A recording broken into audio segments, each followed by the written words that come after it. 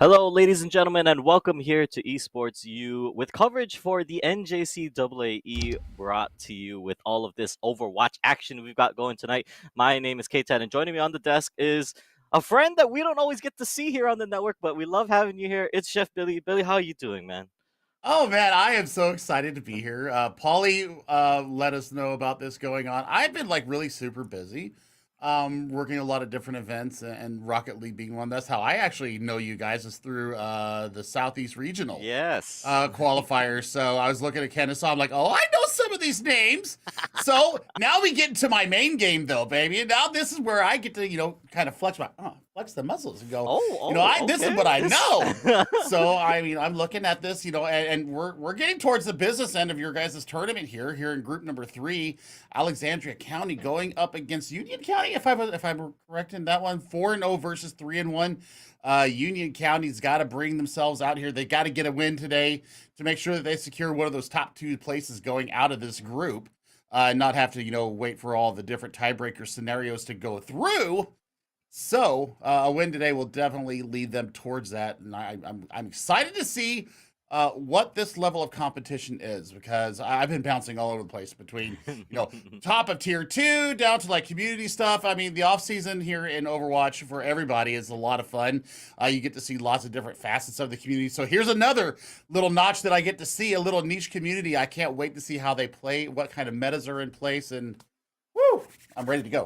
Yeah, I mean, quite a mouthful there, but yeah, I agree with you, Billy. It's all over the place. I mean, no, I hear you. There's so much going on, action across the board, right? I mean, even just here on this network, we've got different colleges, different conferences, right? This right here is the junior college level, but even then, just to give you the background on it, we've got teams that have varying skill levels across the board.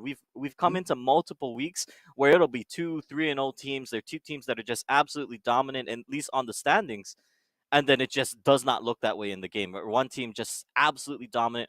I'm curious to see if that's the case what we have tonight, because Alexandria sitting at 4-0 means that they've been sweeping their group so far. But you'd be surprised, Billy. There's some times where that is not the case. That is not, it is not the team that's undefeated that ends up, being the dominant one in the match. We've seen some pretty interesting things so far in this network, and I'm being told we're ready to take it to the first map. We are going to Ilios, so oh, Billy, what do you think? You ready for this? You ready? You ready for some Ilios? I am ready for Ilios. Ilios is one of my favorite map types because, look, you've got 3 different metas that you can go through here. I mean, Wrecking Ball could really, really set the tone here on Lighthouse. When you're going to Ruins, you're looking for something Brawl or Rush. And then you talk about Well, and Well's kind of the outlier because you're looking for environmental, but you're also looking for a little bit more aerial control. Running with an Eka or with a Farah, and it just depends on how you decide to work this. Symmetra's really been rearing her head here in a lot of the metas across the competitions. Teams using it to get out the gate fast. Sometimes they'll stick with it. Sometimes they'll pull back to a Tracer. So we'll see what Alexandria and Union County come out here. Union County 3-1 on this season so far. They need the dub today. I cannot wait to see how this goes down. Yeah, I absolutely agree with you. Can't wait. Excited to see what we've got. And yeah, you're talking about right? We're talking about the potentials there. But I think at the end of the day, Billy, all I want to see is the Lucios. Show me the boops. Let's see those environmentals off the side. You know what I mean? There's been so much fun. Actually, we saw last week there was a spawn hold at the ship, like at the spawn, and people were getting booped before they could even get off and into the game. But here we go. Alexandria starting out. There is no Lucio on Union County side, but the Baptiste and the Lucio starting up for the boys on the blue side. So as first skirmish, looking like it's going to start off at the front. It's a nice flashbang, goes forward. Not going to be able to get much more, but Alexandria takes positioning on the point. Yep, and I mean, look at this. Parasol already getting some work done on the Doomfist. There's times 2 for them. Yeah, Chubbs is going to have a lot of fun here. Well, I thought so, but gets taken out for their troubles, but that's going to be clean up there for Union County. So great early progression here for Union County. And look at that. Parasol, 50% towards Meteor Strike. Chubbs taking it to Ghost and saying, yeah, I'm going to alpha mail you here, and I got you taken care of. So whew, I like the moves here. I like Crispy now swapping over, going off the Edgelord over to the Farah. So now, you're looking for aerial threats as well. Yep, there you go. Pharmacy up in the sky. They want to see what they can get done here. Union County, though, holding their angles. And actually, there it is. Nevix, the Junkrat. They're getting some good kills at the beginning of the match here. He's trying to push him off. Alexandria does actually get positioning. They're on to the point. Yes, they lose the Junkrat, but they've got the flip. They've got control. They know the Pharah's up and above, but it looks like they're just going to push her off for now. If she can get a reset, it looks like that is the plan. And yeah, there you go. No snipes from the middle of the sky. A good flip. Yeah, I mean, losing your Mercy so early in the fight, thanks to Mr. Nevix there, that definitely takes you far out of the play. So easy flip for them there.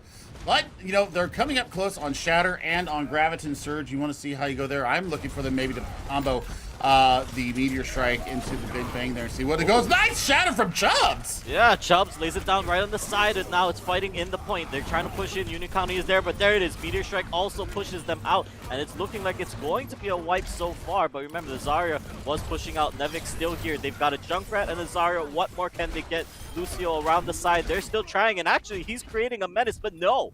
Gets taken down by Parasol and the Doomfist in the end. It should be a flip to Union County, and they will finally get everybody out. But that is a nice trade and actually a good fight between both sides. 2 ultimates, and Chubbs almost has their Shatter back. Hey, Tad. So that's how much work the Union County Reinhardt got done.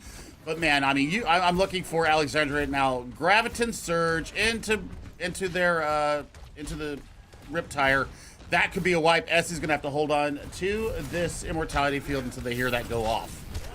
Dragons, I mean, look at that ult economy right on the blue side. Alexandria, they're almost rocking all 6. There it goes. Grav is there. There goes the beat. But can they sustain everything? The answer is no. It's just an absolute chaos. The wipe in the front. They're going to try to get some damage in the backside. But now it's just an all-out brawl on the point. Reinhardt swinging away. Hammer v Hammer. Can they do it? Can they get the showdown? It looks like no. He just concedes it. Alexandria is forced to give up that one after a great surge from Tubes.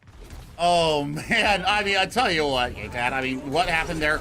Crispy just said, I'm going to go ahead and live through this, and I'm going to go ahead and drop my barrage while you're doing your little combo here, and I'm going to win. So, I mean, we're at last fight territory now, my friend, and lots of stuff going in their favor. This Doofus has not been answered to yet. Yeah, that's actually a big pick on the Tarantino there on the side here. They do not have the Zarya. They do not have that shielding, that protection. Now, again, tanks swinging away, Junkrats are there, but actually Alexandria manages to get the flip and manages to get the hold. It's just this 2-man combo. They're holding the line for now. Mercy's able to rejoin them. They've got some time. They've got some pressure.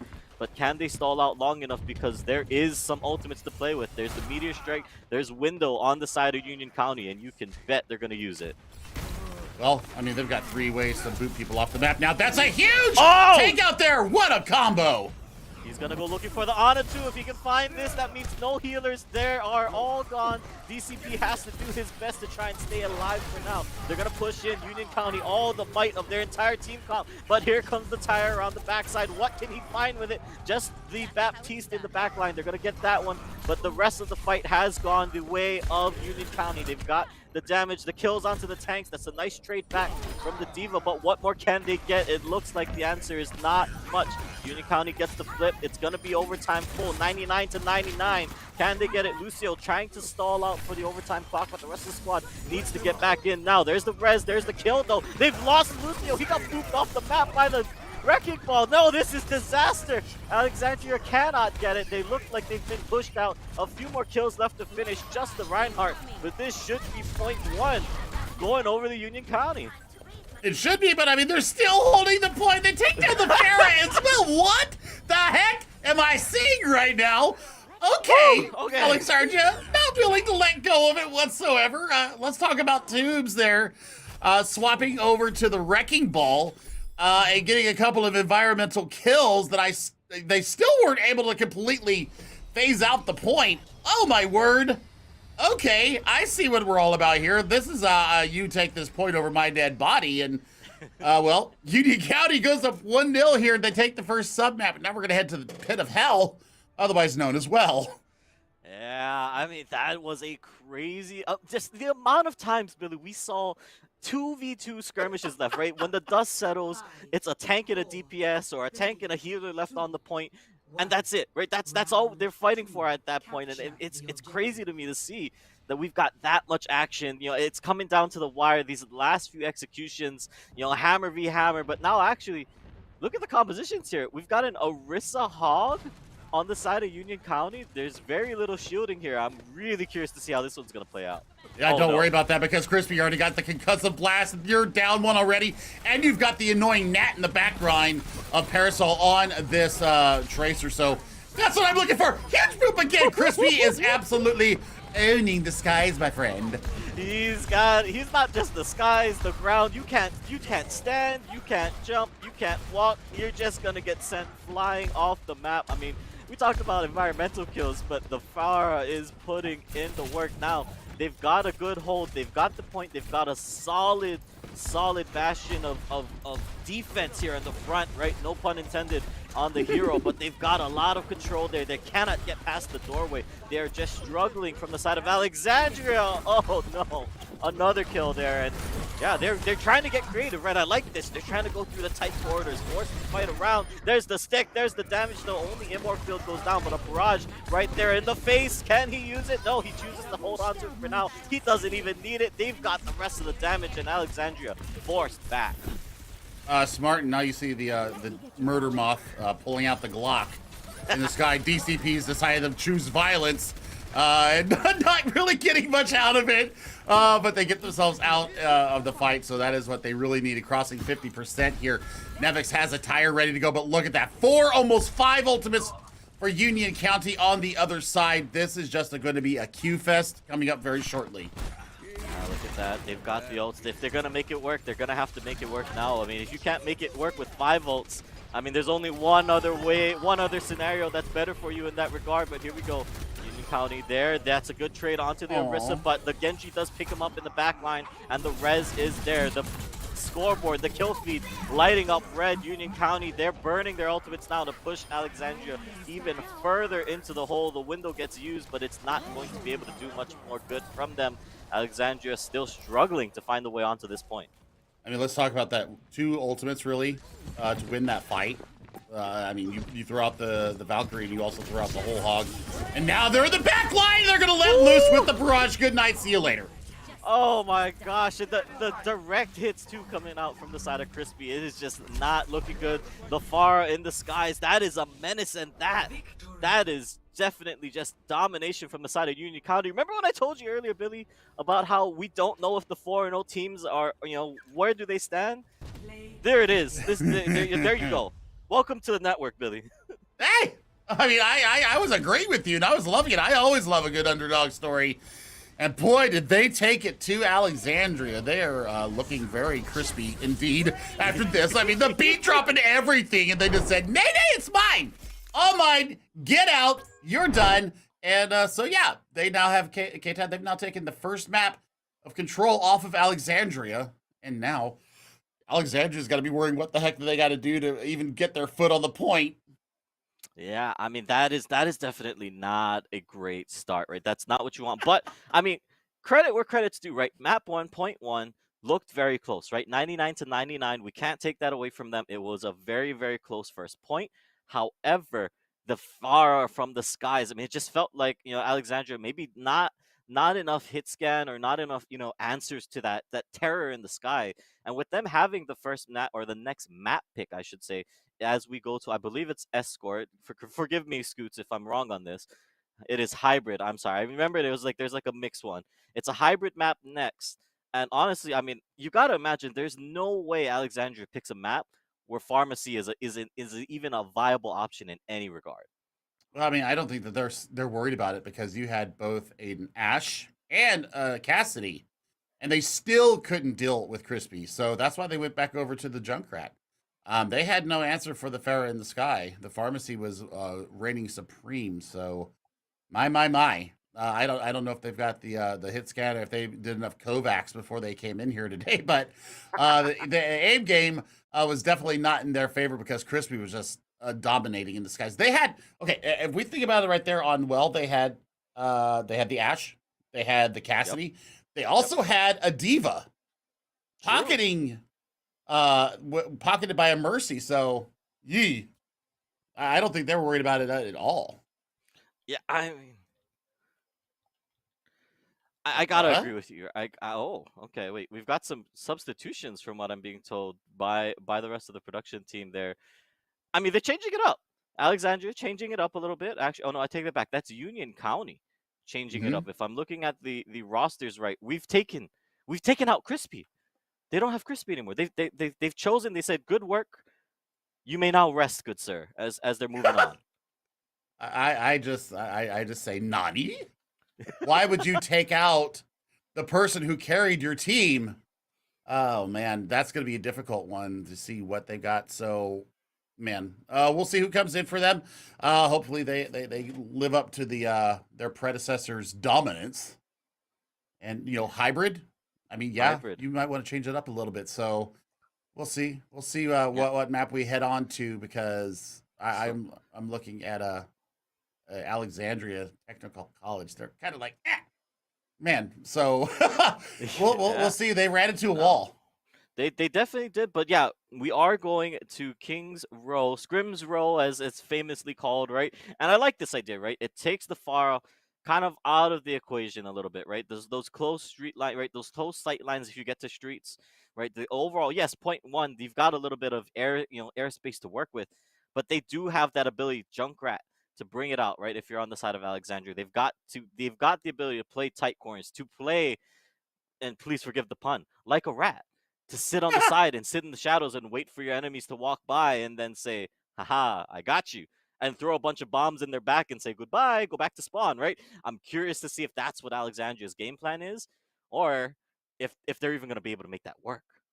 Well, I mean, here's the deal. If they run what I call the Ice Cold, formerly known as the McFlurry comp, it's just going to be a trade of who gets their immortality field out last and who's last the longest. I want to see what Union County bringing here. They got SoKev coming in here. They're showing us the Australian bombers, so I'm not hating that in the slightest. A little bit of single target healing coming out of pockets once again, so that might be a little bit of concern, but you do have the res on the table. You've got the immortality field, so I don't hate it. Running Ryan Zarya definitely okay here. They're gonna. I think that they're gonna run into trouble defensively with this May. Essie's gonna have to pull out the immortality field as soon as that wall cordons off Chubbs, and they're gonna have to really sustain through that. Yeah, I want to see how they're able to make this work. The Widowmaker on the point. Just getting that information for now, doesn't find any stragglers, so alright. They've got the information they need. I'd expect to see the swap soon. Yep, there we go. Ramen immediately hops back to spawn. The rest of the team, meanwhile, going forward, pushing through. Wall goes out, but does not cordon off Chubbs like you're talking about. However, they might freeze him out. He doesn't have a retreat, and actually he gets traded out. But meanwhile, Union County on the flank. They've got the Cassidy just gunning away, firing from the side. And it was a good play to kill the tank, right? They trade out Chubbs, but they trade him for the rest of the team.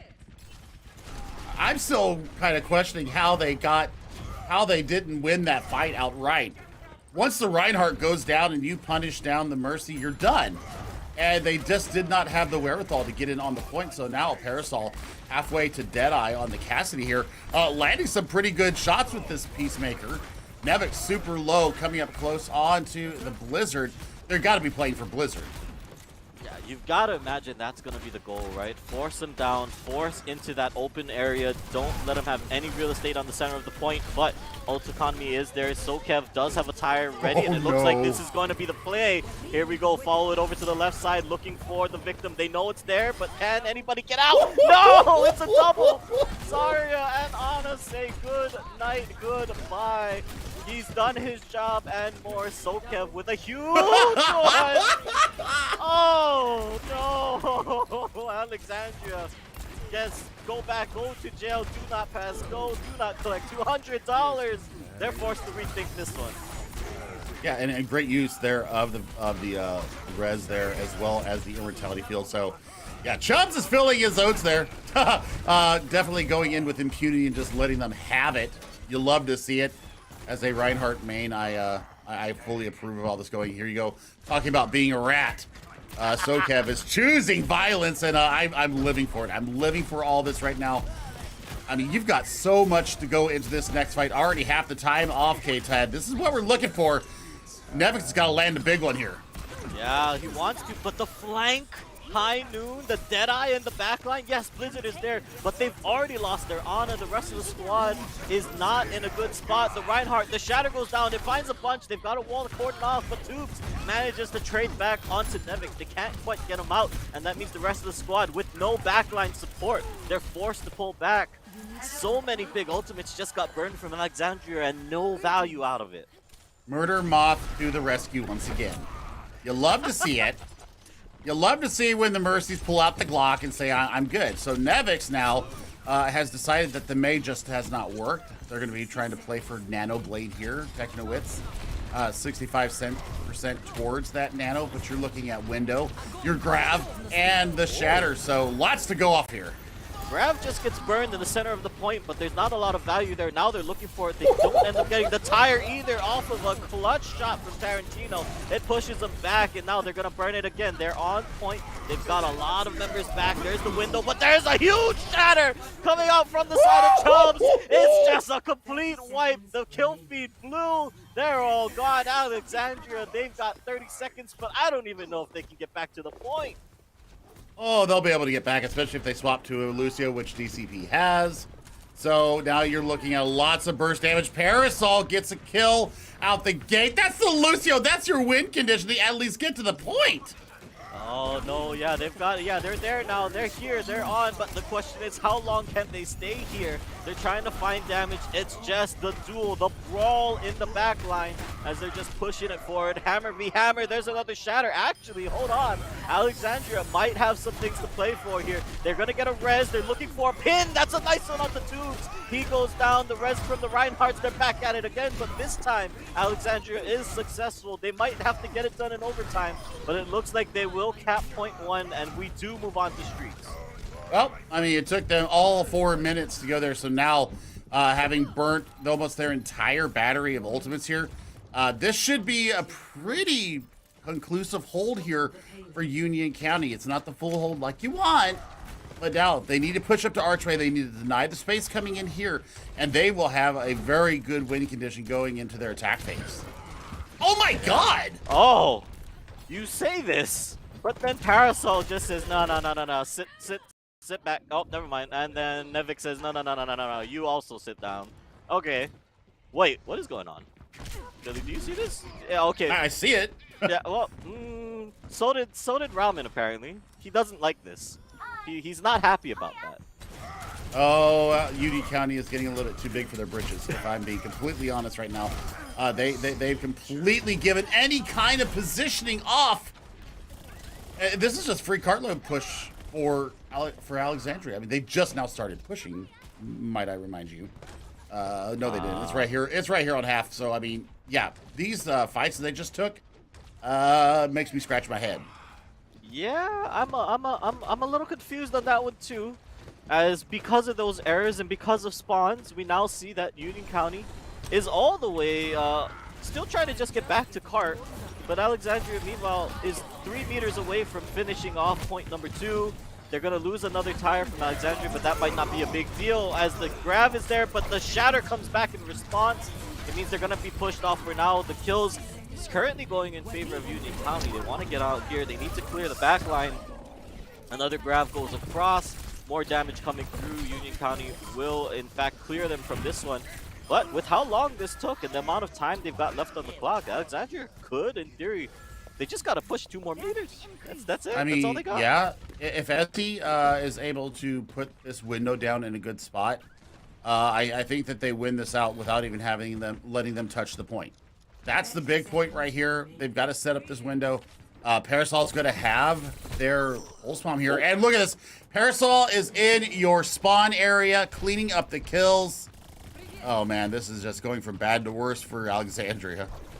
Yeah, Alexandria, they had that momentum. They're going to try to get back now, but remember, yeah, they are down 1, and that's a huge pin from Chubbs. That might just seal the deal here, but it's a nice Death Blossom in the backline. Ramen does get some. Now, if they can close this kill onto the Reinhardt like they just did, they might be able to clear this out. Tracer's going to try to stall it for as long as she can. Meanwhile, the rest of the tank line is back up in res, but how long can they hold? Can they clear out the Reaper? That is the problem. The thorn in their side, and it looks like Ramen is able to get it done. He just has one more pesky little gnat to get rid of. The tire doesn't clear him either, and now with backup, reinforcements arrive. It looks like, yes, Alexandria finishes point 2, and they've moved it on. They've only got 1:30 left, but what an improvement. Well, I'm still scratching my head. I'm still scratching my head how they lost 2 fights, and now they're looking at possible completion by Alexandria. They have thrown their ult economy to the wayside, and Ramen has been completely unchecked. Yeah, Ramen so far. I mean, look at this. He's almost at another Death Blossom, right? He's gonna try to have it ready. He's got it building up, and honestly, it could be a big play. It could be a big point, but Parasol getting the 2 kills onto the backline means that the rest of the squad is forced to retreat. Look at this. He's about to clean them up again. There goes the Zarya, a little bit of the BM. He's on a rampage. The Madman, he's got another. Oh no, he will get taken down by a fire strike, but job well done. I mean, cheers, love, they all go down. And you can see it there. They're not happy about that. I would not be either. 4 ultimates coming up into this next fight for Alexandria, and you've got both tank ultimates here. You can lock them up and go in swinging. Hang on. Here we go. Sneaky Beaky like. There it is, but he gets booped up into the sky. Oh no, that could be a big problem. He's got to kill the Mercy here, otherwise there's no value out of it. They might get the trade. They're all so low. Finally, he picks up 1, and now actually that is the play. Alexandria, he can't quite get the kill onto the Mercy, but can they pick off the Ryan after the res? They're trying. They want to get this kill. They want to at least start closing out onto some people, but the trade backs are there. Keep your eyes on that back line. Here comes the tire. Grab forces them back for now, but can he get value out of it? Trying to find that juicy target, and he gets it. It's Ghost. The Reinhardt, the main tank, is gone. They jump off the stage, or I don't know if that was a force there or not, but with the tanks gone from the side of Alexandria, the rest of the squad will surely fall, and that is it. First half done. A great effort from Alexandria. They managed somehow to scrape together 2 points. They do. And I tell you what, I mean, compared to that, they had to capture point A in overtime. They got a lot of value for what they had. So, Union County, they still have a pretty good win condition on the board here, KTAD, where they just need to go a little bit further than what Alexandria did into point 3. And they're going to take 2-0 lead. And I tell you what, Alexandria, they're on the back foot right now. I think they're starting to get a little bit sweaty. And I think that Parasol dipping the nether regions onto poor Ramen there may have woken up a beast that they should have not done. Yeah, you hate to see it, right? You're feeling good, but all of a sudden, that's the rallying cry, right? When the rest of the team is like, "Oh no, did he just? Oh, he didn't." And then and everybody just like, "No, now it's time, right? We are not losing this game. How dare he?" The gauntlet has been thrown to the floor, as they say. As Alexandria, right, up in arms, they're just like, "No, we will not let this stand." And yeah, I'm curious to see now, right? I want to see. Yeah, has the beast awoken? Right, was that enough? They managed to scrape it by in the beginning. It was looking rough. But I mean, hey, even if it ends up being just a draw, if they can hold them in the streets, if they can hold them on point 1, I think that's a clear message Alexandria is going to send. And I mean, I'm liking how this game is developing so far, if I'm being honest with you, Billy.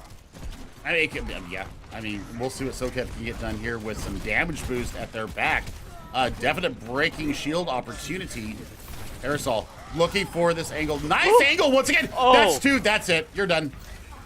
Goodbye. Hold on. Let me just clip that real quick for the replay. Hold on. Somebody clip it. let me just make sure it's in the reel. Okay. There we go. Because that's pretty much that single-handedly is just point 1. There's no other words for it. They got to push back. I mean, yes, the rest of the team has respawned, but when you lose half of your squad in the opening salvo, the opening arrow to the face, I mean, look at that. Alexandria now 5 minutes 40 on the clock that they're gonna need to stall out at least before, in the streets phase. It's a tough task, a daunting task, and not a lot of ult economy for them to work with here in the middle sector. So all right, what can you build up? What can you stall is the big question. Well, what they can't stall right now. Yeah, he's getting vision for this Dragon Strike. Oh. Has it? Oh my god, this is going to be disgusting.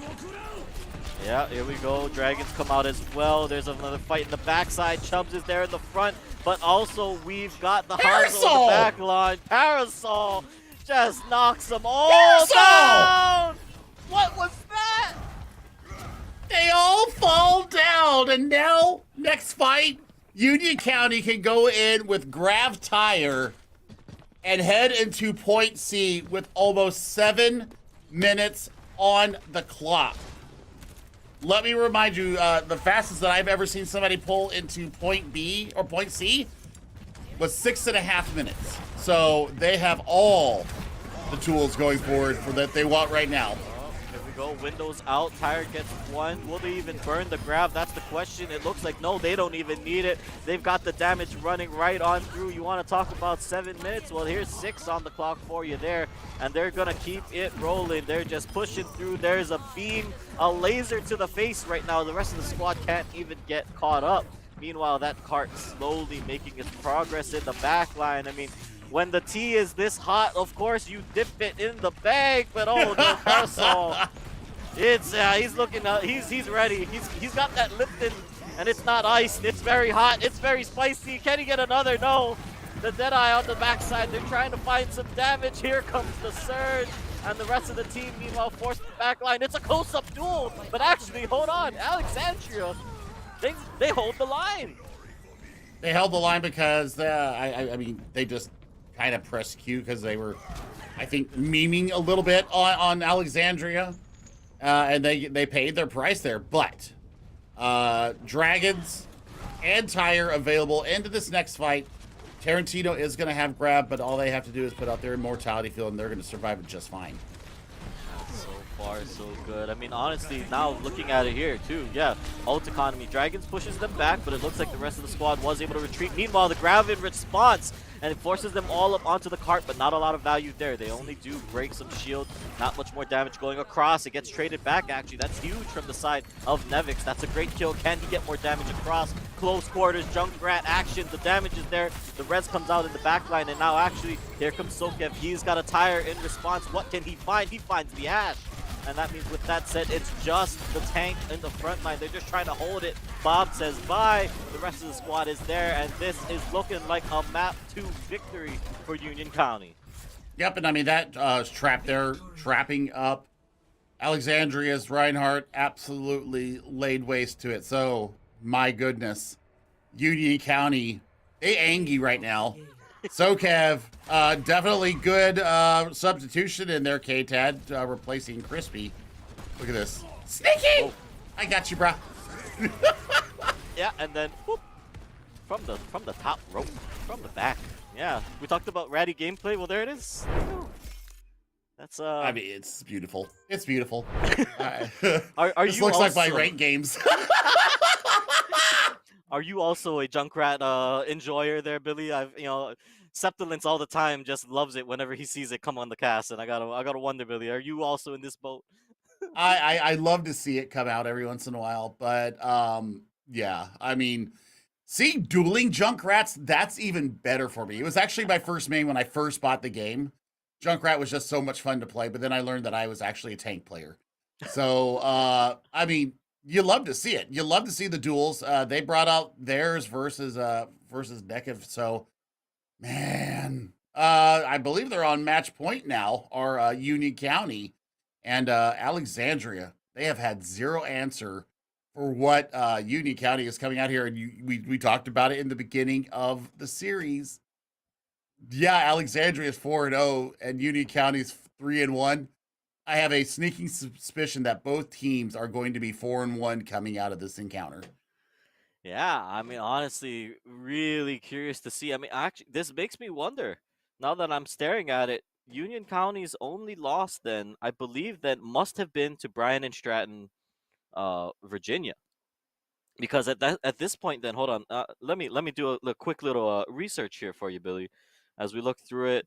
Yes, it was last week. In fact, very fresh. The wound still fresh in the minds, I think, of Union County. There, they don't like that they lost the game. They don't like that they're here in this position, and It almost feels like they're taking it out on Alexandria. I mean, the poor team. They just, they've got arrows in the face. They've got a Junkrat bomb in the face. I mean, how much more can you take?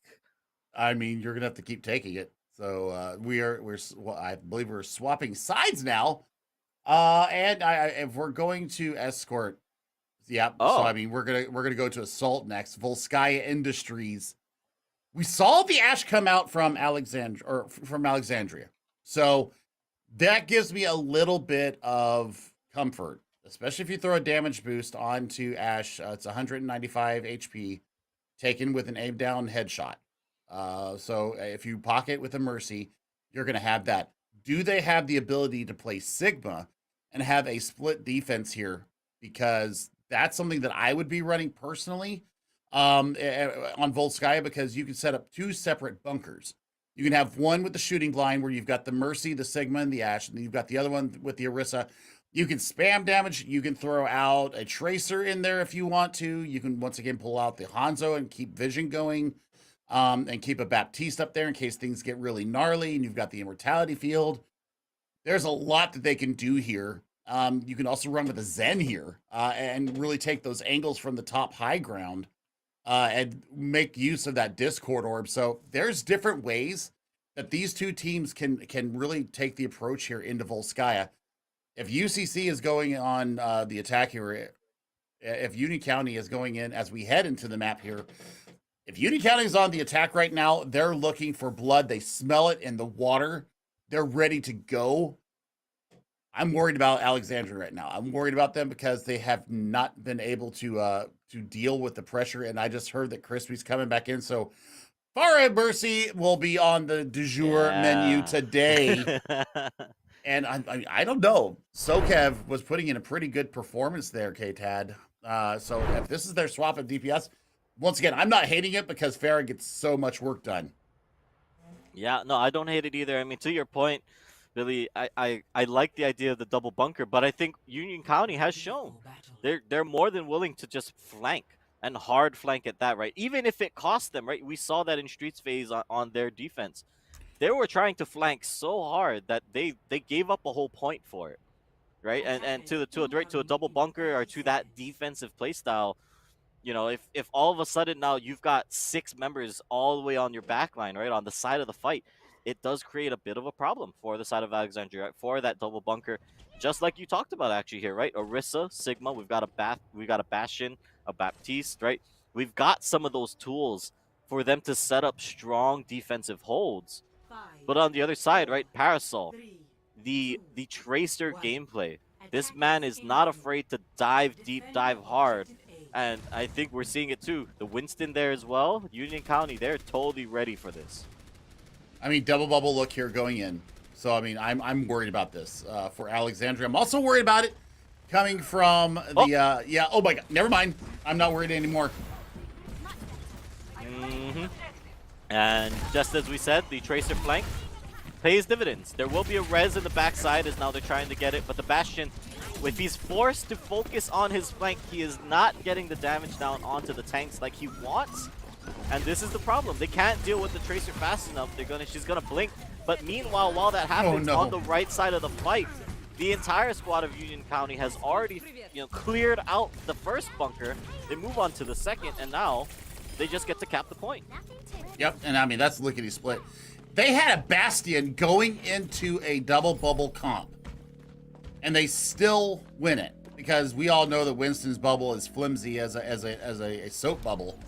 So, the fact that they were able to conserve not only Zarya's bubbles, but also Winston's shield bubble, that explains how much coordination this team has. And now they're going to go straight on the point and just start creating havoc. Parasol is the antagonist. Good Lord, this is scary work. Yeah, this is absolutely scary stuff. He's got a pulse bomb ready. He's got some autonomy. Tarantino says, no, we're done with that. Enough of that, back off. But now it does mean that the rest of the squad is forced back. Alexandria so far so good. It's a good hold. They've got a high energy Zarya in the backline. Tarantino doing great work to build up that charge. And so far, all right, it is a small hold. Spawn advantage to the defense, of course, but look at those ults. Look at those ults, Billy. That's a lot of charged check marks that we've got staring us in the face. I mean, if you launch the Primal here and throw Ghost out of the positioning that he wants to have, you've got Tac Visor and Pulse Bomb to clean up this fight. Oh, yeah, see, look, they don't know. They don't know. Here we go. Monkey in the backline. The instant 2 ultimates get popped. The Visor is there. They're going to find them all. They don't have a shield to work with. That's it. And the rest of the squad is gone. Yep. Map done, cleared. They've got both points, and they're going to have 4.5 minutes on the clock to work with. Yep, I mean, it's done. 4.5 minutes, so they gained 35 seconds. And they lost a fight, K-Tad. That's how dominant that was. They had their win condition basically set in stone by the time they hit point B, and they just waited.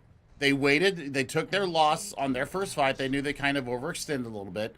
So what do? They just go back, re-rally together, and then take it to Alexandria. Alexandria, woo, boy.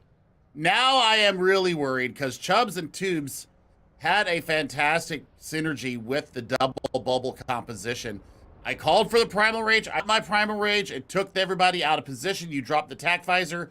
The auto aim is perfect, of course. And now, 4 minutes, 35 seconds. Alexandria have to at least meet that. They've got to capture both points with time. If they don't, it's going to be 40 minutes, 35 seconds to take one tech. Yeah, with a lot of time at that. They've got to clear it. Hopefully with enough time that when we run this back, right? When we do the 2 CP shuffle and we run it all back again, they're gonna have to have enough for it. Now, let's see the adaptations, Billy. Let's see what they change up because so far it looks like the call is to match that hard dive. I'd be curious to see if this is what ends up being the comp they run out the door with. Winston D.Va, sure, they can, right? Dive buddies, hold your, pick your partner, hold the hands, and let's go for the back line. But the rest of the squad, though, they've got the Junkrat again. Nevix trying to force this, trying to make it work in an area where we'll have to see what happens as there goes some bombs. He's going to hop up to the top, get some damage across. But the rest of the squad, all right, they're giving him the space for now. But there's a Bastion just lying in wait. Look at this, like a shark looking for his prey. Well, I mean, getting rid of those slows right now in the Symmetra turrets. Also, the thing to worry about from Union County is that they don't have to worry about keeping cubes alive because you've got self-heal there, and that's just one less target for these healers to have to worry about. Very true, but now in the front, yep, there it is. Tubes gets that one. Speaking of, as the rest of the squad, forced to push back, it's just a split fight constantly, as it's just 1v1s, 2v2s, right? There is no center point, and it's allowing the Chaos Parasol just allowed to fight them in the back line, just tear through the undefended flanks. I mean, yes, he gets picked off there, but the work is done. He's already found his picks. The rest of the squad was distracted, peeled back. They forced to concede the ground that they had managed to gain, and as it stands, Union County holding strong. Self-destruct is going to be huge here. Oh, I thought they had that hook on the Pilot Diva, but they're going to go deal with that right now. And right now, this Winston is just under so much duress. Every time they go in, Bastion is just taking care of them. There you go, Parasol getting kills once again. That is disgusting. And oh, never mind. They had a shield. They were ready. The healers are trying. There we go. Actually, the push Q strategy so far working. They've found some kills. They need to close out on the rest though if they want to cap this point. Tank form being used out by Crispy, the last member of Union County out here. He needs to get this kill. He finds it somehow. Self-repair, trying to go up, and instead does get support from his Mercy. The rest of the squad still trying to push them back. They're slowly capping as the rest of this fight happens, but is that a mistake? Is that the problem? Can Alexandria finish the cap before the rest of Union County gets back to point? Coalescence gets burned now, but there isn't much of a team left to chase. The Glock comes out, but it's not enough. The rest of the squad still trying to hold steady, hold firm. They managed to get 2 ticks out of it, but considering that they need to full cap, that is not good enough right now for Alexandria. Nope, and they have time to get back as well. So, I mean, Rally is going to be great for them. Oh, God, that's a late stagger from Tubes onto Nevix. That is not what you want to see. Shatter, Whole Hog, and Window available into this next fight. Technowits is going to have to hold their Rally for the last second so that they can get everybody Rally armor. there it is. Rally gets burned, just like you say. Parasol, meanwhile, in the back line looking for these kills, but it's Crispy on the side, just gunning him down. Self-destruct's gonna go out. Can Crispy get away? No. He does manage to get past, but it is the Mercy going down. Instead, Tubes gets traded out. They're gonna just have to retreat to the side, but instead the Shatter also goes wide, hits a shield. Tank form gets pushed back into Poop. It's a push. Techno Wiz manages to get that one, and all right. 3 minutes back on the clock, a slight reprieve for Alexandria. Well, yeah, here comes the swaps right now. Crispy going over to the Edgelord. So now you're looking for bursting down both Ghost and Tarantino. You've got Chubbs here now on this Orisa, so you've got a more firm shield going in and a little bit more CC ability with the halt. So lots of work going to be done here. You see it getting done. These are the cleanups that you need to see. Oh no, Techno, it's not like this. Oh, okay, he does get killed at the end there. I thought he actually just went into ult for a second, but no, he does get traded back. Nevix gets that, and the rest of the squad will push back for now. Those staggers, like you're talking about, yeah, it does buy them the time, but Alexandria regrouped, ready to go. 3 ults on the board, both DPS ults ready. If they can get a Monkey, the Primal in the backline to disrupt the aura, that might be what they're looking for, but no! The Deadeye does get one before he gets dropped, so there is a trade. Meanwhile, the Tire doesn't get value on the right side. Nevix trying to do his best here to get some kills cleaned up, but he will get picked off. The Res also comes through. The Diva, the last one on, and forced to pull back.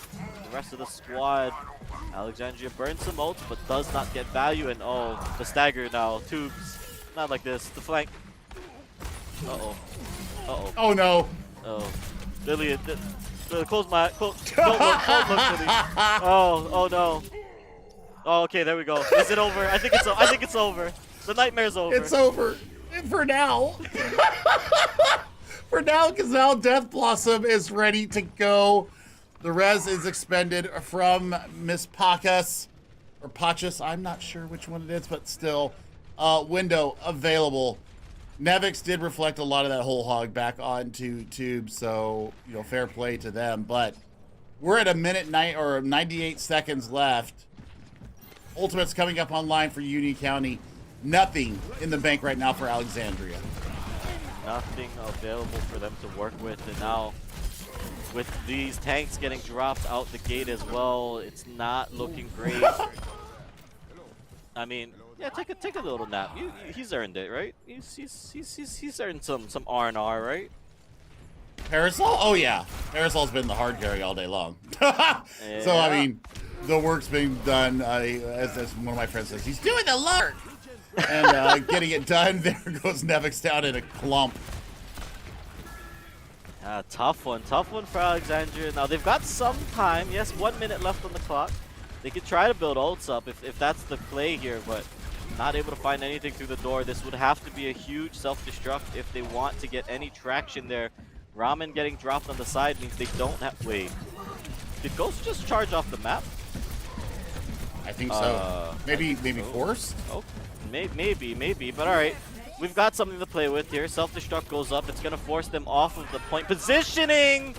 And Essie, not where you want to be, right next to the Diva remake, does get picked off, but the rest of the squad, it's again Parasol. It always has been. The Death Blossom on the side as well from the side of Crispy. He's going to just serve it up on a plate. Instead, the Reinhardt is not able to get back either. They're all going in. The ants go marching one by one, but the ants all fall at the end of the day. Whole Hog pushes them back, and that is it. Well done, Union County, the clean 3-0. I mean, GG's, fair play to Union County. Alexandria did not have an answer. And, I mean, the DPS swaps that we saw, so good from them. Parasol definitely gets my gold star of the day for the MVP. Technoit's getting work done as the Brigitte, but still, just the work that was done. Just so much done. And, yeah, this is great work out of them. So, you know, Alexandria County, looking at what they've done so far in this season, 4-0. They take their L. They take it in a sweep as well. Yikes. That's all I got to say. Yikes. You better be thinking about who can step up for your team going into playoff season, because if you face Union County again, GG's. That's all I got to say. GG's. Yeah, I mean, honestly, and that's a tough one for me because now, you know, going into this, Billy, right? When I scheduled these matches for stream, I was like, okay, Alexandria 4-0, right? Union County fighting to hold on to their spot in playoffs. This throws a wrench into what I understood about this group. I no longer understand. I no longer can predict who's making it out anymore. You know, I just don't anymore because between Union County, Bryant, and Stratton, I'm sure Alexandria looks good on a different day. If we picked a different match, maybe they had showings like this as well. It's a Wild West here at the NJCAAE Overwatch division. I really don't know. I can't tell you, Billy. I have no information for you. I don't Now, know. did you tell me that Brian and Stratton was playing on the other stream right now? They were in fact on other stream. I'm being told though. Let me just check. I believe that match is already done, Billy. That match finished. Did they win? It was a 3-0. Yes. Woo-hoo-hoo! That definitely throws it. So now that all those tiebreaker scenarios that you were trying to explain to me before we came on camera, well, have fun with that. I'm going to go away because I've got a podcast to do in just a little bit. But I'm going to be keeping my eye on this because holy crap, the insane action that I saw today, definitely worthy of the NJCAAE. Man, fantastic work. Thanks for having me again, my friend.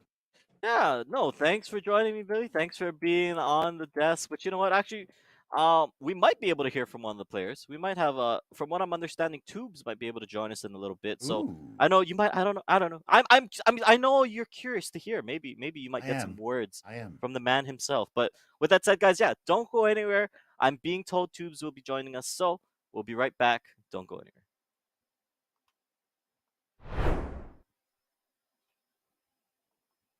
Got it from Chubbs. Yeah, Chubbs lays it down right on the side, and now it's fighting in the point. They're trying to push in. Union County is there, but there it is. Meteor Strike also pushes them out, and it's looking like it's going to be a wipe so far. But remember, the Zarya was pushing out. Nevik still here. They've got a Junkrat and a Zarya. What more can they get? Lucio around the side. They're still trying, and actually, he's creating a menace, but no. Gets taken down by Parasol and the Doomfist in the end. It should be a flip to Union County, and they will finally get everybody out. But that is a nice trade and actually a good fight between both sides. Economy right on the blue side. Alexandria, they're almost rocking all six. There it goes. Grav is there. There it goes the beat. But can they sustain everything? The answer is no. It's just an absolute chaos. The wipe in the front. They're going to try to get some damage in the backside. But now it's finished just the Reinhardt. But this should be point one going over the Union County. It should be, but I mean, they're still holding the point. They take down the Pharah and Spill. What the heck am I seeing right now?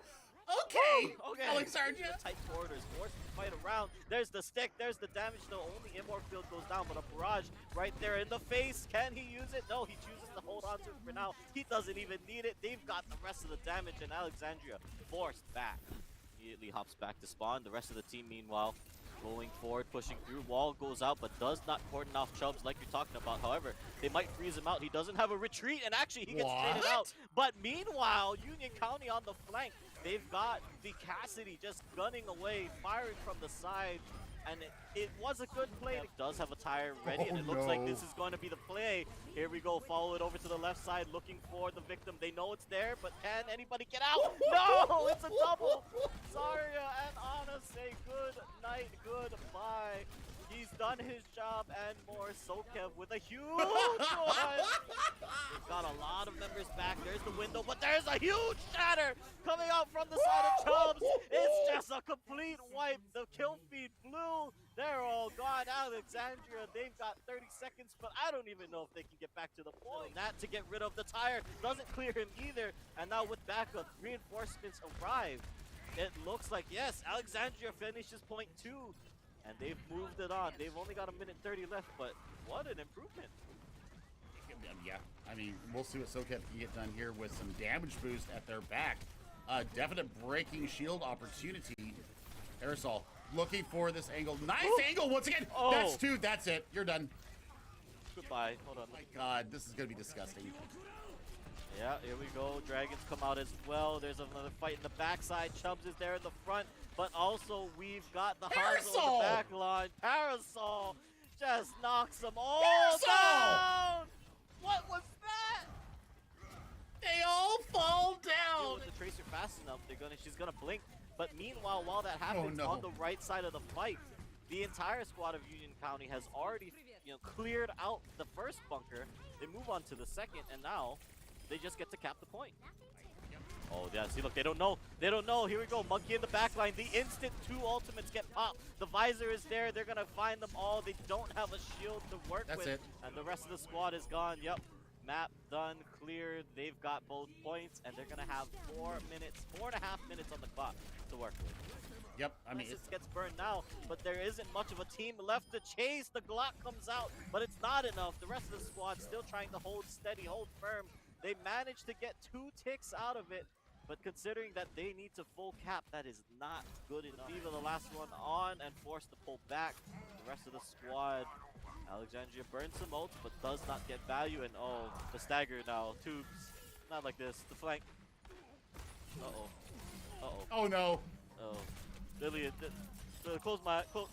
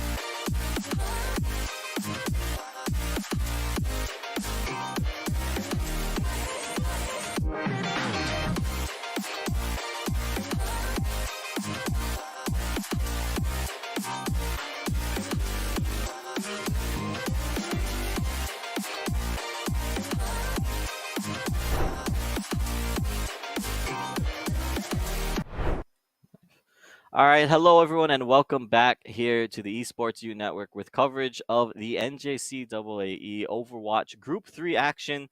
If you have been watching the stream, you just watched as Union County wiped the floor with Alexandria in a quick 3-0. Once again, K-Tad here, Chef Billy over there, and we're joined by Tubes here. So Tubes, I'm going to bring you in right now. Tubes, how do you feel after a win like that? What's the immediate emotional response from you and the team?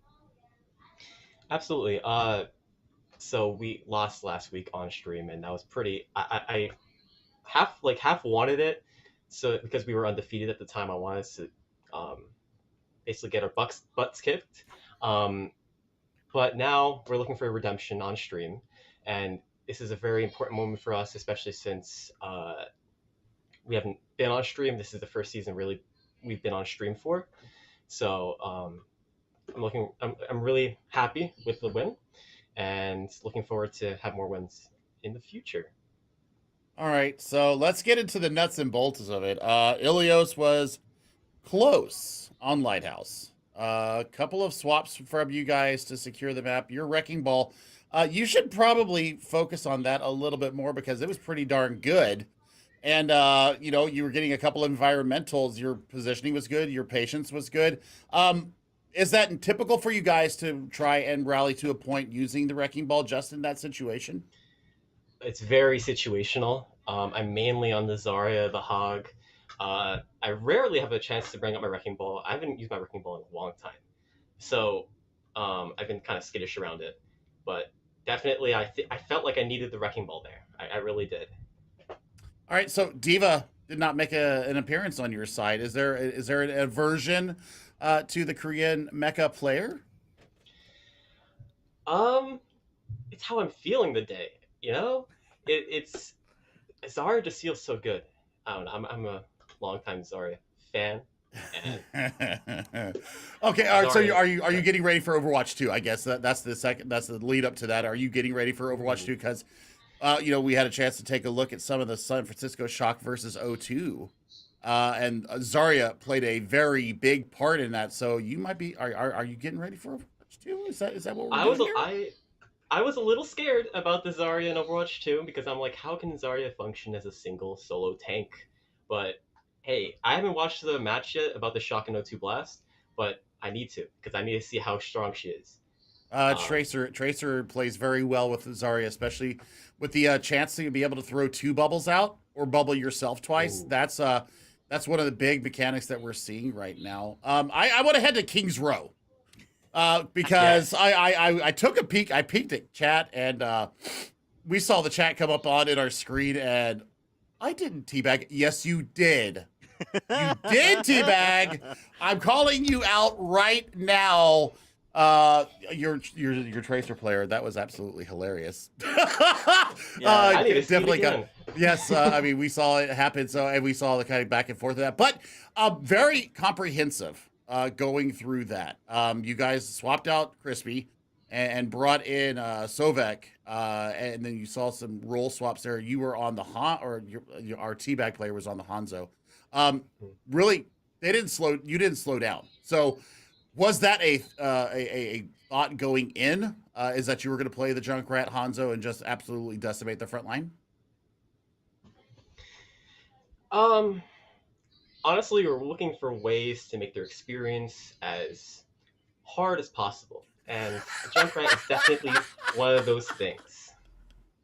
As a tank player, I understand that very well. So we were Ah. trying, especially since we requested the Kings Row defense, we were trying to scope out how much we can decimate, and that's what we did. All right. Well, I want to ask you this Yep. then, Tubes. With that in mind, uh, talk to me then. What happened in Streets phase with you Yes. and your other tank deciding, you know what?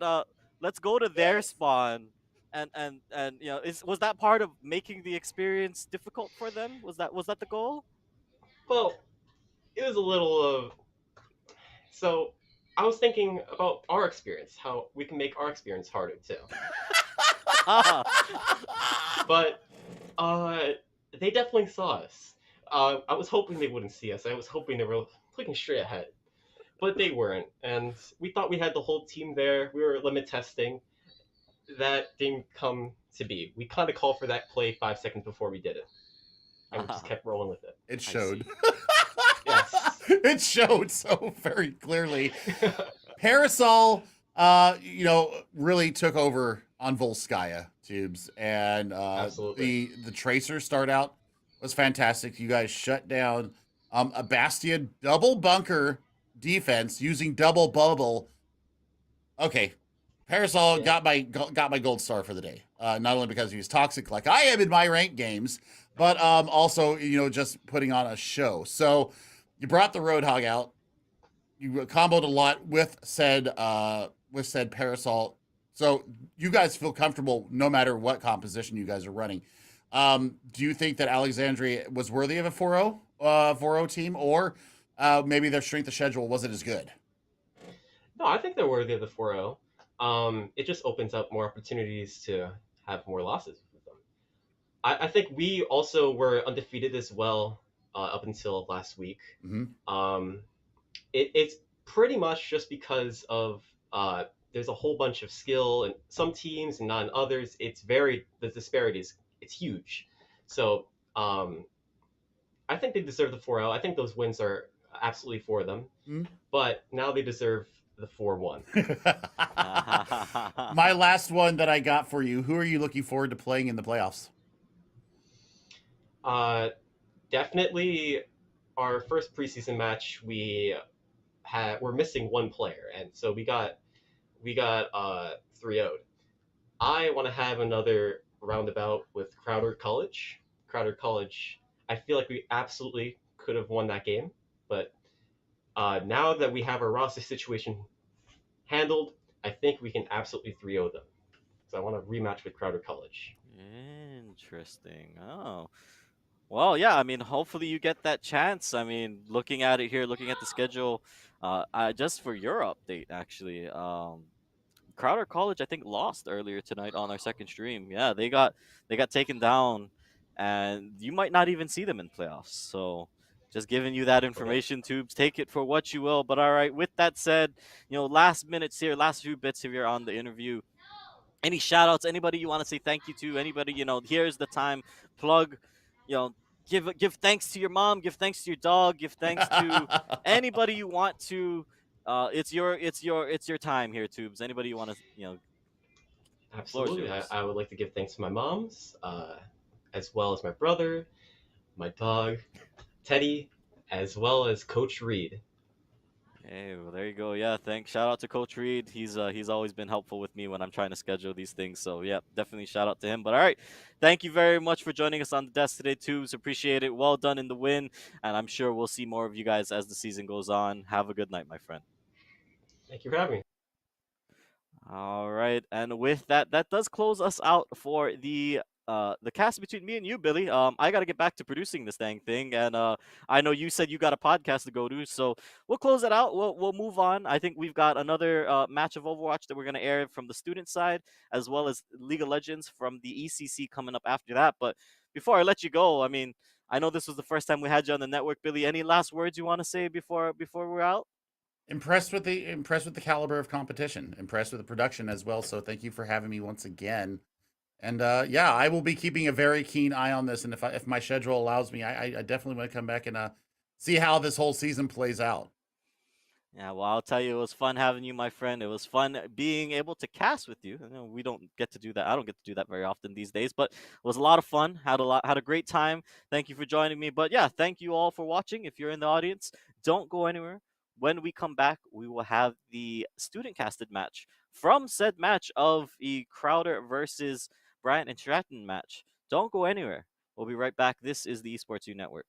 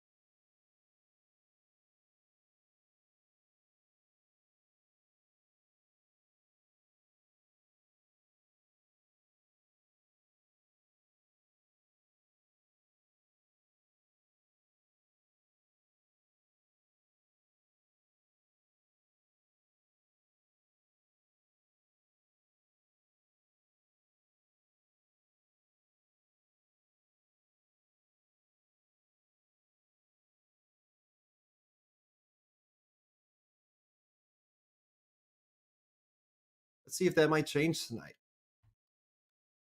Just as a notice, the Rough Riders will be down one player. They are waiting on one. We'll go right into the maps here to show you what we'll be working with tonight. Since it is during the 4 to 6 week period, we're going to start on Ilios by default. Now this map is great for both a mixture of dive, double shield, and rush. Depending on which part of the map it is, will be very dependent on what we'll see tonight. We also will find after that hybrid, followed by assault, escort, and last but not least control, if it comes to it. This is a best of 5 series, so first of 3 wins. Starting out here, we do see that going into the map here, we're looking to find out what these teams will be running. We're here on the Ilios Lighthouse, and as we wait for the match to start here, we see both sides picking out a mixture of players, just having it out, having some fun. As mentioned, we are down the one player on the side of Crowder, who will be on the red team to start.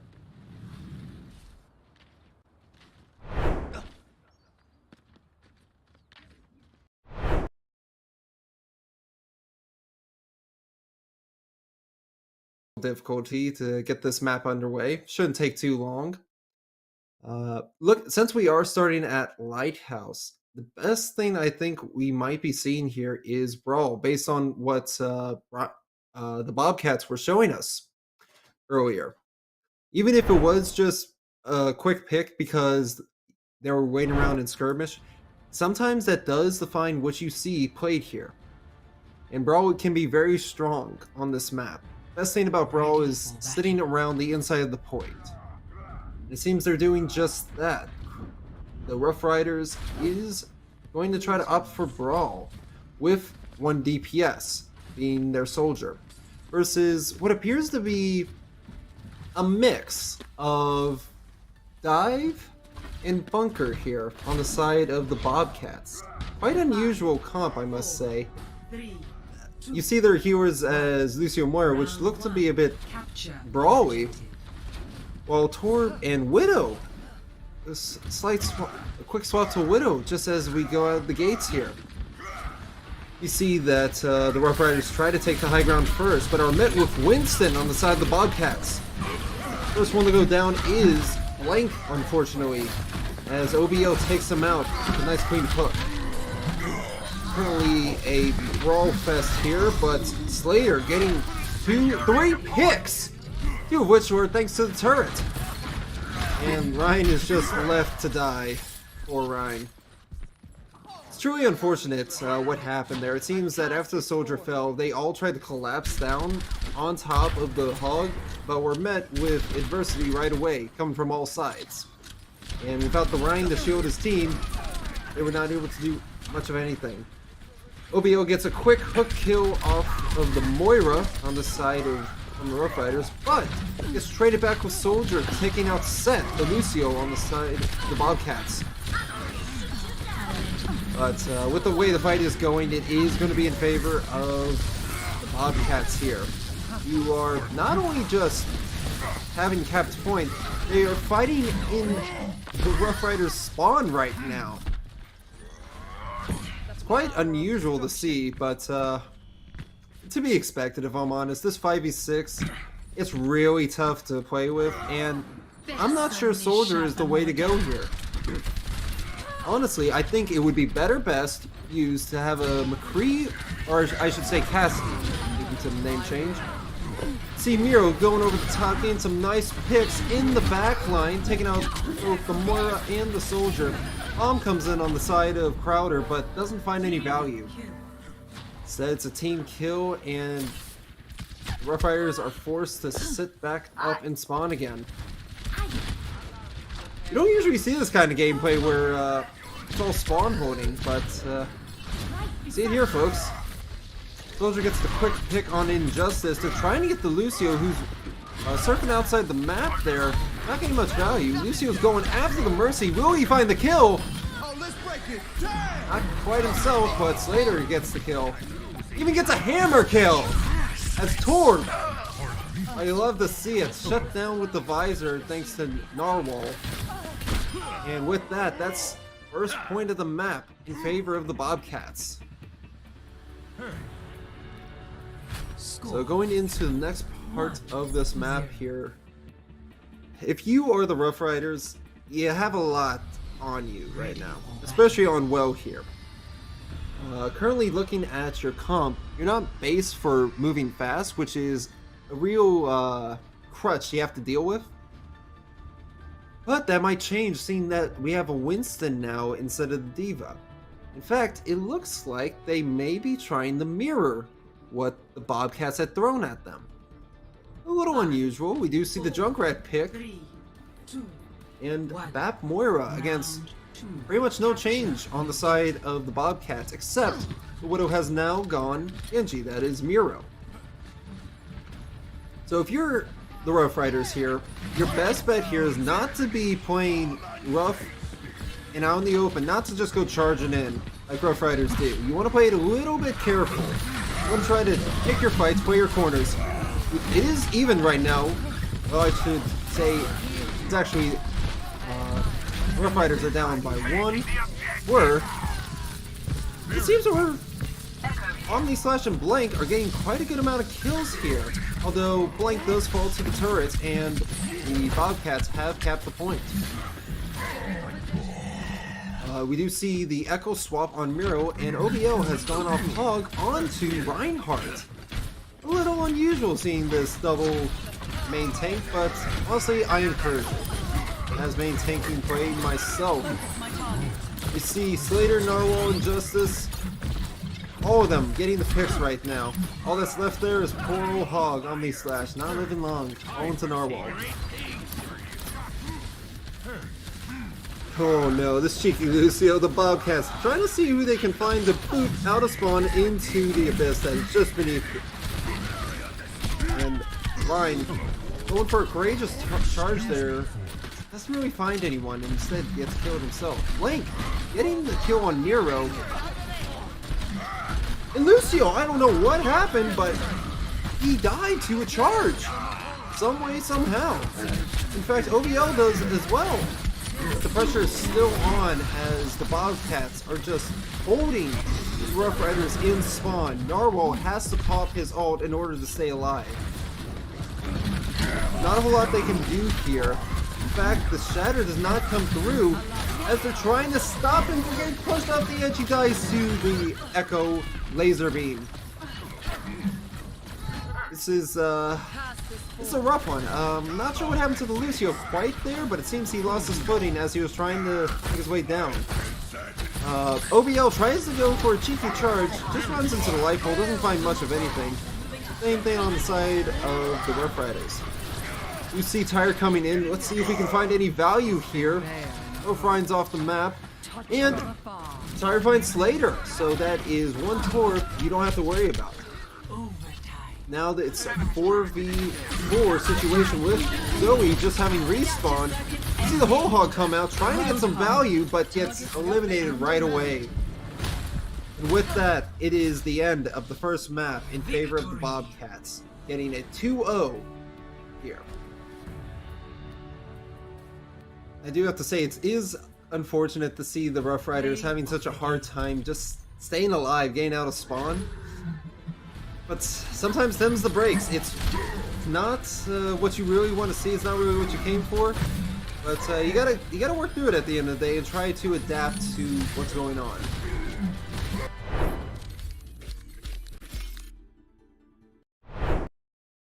So looking at all this here, it's 1-0 on the side of the Bobcats against the Rough Riders.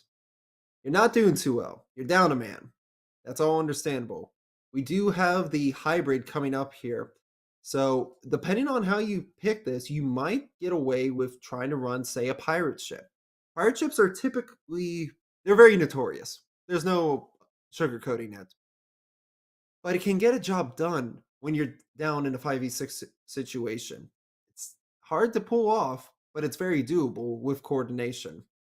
If you're the Bobcats, you kind of do the same thing.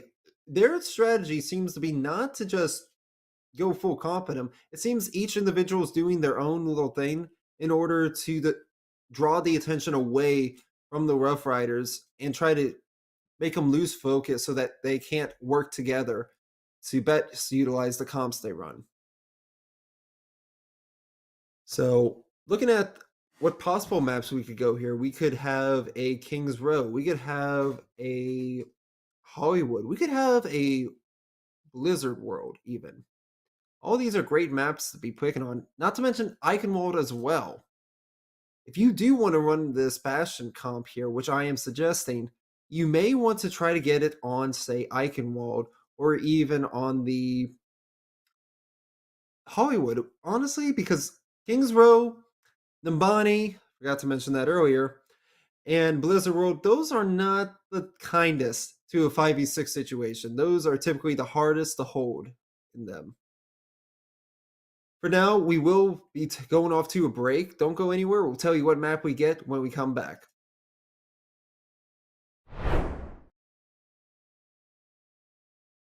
Honestly, I think it would be best used to have a McCree, or I should say Cassidy, into the name change. See Miro going over the top, getting some nice picks in the back line, taking out who gets the kill. Even gets a hammer kill! That's torn! I love to see it shut down with the visor thanks to Narwhal. And with that, that's first point of the map in favor of the Bobcats. So that is one torp you don't have to worry about. Now that it's a 4v4 situation with Zoe just having respawn, see the whole hog come out, trying to get some value, but gets eliminated right away. And with that, it is the end of the first match in favor of the Bobcats.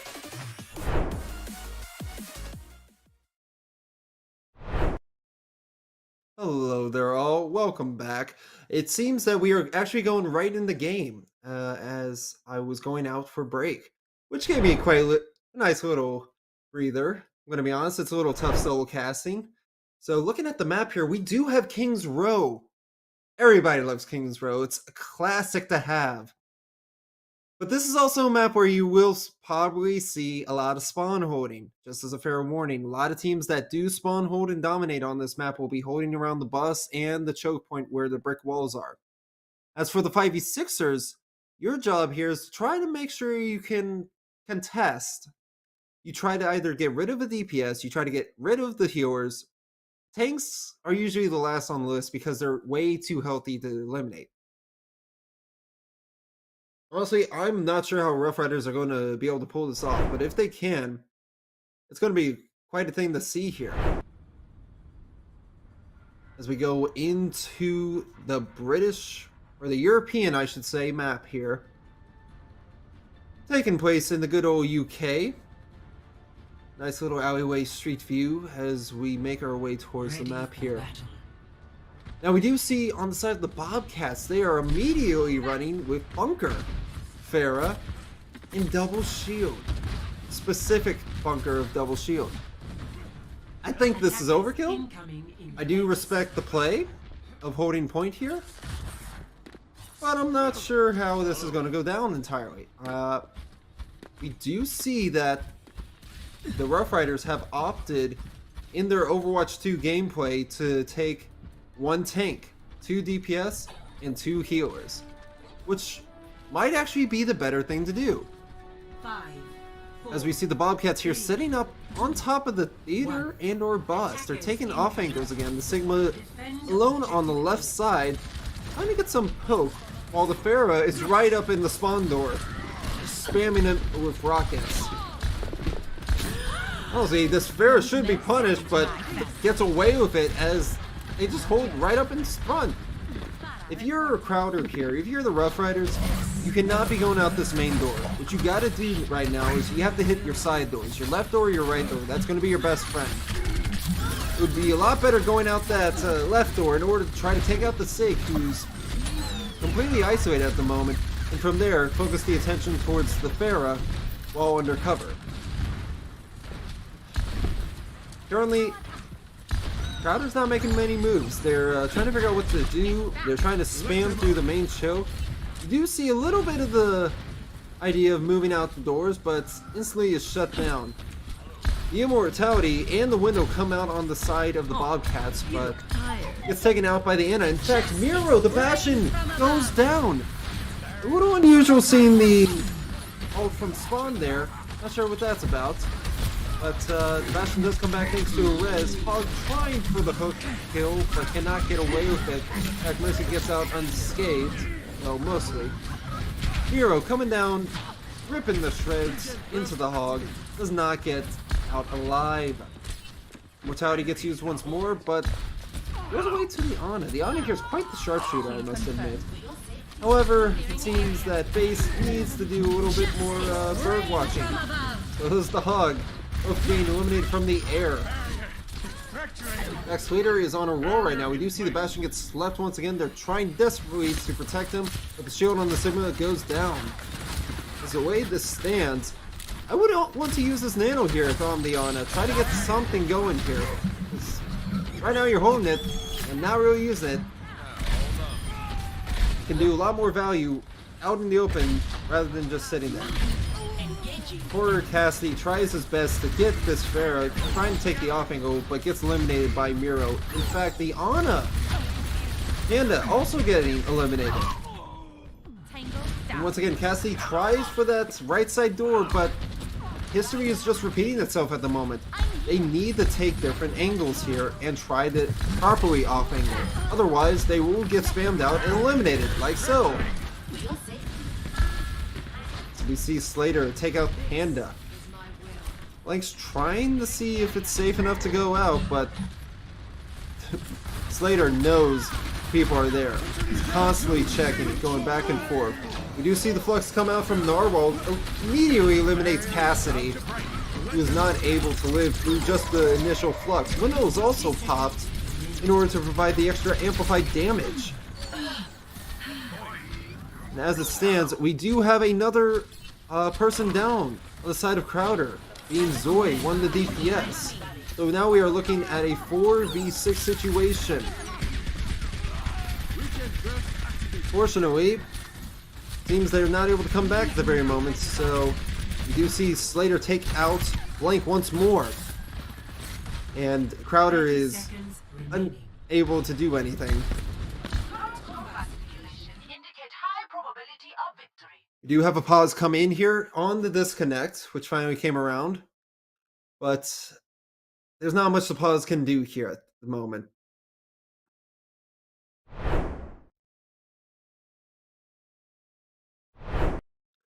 Sorry for the pause, everyone. There's a bit minor technical difficulties on the side of Crowder College.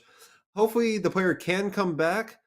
Right now, this game is looking quite grim. It seems that they are just running their heads against the wall right now, trying to break whatever is going on. And nothing's happening too well enough.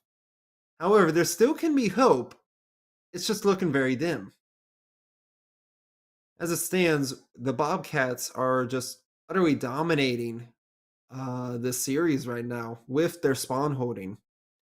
And honestly, it's kind of cheeky to see the spawn hold here. Sometimes it would be nice to see Crowder just make it out of spawn, but we're not likely to see that. You have Zoe come back, and Slater immediately is able to take out Omnis Slash. In fact, Panda is also eliminated along with Base. The Blank trying to go for the last minute touch as Sombra cannot make it. Time had clocked down and they were nowhere near close to touching, unfortunately. Switching sides. As it stands here, if you're Bobcats, you just need one tick. There's not much you need to do here. Crowder, you gotta hold this point like it is your lifeline. This is all you've got. It's gonna be a rough one, to say the least. There's no understating that whatsoever. If this was a regular game, you would more than likely see a lot of brawl coming in here on both sides. But I doubt we're going to see that here. We might see a ball to disrupt the play because they like to disrupt the play. You see a Doomfist here. Not the most unusual. On the side of Crowder, we have the Orisa, Pharah, Bastion, and a Attackers Moira incoming Mercy. in 30 Ugh, I'm really not sure about this. Don't get me wrong, Moira can output a lot of healing, but if you're trying to keep this Bastion alive for the long-term game, much less your Orisa, you definitely want to have a BAP. A BAP has his immortality, as well as just his basic healing, and the amplified damage he can provide from the window or just his primary fire, which works as a hit scan. No other healer has that ability. All other healers are mostly projectiles, unless you're Ana, scope down sight. As we see here, we have the ball, Winston, and actually Winston goes down first to the Bastion, but Bastion's immediately eliminated by Reaper. Ball's rolling around just trying to get some slams and finding value. Doomfist killing with the uppercut, trying to find the Mercy, but gets him at the very end. Well, it took a while to do it, admit that. And with that, we do see the Bobcats take King's Row.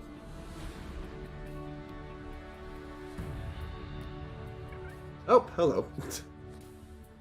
Did you see a wild little box come on through to shine in the play of the game here? Granted by Slater on the Doomfist. Not quite sure that this would be the play of the game that we'd see, but also, yeah, I approve of it. A lot more action than what we would have seen if it was a spawn held. Now, it is a 2-0 in the series right now in favor of the Bobcats. Rough Riders are down bad, and they are going to be going to 2CP next. This is going to be... It's going to be like what we saw here on King's Row. There's no sugarcoating this. Because if you're still fighting a 5v6 situation, you're going to have a rough time doing anything. And if you're going to get spawn held like this, you need to have more ways to get out of spawn rather than the first ones you see. With that in mind, while Skya might not be the worst, actually, I take that back. It most likely will be. While Skya is not what you want to go for here if you're getting spawn held. Because it's real easy for teams to sit around inside the room with the Mega in order to spawn hold you.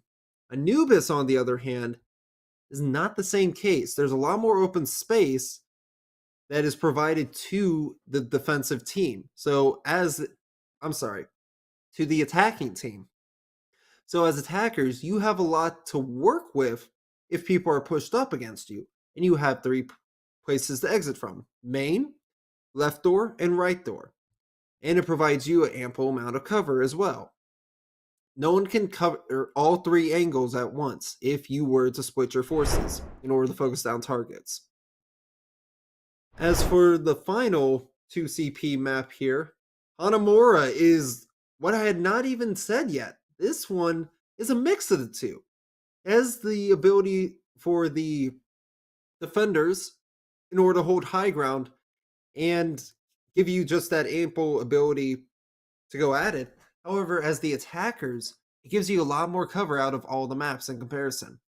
And this is the map where a lot of tricky stuff can go on. We will more than likely see the TP on from the sim here going to point, trying to get as much value as possible, whether it be just a tick at a time or the whole point at once. And as we come here, looking through the archway of the Yamato clan. Quite nice, serene, and peaceful as the cherry blossoms fall, petals and all. You know, I never did point this out, but it is quite interesting to see how you have levitating lamps. Still have yet to figure that out in current technology. Isn't that something? We do see the dive composition on the side of the Bobcats, which I'm personally surprised about. As for the Rough Riders, I was expecting as much. However, again with the Moira Mercy, I'm not too sure about that one. I'm going to be honest. I would have rather seen a Lucio over an Echo.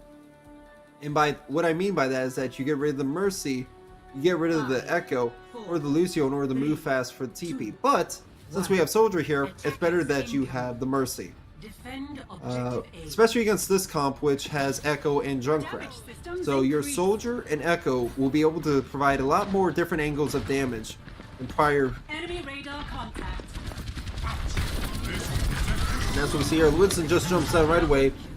Miro getting both kills with mines, followed by Slider getting headshotting the Reinhardt.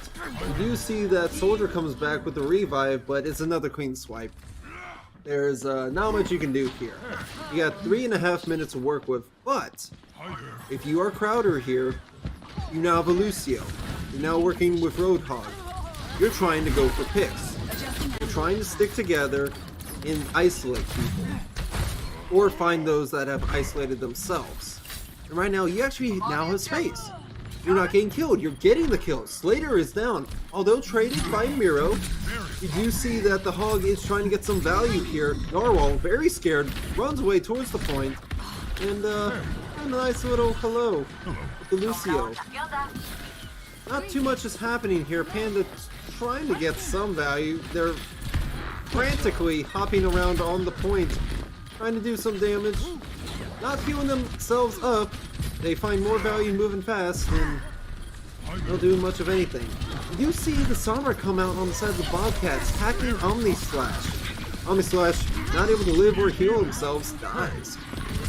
To Miro, who also gets a mine and a tire coming right on in. As Seth takes out the last Lucio that was standing on point. You have ultimates coming up on the side of Bobcat, as well as the Rough Riders.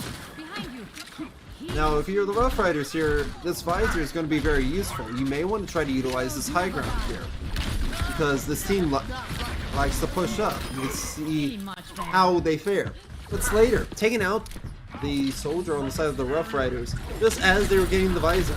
Not able to find any value. In fact, they also take out Panda. Mercy coming in to take out the Echo, while Winston takes down Moira and Slater, cleaning it up with elimination on the Hog. It's a round repeat cycle here. There's, again, it's a rough one. Visor is up and ready. And on the side of the Bobcats, Miro is actually taking a lot of damage. I'm not sure they're going to be living through this. But they live long enough. That's, I take that back. They're down. But they're going to be coming right back thanks to that res. So, clean wiped the board. You see Junkrat copy come out on side of Blank. Gets hacked, gets discorded, gets annihilated, all the same. They try to pop Coalescence here, seeing what damage they can do, but the EMP comes out, canceling it. And the Hog must run away hacked. Hog gets out alive, thankfully, to his heels, but he's struggling. The entire team on the side of Crowder is struggling. Whole Hog is ready. In fact, they opted to go for a TP. Lucio again trying to distract with the point touch. It does send everyone running back to the point, gets their attention, and they do make an attempt to TP in. In fact, the Junkrat falls to the sentry mines, or the sentries I should say, in the chokeway. Those get quickly eliminated thanks to the pile drive, and we do see Junkrat come back. Fire comes in, finds only one kill on the Moira. Not much else, and all ults are popped. Let's press Q. It's time for the Q fest. Oh goodness. 0-0. You have no percentage. You have no points. Crowder, in order for you to stay alive here, you need to defend. And as we've seen before, this is going to be very hard for you. More than likely, they're going to run the dive again. They're going to run people that will cancel your abilities. The best thing you could do here is probably try to work the spam. Instead of running the Bastion, try to get a Torbjorn. Torbjorn is great thanks to his turret, as well as just in general. He has a great ability for survivability. And honestly, drop the mortar and pick up the map. That, I think you should really do if you're on the side of the Rough Riders. But it is what it is. On the side of the Bobcats, we're going with a traditional brawl. Attackers with incoming. Evo, Reinhardt, Lucio, Moira, Hanzo, and Reaper. In fact, this is one of those classic death balls. I'm a bit surprised to see it come out of the side of the Bobcats, but I get the feeling they're here just ready to shut it down. Instead, we lose the Reaper to the other Shimada. We have the Shimada Bros coming on out to play, and on their map no less. 2, 1. Attackers Now they have, incoming. on the side of the Rough Riders, they have opted to hold on point, which is not a bad thing to do. It provides you a lot of cover. However, you also are providing all this free space to the Bobcats, who are going to second points. I'm gonna be honest, in all my Overwatch career, I have never seen this. This is quite odd, if I'm gonna be honest. I was expecting a quick game, but they seem to be lined up in the defender's spawn. Lucio seems to have... Now they've all decided to go. I'm not sure what was the decision making there. That's an odd one. You see Bastion first to fall thanks to the charge of the Reinhardt, followed by Mercy and Moira, both heroes up and down. You don't have a lot you can do here. Tanks and the Soldier will also go. It is a team kill, and that is the game. Victory. Bobcats come out victorious in the series, 3-0.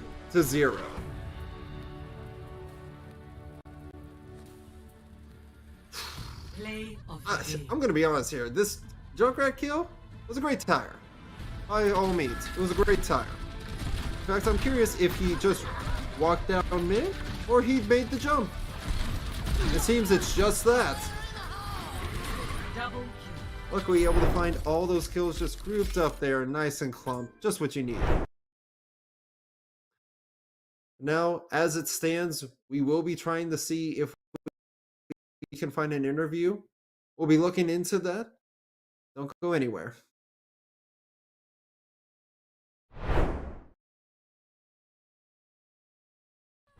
I think it would be best please to have a McCree, or I should say Cassidy, as you can name change. See Miro going over the top, getting some nice picks in the back line, taking out, gets the kill. Even gets a hammer kill as Torb. I love to see it. Shut down with the visor thanks to Narwhal. And with that, that's first point of the map in favor of the Bobcats. So that is one Torb you don't have to worry about. Now that it's a 4v4 situation with Zoe just having respawn, you see the whole hog come out trying to get some value, but gets eliminated right away. And with that, it is the end of the first map in favor of the Bobcats. You can do a lot more value out in the open rather than just sitting there. For Cassidy, first the Bastion, but Bastion's immediately eliminated by Reaper. All's rolling around just trying to get some slams and finding value. Doomfist killing with the uppercut. Trying to find the Mercy, but gets him at the very end. Well, it took a while to do it. Admit that. And with that, you do see the Bobcats, I should say, in the chokeway. Those get quickly eliminated thanks to the pile drive. And we do see Junkrat come back. Tyre comes in, finds only one kill on the Moira. Not much else, and all ults are popped. Let's press Q. It's time for decision making there. That's an odd one. You see Bastion first to fall thanks to the charge of the Reinhardt, followed by Mercy and Moira, both heroes for down. You don't have a lot you can do here. Tanks and the Silver will also go. It is a team kill, and that is the game.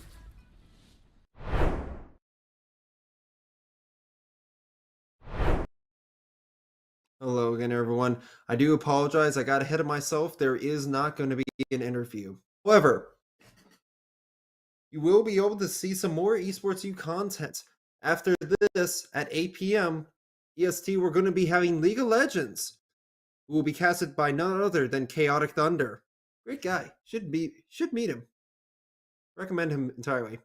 In any case, My name's Sami Nami. You'll see me all around on Twitch, and I hope you all have a great day.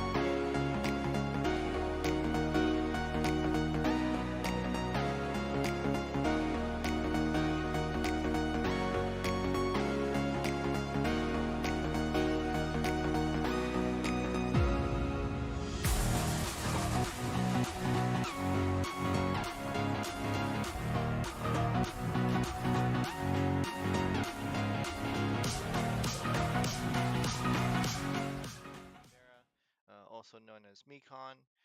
I am 19 years old, turning 20 in a month or so, and I am a freshman turning sophomore in college. Happy early birthday. That's exciting. How do you like college so far? What has the experience been like for you?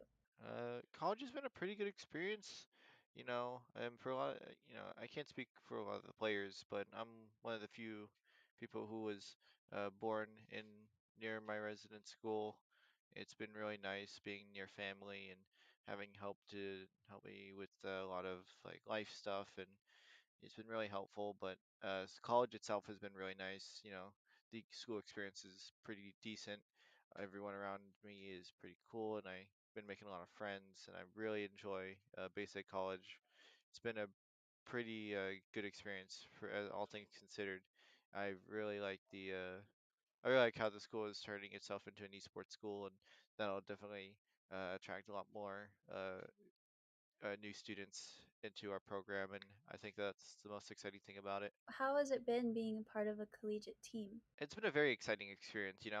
It's been very awesome just playing on a team, not just any like collegiate team. It's like one of the best Overwatch teams in collegiate teams in the country, and I'm very happy to be a part of that.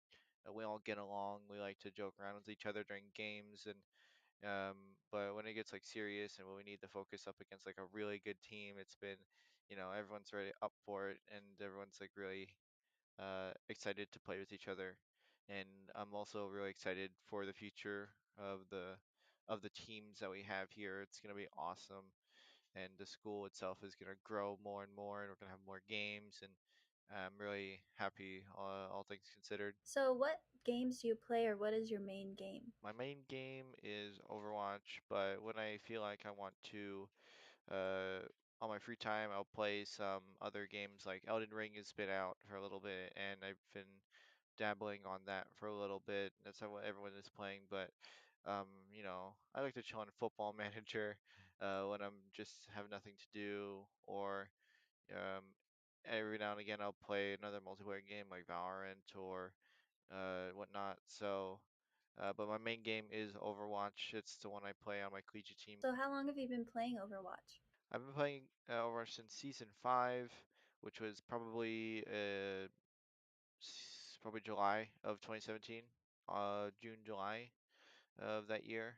I started out as a typically everyone starts with like one hero, and I was Reaper. I always played the Reaper, and I grew out of that, and now I'm a support player for my team. And Overwatch has been a very I didn't expect for Overwatch to take over my life much, not like everyone else. Everyone else experiences that sort of way. Like no one really thinks about like, oh, okay, this is gonna be my game, you know. But it's been it's been a wild ride to say the least. I'm very excited to be playing this game and for basic college. So Yeah, and I'm sure you've definitely evolved since 2017. So, how would you say you've improved yourself, or how have you gotten better in the game? well, initially it was just playtime, just like playing the game as much as I could. When I lived in Las Vegas before I moved to Boston, but playing, just keep playing the game, getting better, learning more stuff, and then now at this point, it's a lot of self reviewing, watching a lot of scrims and matches over, sometimes with myself or sometimes with other coaches, sometimes with my coach. It's just like taking notes, applying that in the next scrim or in the next match, and it's a pretty repetitive cycle, but it's like the one of the few it's one of the great things that will help you improve as a player is just keep playing and keep trying and keep taking notes. It really helps build, uh, I guess, it builds that mentality of I'm getting better and I'm learning, and that's what really sells playing like the game competitively. And practice makes perfect too. So, I'm sure over the years that's helped you as well. So, can you tell me a little bit about what you think about CECC and just how you feel about competing in general? Well, for the CECC, with the recent announcement of the Atlanta, Georgia LAN, which sounds like really exciting. I've never been to Atlanta, and I think the invitationals that are going to be happening soon are going to be really exciting. I know Southwest just wrapped up, so I'm really happy to be playing in that and potentially traveling to Atlanta, and we really all want to go. So like I think it'll be really fun. I think CECC will um I think CECC is going to be probably really exciting. I'm glad that you guys are going to be running this tournament or running it in some capacity. So I'm really excited. I can't wait to see what the organization does in the future of collegiate. There might be more in different locations. As far as I'm aware, I don't know what's going to happen, but I think it'll be really fun. I can't wait to see what you guys will do. Yeah, definitely. We're really excited and we hope that we can see you guys in Atlanta as well. And I personally have never been to Atlanta either, so I am really looking forward to it. I think it'll be great for everyone, especially, a lot of the players haven't been able to go to a LAN event and then with COVID and everything, so it's super exciting for us too.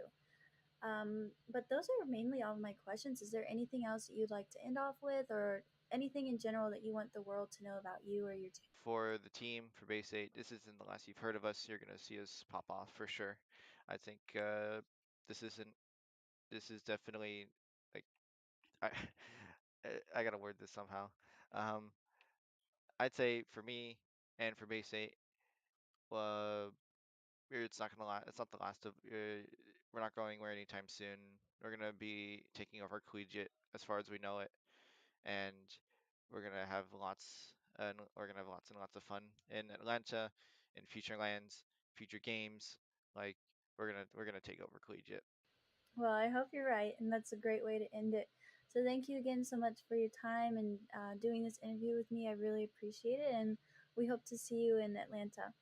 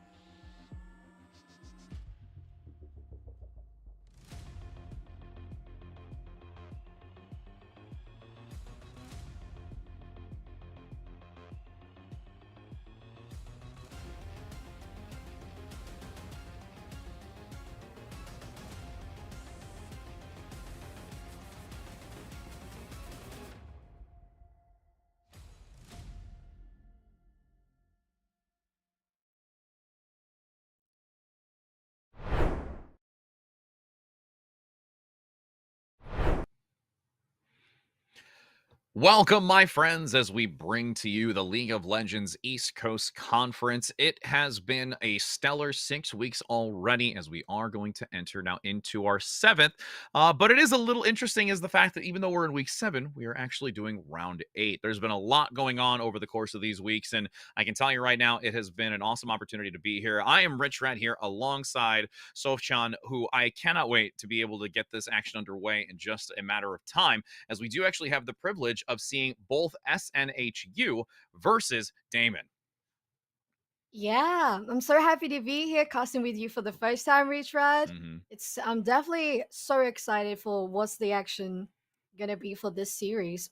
So, as you said, we do have the matchup of Daemon versus South New Hampshire University.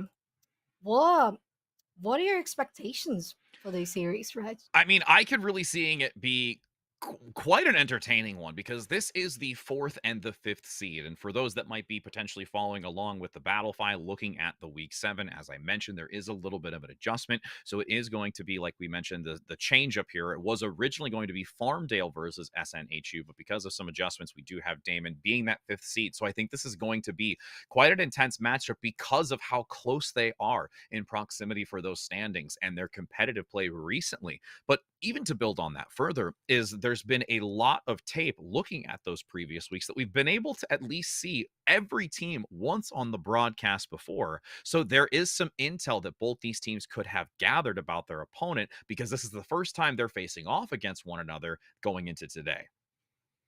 Yeah, I have to say this is my first time with working with this wonderful team with Esports U, and I think your opinion is going to be my opinion for tonight because I'm a little bit out in the open, but I'm sure we're going to have great games. Mhm. And as you said, both teams definitely been looking into what the other teams might have of threats. So yeah, I'm just really looking forward to what we're going to see here Mhm. on the Rift. Yeah, in addition to also just seeing how closely related to what we see, even if we, take a look at Academy recently and what type of compositions that they've been bringing out compared to, professional play, there's such a plethora of competitive League of Legends that we can really look to see if they're going to follow in suit with what we see in the mainstream or look to opt something, a little bit more unique and, take their own path in that sense. But I was able to talk a little bit just before going into the games with the Southern New Hampshire University, and their coach gave us such a really great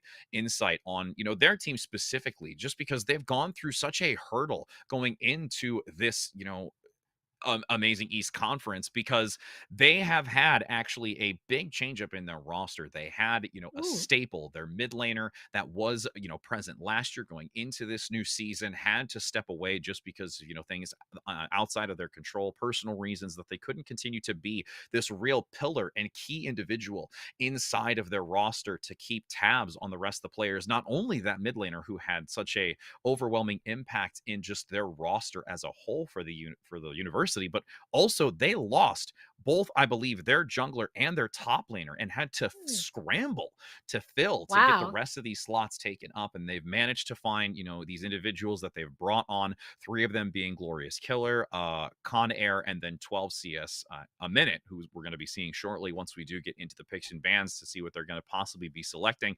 And with them really being, this first refined 5 coming in last minute and making sure that they can give everything that they can to build out this roster. And even the coach, King Frito, had told me, looking at this composition and the players that they had going into it, it was dreary. But now they feel really, really well going into these later weeks and have really been able to set themselves up for success. And going into it, I cannot wait to see how they perform live on the stream because we've seen them, I think, continue to evolve over the course of these weeks. Yeah, that definitely sounds like a big challenge for SNAU. And well, so you mentioned they changed middle lane, Hmm. top lane, and jungle. Was that it? Yes, correct. Yeah, so that's most of the team, Hmm. more than a half of the team. That's a great challenge. But I'm glad to see that by speaking to the coach, they gave you the assurance that they feel confident. They feel they can they can put up a good fight. And speaking of good fight, let's jump in right into the draft. And we'll see these picks and bans coming through and really looking to see who's going to be able to get some valuable pickups because there was some discussion as well, again, since we had the opportunity to focus more specifically on SNHU, that they do look to try, especially with this main lane or mid laner, go for this Lux pickup, go for a Xerath, which we can already see is actually banned out from their opponent. So they have, as we mentioned, the opportunity to see tape and know who they want to eliminate. Hecarim being a very dominant pick when it comes into that jungler realm, to see that they can get this heavy mobility cross map, lot of presence, and it's almost like you're going to have SNHU focus on this jungle top positioning, where you're going to have the reverse side being focused by Daemen.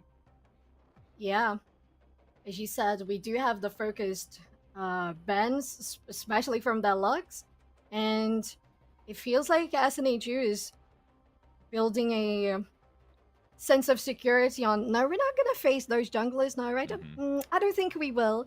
They are too powerful, and that's not what we want. So we do see now a ban on Nautilus, and the last ban for this first round of bans from Daemen, Sejuani. Yeah, and I'm again, interested to see what their picks are going to be. Yeah, and again, like you commented, just the junglers and the significance there that they're going to take out of this. And as we do have the picks starting to come through, looking to see what they're actually going to lock in, I really, really am curious to see what this top lane focus is going to be. Because when we do look at SNHU, we do see more so of, this variety of opportunity that they can pick going into it. But we actually see the Rakan coming out first. So we're talking about a initiator, the engager in that bottom half, looking to try and see if they can get something with this grand entrance, and really curious to see what they're going to couple it with. I wouldn't be surprised to see something like an Aphelios. Again, you typically look to see it more coupled, of course, with the Thresh or someone who's got a lot more ability to disengage. But since you do have that completely taken out of the equation, same thing with Nautilus, we might actually see more of a combination of potentially even a Zeri, who is available and is not banned and has slipped through the initial ban phase. Yeah, that's really interesting that we did not see Zeri in the first round of bans. And I'll have to agree with you. Aphelios sounds like one of the most perfect picks, along with Rakan. Because we know how the hyper carries, Aphelios, Jinx, Zeri, have been so predominant in any sort of tournament, whether it's LCS or like just collegiate in the tournaments we have here. So it wouldn't surprise me to see any of those. And speaking of hyper carries, we do have another one. Not really that much of a pick choice recently, but we do have Vayne locked in along with Volibear. Has been really strong as well in the top lane or jungle. Yeah, I mean, the Vayne is an interesting pick, as, again, like you mentioned, we don't really get to see it too much. There's a lot of, Ezreal even as an adjustment, just because it's a little bit more of a safe lane on the bottom. The slight adjustment that we've also seen from Ashe, utilizing that as well in this bottom position, as we do have SNHU able to lock in that lovers duo. So they're going to really have that opportunity of, again, crowd control, nice engagement opportunities. Wouldn't be surprised to see the Gale Force coming out again with this Xayah to get that extra movement, to have that ultimate more so for an aggressive play and looking for that reposition tactic. And we have the Akali actually going to be selected as well here. So that assassin type of play, that really, really great execution style is here for them. But my biggest concern is, again, Rakan is an initiator, does have that frontline capabilities, but doesn't have the beefiness that we're looking to see, like the opposing side from Daemen. Yeah, absolutely. Volibear and Mordekaiser, really, really beefy boys there. And, well, we do have the Akali. We could try and see what the NSHU's next picks are going to be. But they really I feel like they really lack now that tankiness that's probably going to be coming from top lane. We'll see. I mean, even and to be fair, I'm sorry. No, you're good, because I'm just looking at some of the matchup and the history that we've got for the teams to kind of just better understand what they're looking to pick. And the jungle is going to have to be a place of focus. I mean, the Akali could go top, but that can flex just slightly. So really, after seeing these last final bans that are coming through, the Annie and also the Veigar, again, Veigar still does have a really nice place into it. You take the Predators, you look to get a nice lockdown with that extra movement speed, especially since the adaptation and adjustment into the queue to stack that AP more successfully, and also getting an extra stack as well, coming from that larger minion with the tank minion in each wave. Although you're also going to see the Victor get picked up. Now, you can see that this is now completely transitioning to that mid lane focus and getting rid of those power picks that are available for these last couple of selections. Yeah. Well, that's nice. Oh, some more beefy. It's a beefy girl now, the tanky Leona on the side of Daemon. And well, in regards to middle lane, I have a feeling that the Akali might be mid because they might be trying to avoid the really big range and zoning and CC that both Viger and Victor can impose. So I think that might be that case, and they're going for the Vi jungle. I really hope they do opt for a more tanky top lane, or else that team will have really to rely on early picks and early skirmishes along with early drakes to really build on. Oh, I like Oh, that. okay. I really like that. Okay. I mean, it's got a map presence that comes to mind. This composition right now from SNHU, it's basically green means go.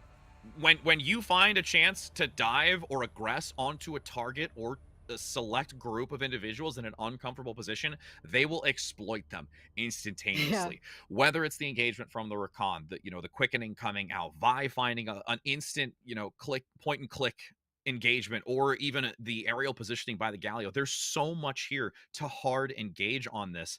And there is at least some counter coming through by Daemon with the Leona, able to get some crowd control, try and see if they could slow this momentum forward. So between the two of them, this is actually going to be quite a spicy compositional difference between the two. Yeah, I agree. On the side of SNHU, my apologies, we do have a team that has the potential for those early ganks with the Vi. But Daemon, that composition is basically beefy people to protect the carries, beefy people to protect Vayne, the Kale that just hyperscale so much throughout the game. And I mean, we'll have to see them holding their ground, not giving any objectives, and fighting really precisely so that they can actually grow and um, have a way of facing the threat, the so aggressive threat that SNHU has on early game.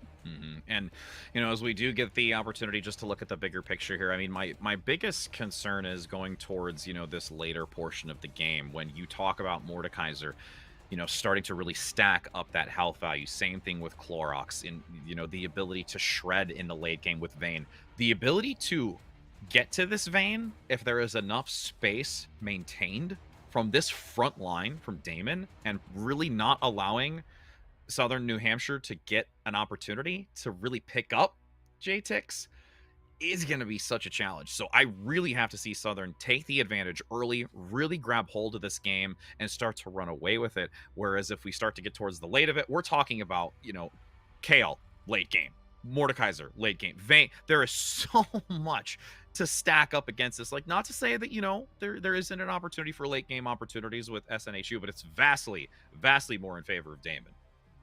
Yeah, there's no question about that. We really do have a case of a spicy matchup of a more early focused team with South New Hampshire versus Daemon is so heavily focused on late game and really do have all the front line to defend their hyper carry. So that's gonna be really interesting to watch. Yeah, absolutely. And as we're about to get into this first game again, it is going to be a best of 3 for this evening. We do have this solo game so far. And for those that might be tuning in a little bit later towards just the introduction of this League of Legends broadcast, it's the 5th and 4th seed. I mean, that's going to make this a really, really competitive game between these two. And being able to get some information on both of them is going to be quite interesting. And like I talked about already, at least for, Southern New Hampshire, when we talk about, Daemon on the opposing side, they acknowledge that there is quite a dominant presence from a lot of these players. Daemon in the top laner is something that, Southern has really acknowledged is a very formidable player.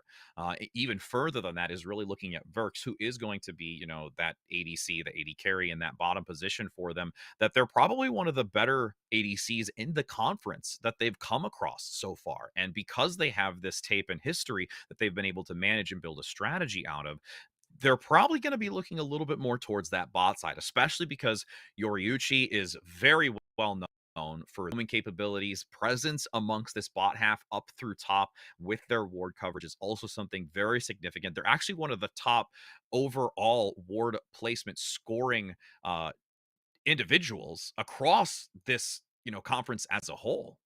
Wow. Wow, that's very, very significant because as we pointed out earlier, SNAG really does need to gather all the possibilities, all the vision around all these lanes so they can get a breach to gank either top, middle, or bottom. Because I mean, with a Vi, you can get anywhere so quickly, and you can clean the jungle camps so nicely as well and gather that level up. So you outgrow the enemy jungler as well. So it's really going to be, and I agree with you, it might be a fight going more towards bottom lane. Of course, we do have the counter for Drake whenever it's about to spawn. So I think that area is going to be most targeted, especially because even if Vayne doesn't grow that much that fast, nope, we're actually going into the game right now. So let's not interrupt that. Actually, we do have a subtle break. There is just a brief moment, so we will be back in just a moment. No worries there. But again, we've got this action coming at you in just a moment to see who's going to be able to take the early advantage for this best of 3. So don't go anywhere, friends, because we'll be back with that action in just a moment. Dylan Reese. I am an entertainment management student from Bay State College, sophomore year. I go by Blue on the Smash team. Okay, cool. Why do you go by Blue? What made you choose that? It was somebody called me a cheesy player when I was playing the last Smash game I was playing, and I was like, that sounds like a good name. Why don't I just name myself Blue Cheese? I don't know why, but I was like 14 when I made it. It sounded cool. Yeah, I mean, it works. It's unique. I like it. So, where are you from? Are you from the area or? I am from Massachusetts, a little bit south of Boston, but same state. Lived here my whole life. How would you say it's been being part of a collegiate team for esports? Oh, it's been amazing. I never thought I'd be getting paid to play Smash. Like, I don't know. I'm not even like a spectacular player, but they were willing to take me in, and I thought that was amazing. How long have you been playing Smash? I want to say about 7 or 8 years now. I haven't always played this game, but I think about that long. Yeah. How would you say you've gotten better? What things do you do to improve yourself in game? Honestly, just understanding like fundamentals better. Over like 8 years, I've realized like you need to be a lot more patient, a lot more looking for habits from other players, bunch of stuff like that. And I could tell like way back when, like watching videos, I didn't know any of that. It was really bad. So, would you say that your teammates have helped you grow? Oh, for sure. They're all amazing people and amazing players. Could not ask for a better team, honestly. Do any of the players on your team stick out to you, or any success stories that you want to share? Any success stories from them? Well, my teammate is Sonics. If you know who he is, he's probably probably the best Sonic player in the world. He went to the world tour recently, and yeah, he's pretty amazing for that's his success story. Everyone else on the team is like ranked in their regions, which I think is awesome. So, what about you? What's been the most proud moment for you while playing Smash? Probably getting second in ECAC last semester. Like, it was very challenging for us. Our third like dropped out like mid semester, so I had to train up another teammate. Somehow managed to get second still. I was amazed. Are there any schools or teams that your team kind of watches out for or gets nervous when playing against? Right now, yes. The NJCU Gothics. They were the team that took first last semester, and they wiped the floor with us. Really? We had to face them twice, and I think like the second time was a lot better, but the first time we did really bad. But we learned what they did. Do you think if you could compete against them again, you would win? I think so now, yeah. We've looked into their team. They lost a few players. I still worry about them. Hydra's a very good player. He's still on that team. how would you describe yourself as an esports player? Not really the rankings or anything, but just like, would you say you're more competitive, or do you like to play for fun, or just how would you describe it yourself? I'd say a mix of both because there's been days where I want to compete and then I think about like, is this gonna be fun today? I don't really know. But if I'm in the mood, I'm always competitive. So, would you say that you carry your gaming strategy into everyday life? When I like to play, I like to go like head first. I think I also go head first into life, honestly. Is there anything that you want the world to know about you or your team? Like, The world's gonna have to get used to us being around because I don't think we're going anywhere soon. thank you so much for your time. I really appreciate it. Thank you. Have a good rest of your day. You too.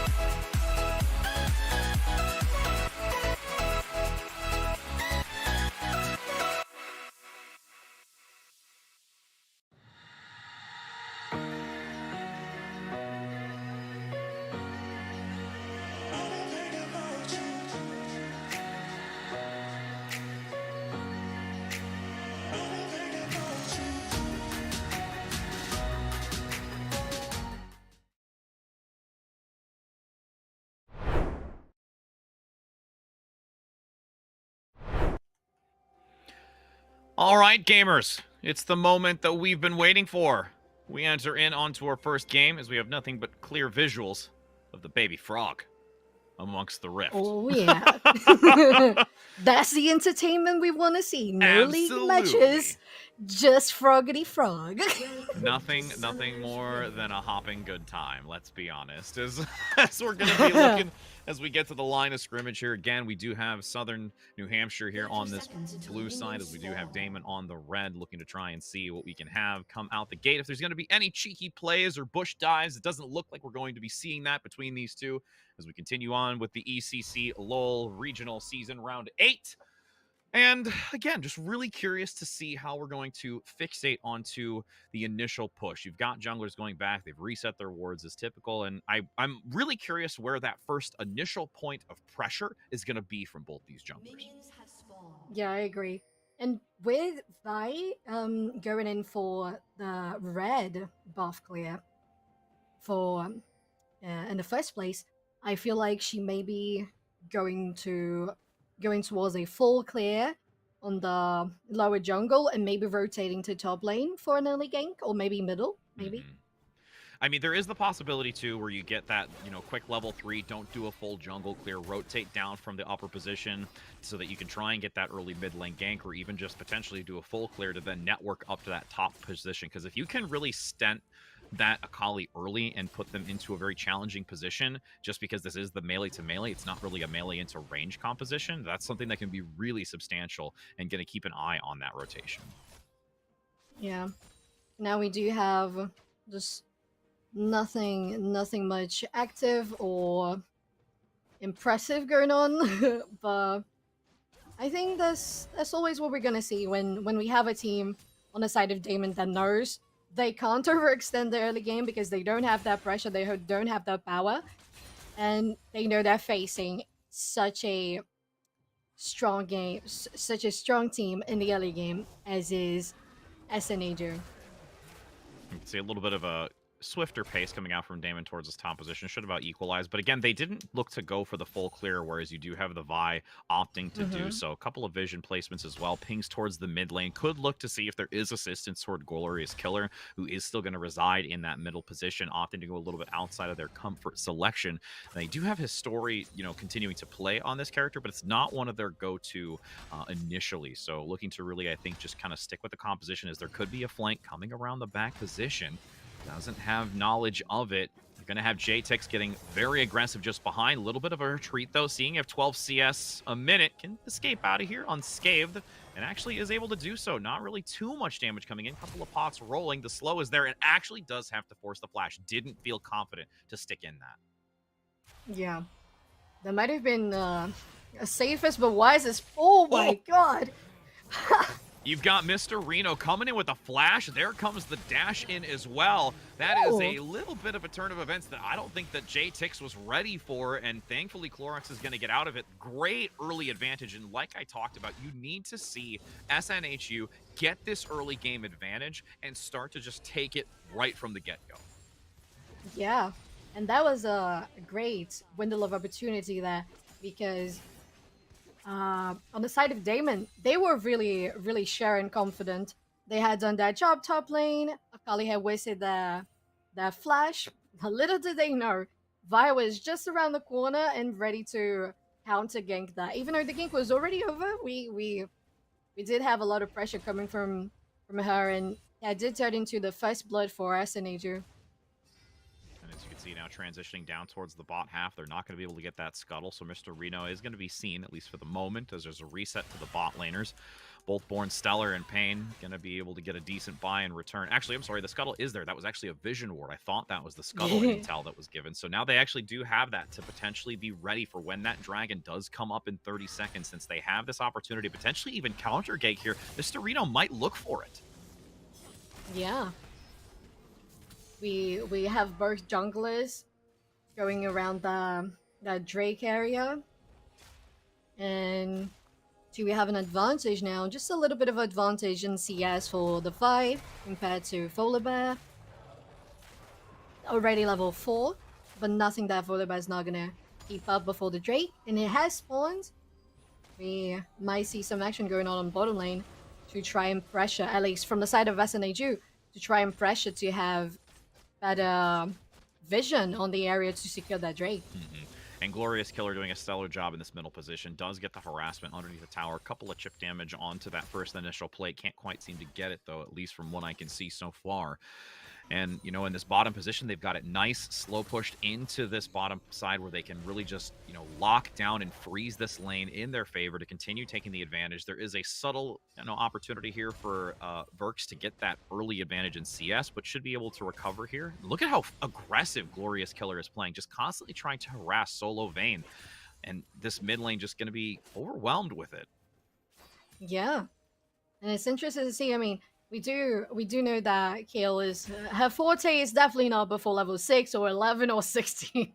So Galio is definitely taking advantage of that early pressure, and is doing a great job by doing so. Pink ward placed in the dragon pit.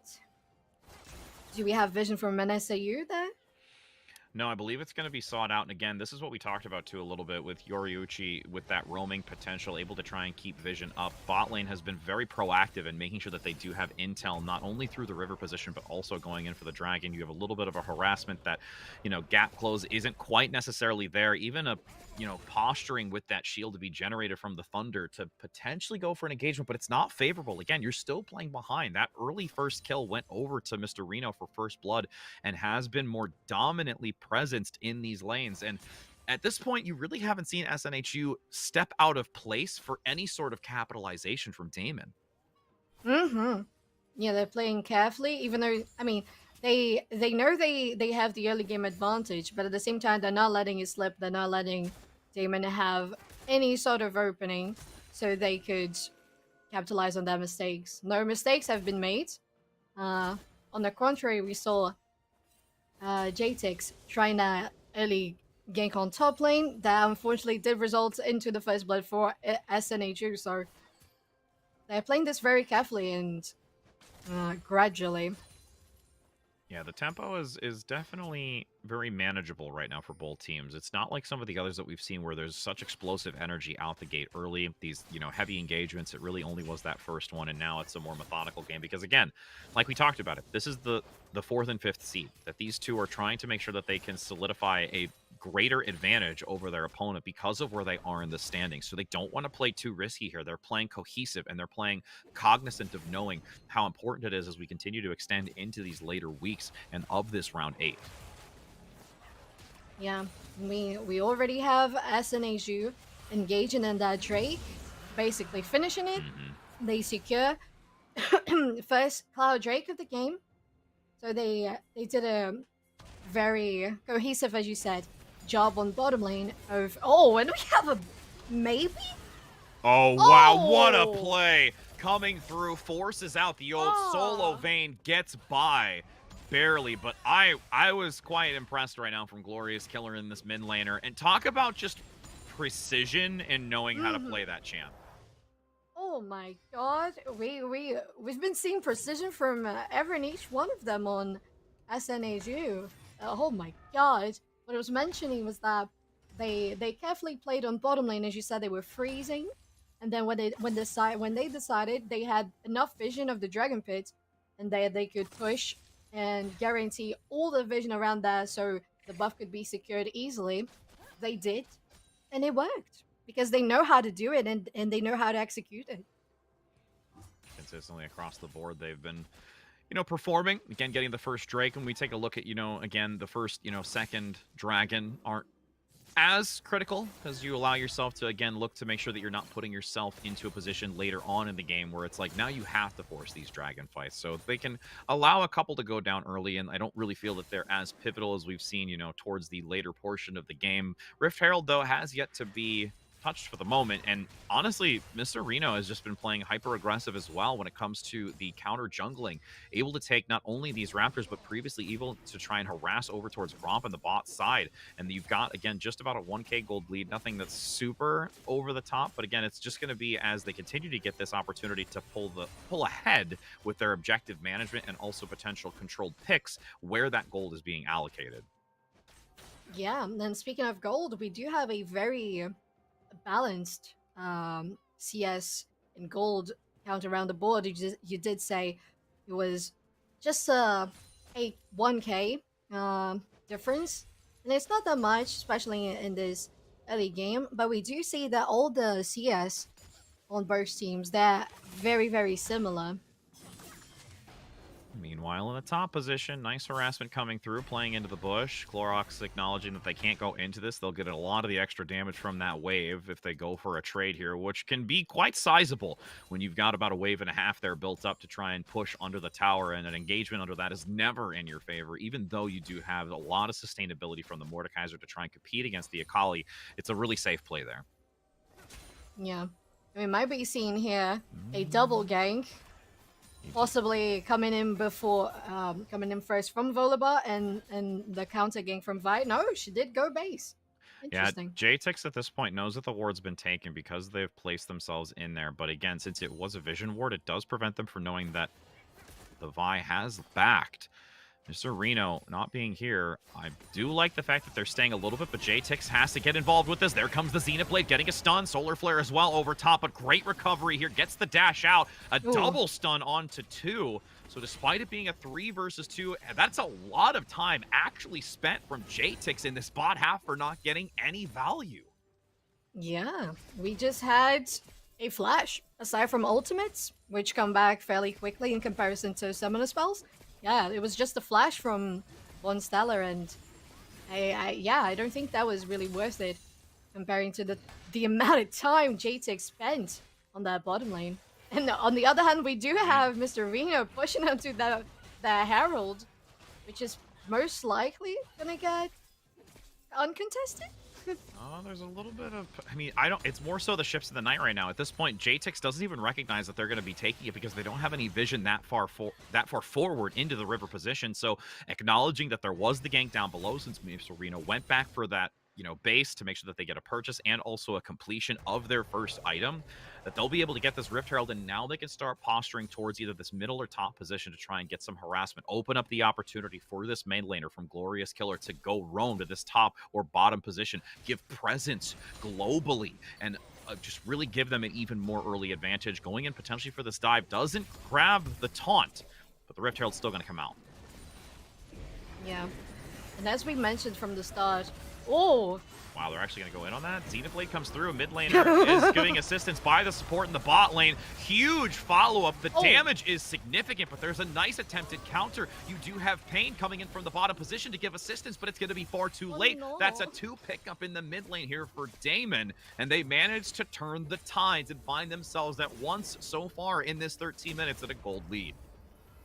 yeah, and we do have the airstrike there, and it's definitely gonna be theirs.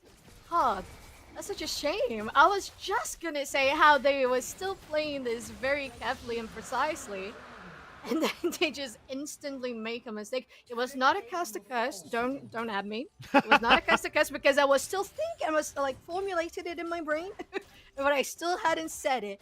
So, it's just really unfortunate. But Daemon did do that job of knowing, okay, this is a clear mistake from SNHU that we do have to get the advantage on top of it. I mean, when we look at the macro play of it, it really was so well done because you not only got the 2-kill advantage when it came to the mid lane, but you also had the timing perfectly when it came to an additional objective. They rotated down, they capitalized onto the Drake, they managed to get one of their own. Again, it's still a long run before any Dragon Soul comes online, but at least it's you taking these additional objectives to try and gain the advantage economically so that they can use it towards this transition into the mid lane where you do start to see some of these mythic items coming online. 2 now so far here for Daemon that they can try and recoup value since there is 3 on the opposing side for SNHU.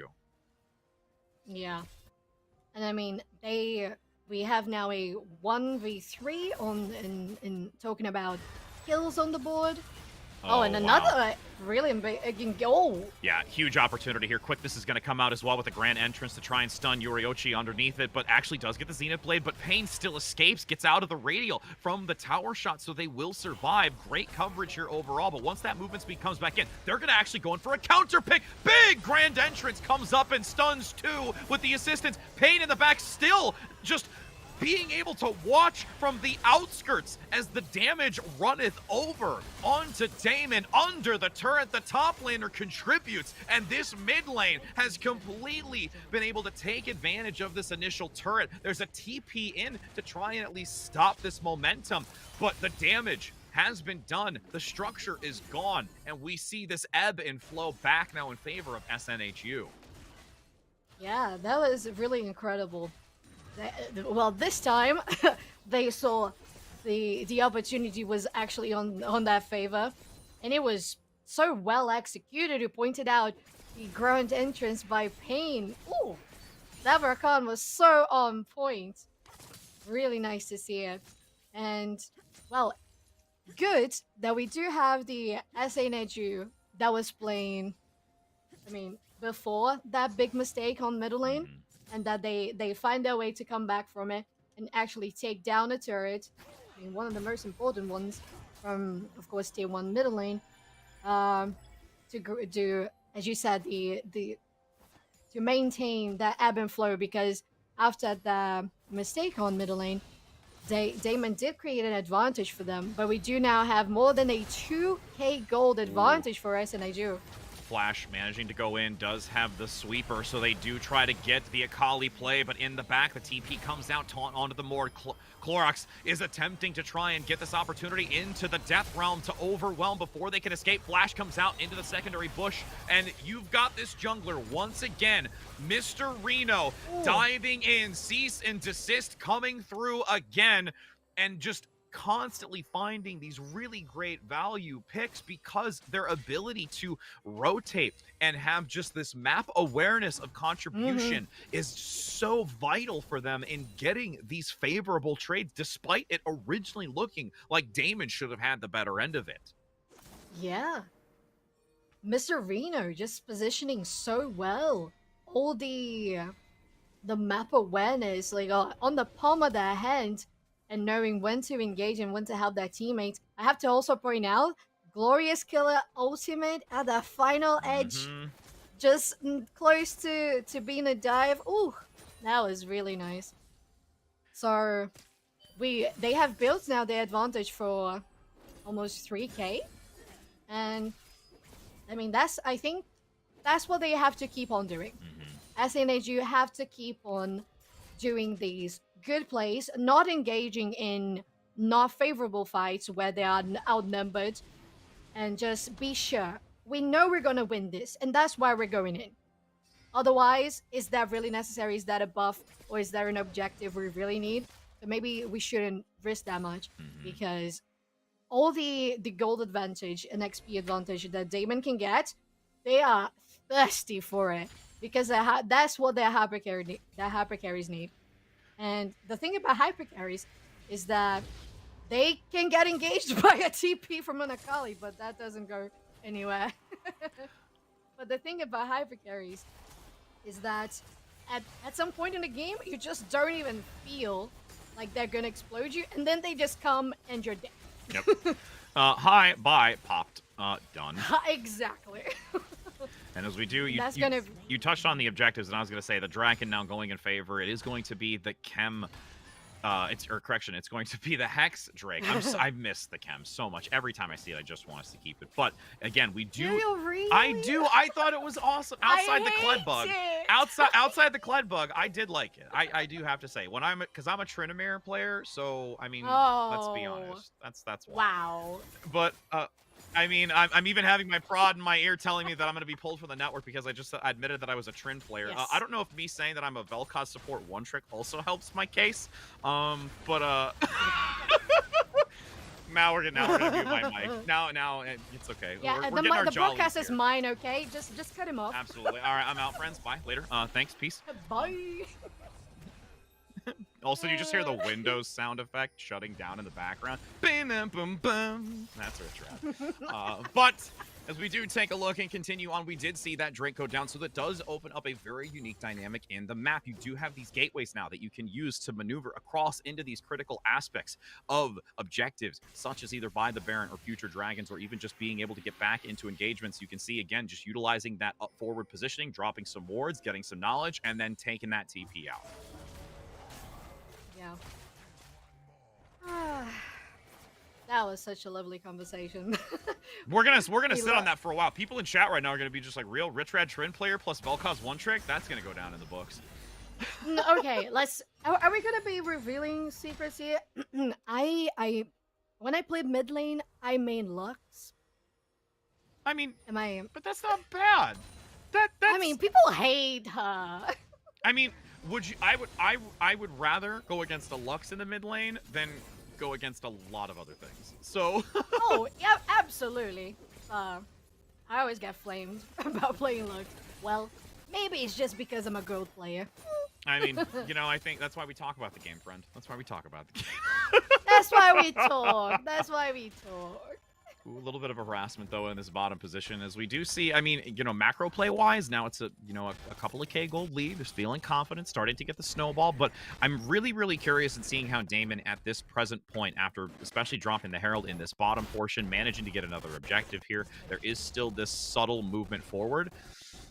I'm actually feeling that there's a little bit of underwhelming aggression from SNHU. I think they could be playing and getting a little bit more for the value that they've already been gaining because of, what they have. And they can't leave this space for too long for Daemon to somehow get these positional advantages and to really, start looking towards that end game. Yeah, I'm feeling the same.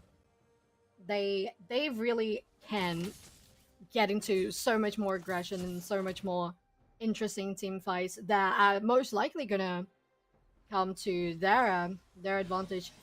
Yeah, I wouldn't blame them for trying to be a little more cautious, a little more on the safe side.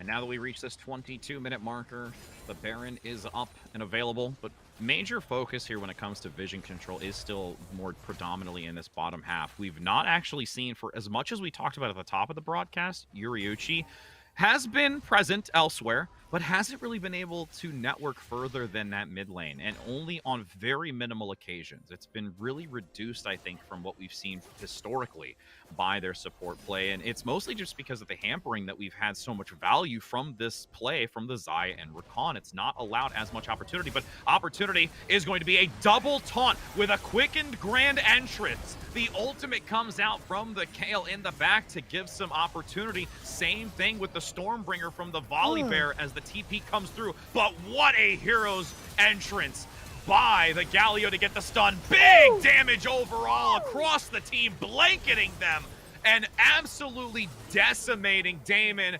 underneath their turret, shot after shot, no one eliminated. And that will be a huge pickup here to shove into this inhibitor. Yeah, and that's what we were looking for. That's what you were looking for. That type of aggression. And as you said, as we do know, they have all the damage and the disengage and the tankiness as well to deal with Daemon. Daemon doesn't have that much power at this point in the game, and with the Hextech gates, they can just reposition and leave so quickly. So they decided to go for the turrets there and take down that inhibitor. And We- now we're look. yeah. And now look, Yeah. they're going to be transitioning to the Drake, and they're going to get this position to be on a Dragon Soul. Everything works Exactly. out here for them. Mm-hmm. It kind of feels like, for us, of course, that not really playing. Oh, we actually might see Daemon trying to rotate for Baron now, Pancake. even though Pancake is there, Yeah, they're trying to gonna get a little bit of vision. they're gonna leave before they go from pancake to pancake. As there's gonna be now a 5-stack actually on this Baron. They're gonna try and rush it. And the TP's gonna come in from the top half. This is going to be a pincer maneuver. They're attempting to get the damage, the splash damage coming in Oh. as well. And this is what we talked about. The ability to just completely collapse onto their opponent is speaking volumes. That was the one thing I was concerned about, is that if you were able to get this stack after stack. Okay, again, you have one of the abilities called Grand Entrance and one Hero's Entrance. It is a heroic Grand Entrance. Every engagement with a cease and desist slapped in your face. I mean, nobody's going anywhere. Yeah, they really are not. And it's so beautiful to see how, of course, Daemon was going to think, that's perfect. We saw them using the Hextech gates. They're going for the Drake that has just spawned. We're going to go for Baron. But they did get there so quickly to contest. And also with the TP, was it from Galio Yes, or yeah, Akali? it was Glorious Galio, Killer. yes. Had it in the So- wings to use to make sure they had that re-engagement again. Because again, Hero's Exactly. Entrance such on a low cooldown for them right now that they're getting back into these fights quickly. Yeah, they have it every time, and along with, as you said, the Grand Entrance, it's just knock-up after knock-up, and they just have all the power to clear Daemon's team, and they have nothing they can do. It's just such a massive engage, CC chain after CC. Oh, It's no. just, you trusted that back, I mean, and that's no. just rough. That's just sad was. times. And again, they've acknowledged, and to be fair, because again, they acknowledged that Verks at the start of this from their coach is a very worthy playing ADC. So they know that it's not somebody that they can just sit idly by and allow them to do the work. But when they can get cheeky plays like that to find them out in the open, they're going to for sure take it to just burn down the morale. Yeah, and that's definitely what has happened. Daemon's team's morale is going down a cliff. Oh, and it's really sad to see, but it's all because of SNHU's such great work, coordination, and precision on every play. And I think at this point, the only mistake they have made was that one we pointed out earlier on middle lane. And after that, nothing more that Daemon could capitalize on. I'm waiting for it. Clorox is going to have a bad time. 5v1. They've got the Baron buff. This is now going to attempt into Death Realm to at least get a 1-for-1 advantage with actually the team coming in from the back line, attempting to see if they can give assistance so Clorox can get out. But look at how forward Yoriuchi is. Goes in with the Zenith Blade, and there's no assistance from the back line. Ultimate has to come in to completely turn this on its head, but they're so far in advance right now. SNHU is dominating in gold, in objectives, having the Baron buff. Everything has lined up for them perfectly in this first game. And I was concerned about how Daemon was going to handle this, because when you have a team, green means go, and they really did throttle it, pedal to the floor, and they have accelerated through this game, not even needing to hit a 30-minute marker and stopping at a 27-minute. Yeah, definitely fast and furious as a Niger. What an incredible performance. Wow. So as we pointed out, that was just one mistake. Mhm. One mistake. And after that one mistake, do you feel like SNHU was just okay, that's not gonna happen again. My Mhm. bad. Okay, Well, that's not us. That's not gonna happen again. yeah.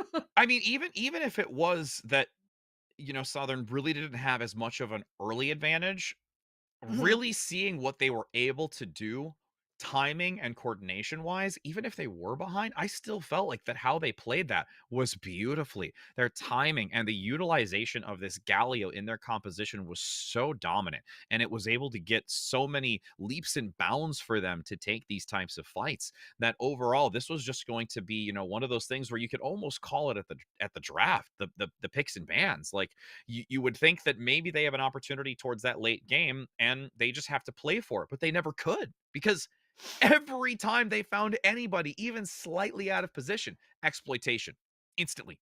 Cease and desist comes in, instant lockdown. It's going to be a heroic entrance. That's cool. We're going to stun them, taunt them, and then go in for a quickening with a grand entrance. It was just stack on stack on stack. You commented about the CC, and that was 100% the case in every way it Yeah. was. Yeah, absolutely. Just entrance upon entrance, and there was no exit for them. Only exit for Daemon was just going back to the fountain, unfortunately. And It was so nice to see them capitalizing on every opportunity, as you mentioned. mhm.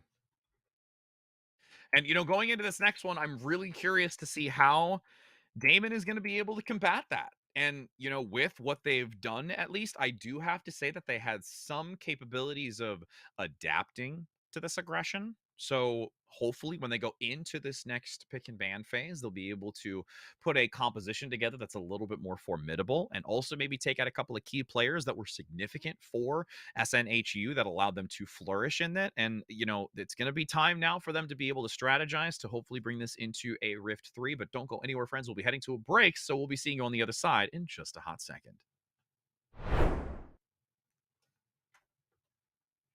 That might have been safest but wisest. Oh my god!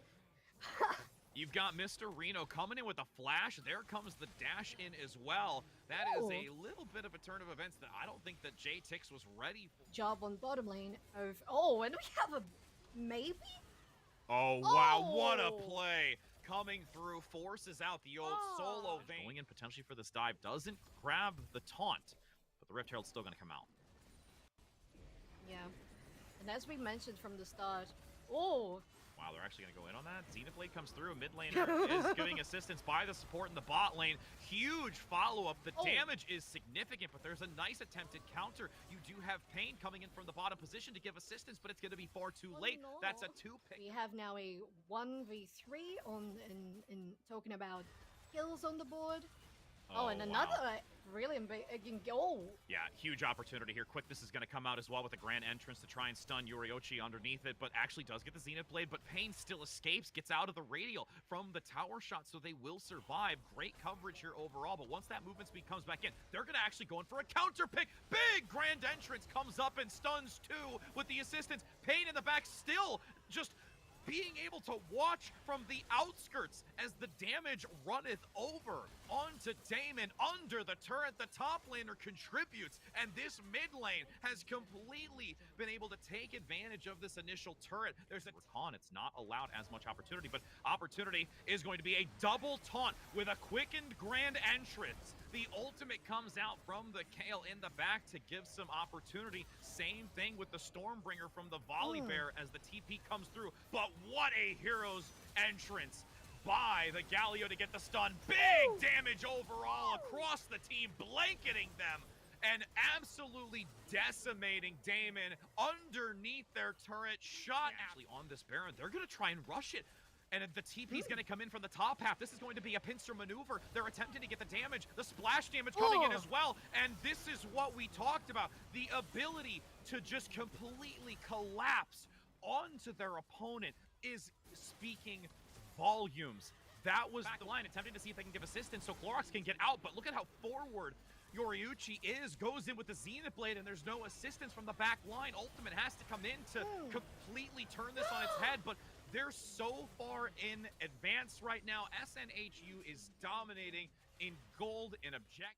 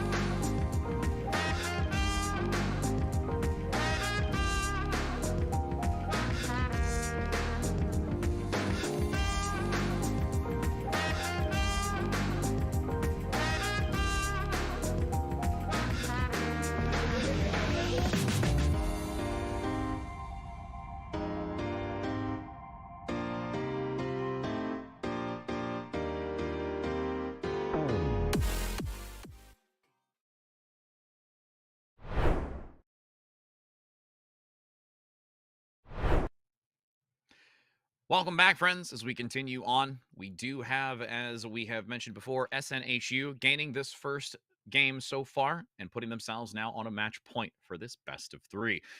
We can honestly say that Daemen, it was unfortunately a little underwhelming for them going into this first game, where, there's been a lot of scouting. I can definitely say from that interview that I had earlier from, coach from Southern New Hampshire, that they really did their homework and they knew exactly how to play into this and bring a composition that absolutely put Daemen on the back foot. 100%. Yeah, SNHU just seemed to go on Daemen's mental and just shatter it Mhm. like minute by minute with every engage, every counter gank, every objective secured, and they did that so well. We were discussing how for SNHU we felt that Galio was just that cherry on top Yeah. to finish and just compose so beautifully that team comp. But I mean, Daemen, they at least from the draft, they did have potential, but Mhm. they seemed so scattered across the map and just were lacking so much cohesion in that gameplay. We were saying, well, we didn't see much of this or this or this ability in the game or in team fights because the players were just already dead. Yeah. And that's so unfortunate to watch. So we hope that Daemon is gonna bring a better confidence, at least to be more central Mhm. and try to bring back a fight for this because SNHU has proved they are a very big and competent threat. It's a namaste moment, hoping that they can center themselves going into this next one. And with what we've seen, again, it was more so even just to put it in perspective that there was this constant need to react instead of being proactive. The Mhm. proactivity from Daemen was unfortunately never there because it was never given. There was never a subtle micro moment for them to be able to take advantage of it because of how much just ability that SNHU had to take this early advantage. And it looks like we actually do have the opportunity of seeing the picks and bans here coming up in just a moment, which will be exciting to see, what the change-ups are here. Do we see the same type of, pick and ban that we actually had before, where they are confident selections and just adapt in the composition overall? Or do we see a little bit of focused picks once again here? We can at least see the Lux coming out again, which, as we mentioned, Glorious Killer cannot give it to them. Period. You cannot allow them to gain this Lux play, but they do bring out the Akali for one of the bans to remove. And again, that's more of a selected pick from this previous game. The Akali didn't have, I would say, as much influence. It was just more so like that damage necessary to follow up onto the crowd control. So I still think they felt that there was enough necessity in the way that the Akali was being played that it's worthwhile to not allow this to go back into the hands of 12 CS a minute. Yeah. Oh, and we do have the Zeri ban in the there's the first Zeri ban this round, time. which we which we didn't see in the last game. But yeah, absolutely. I felt what was so great on the SNHU side. Of course, as you mentioned, the Akali had the damage that was necessary to finish off those team fights. It was just that perfect coordination and surgical precision from them to execute everything and just be done with the team fight on top every time. And with the first pick, we have Kaisa. Okay. Nice. Kaisa coming in. Haven't seen you in a while. Right. There has been a little bit of play at the Kaisa when it comes to Academy. I've seen it on a couple rare occasions just because it has that great follow through and applied pressure in the back where you're not really ready for it. Though on the opposing side, we're also going to get to see something that is not as regularly seen, but has still found value again in the Academy scene. Rel, I haven't personally seen it in at least a lot of the recent casts that I've had to, be a part of, but it's nice to see a little bit of this unique flavor, some adaptations, some changes coming through to have that really hard engagement once again. Not surprising after seeing, the Rakan play and the value it's brought. Rel doing the same thing, understanding this initiation type of methodology behind the champ itself, especially when it's going to be coupled with a Misfortune who has that high mobility, but also great, just poke and harass. That's going to be a dangerous bot lane, and I'm really interested to see what that support's going to be coupled with the Kaisa on the opposing side for Daemen. Yeah, me too. Really, really excited, especially because I'm such a passionate Misfortune player. So I love seeing anything with her. Oh, and we see a Okay. Brown here. That's Like nice. that. I do like that. The Braum, I think, is going to be a great option to this, especially when you take a look at the bullet time and everything else to really block that incoming shot, has the wall, stand behind me. Everything can just really fuel and give protection when necessary to this bot lane, giving Virix a little bit more room to work with and not be so caught out by potentially, this bot lane duo. And interesting, we have a Nocturne for the jungler Daemon side. Okay. I mean, when it comes to that assassin type play, that's something that we've seen a lot. I mean, I even just watched a recent game where Talon was coming out and haven't seen that in a while just because either it's banned or Wow. not played. So the Nocturne Yeah. again does have a lot of that, global presence, similar to like we kind of mentioned at least for a slight bit when it came to the Galio. So they do have, I'm just more curious of the build path that they're going to want to go with that. Whereas on the opposing side, we do see a Shyvana. We're just having a great day worth of variety. That is not Yeah. the typical or norm or go-to. And also, again, really curious to see how this is going to be played out as we do get towards the second half of the ban phase where Shen's going to be the initial removal, and wondering if there's going to be any more focus towards the mid. And there's the Annie as well. Wouldn't be surprised if we see potentially the Victor for that second one coming out for Daemon as well. Yeah. Maybe we're gonna see the Zeref too. We did see a Could. Zeref being hovered there, or it's possible they do lock in the any ban. And second and final ban for SNHU is gonna be I mean, they're really thinking it out. I mean, SNHU has the advantage here, so they do feel confident that they can make a selection. The set's an interesting one because I know that they're also a set play as well. Vex. Okay, I like this. The Vex is a good pickup to where they want to remove that out of this because, again, Vex, if you can get that, chain control where you're just jumping into the back, getting that CC, fear onto multiple members with how you've got, Daemon looking to play coordinated and grouped, I like at least they're going to remove that, because I think in the composition that could be really devastating. And you're It actually going could. to see a Gnar coming out in this top lane. So this is a little bit more of a controlled engagement, and you have to be extremely aware of how 12 CS a minute wants to engage this because of the Gnar bar. It's not on demand engagement unless you specifically solely rely on to Pancake Man, who does have that rel. So if they do want to try and get this Gnar play to be the initiator to find an advantage, they're going to need to be super cognizant in communication of when that Gnar bar comes online, so they get the actual ultimate to land for these harsh engagements. Yeah. And on the side of Daemon, we have the face locked. Maybe an on. Interesting. Oh, and it has, Yeah. yes, it has been locked. Okay. So Interesting.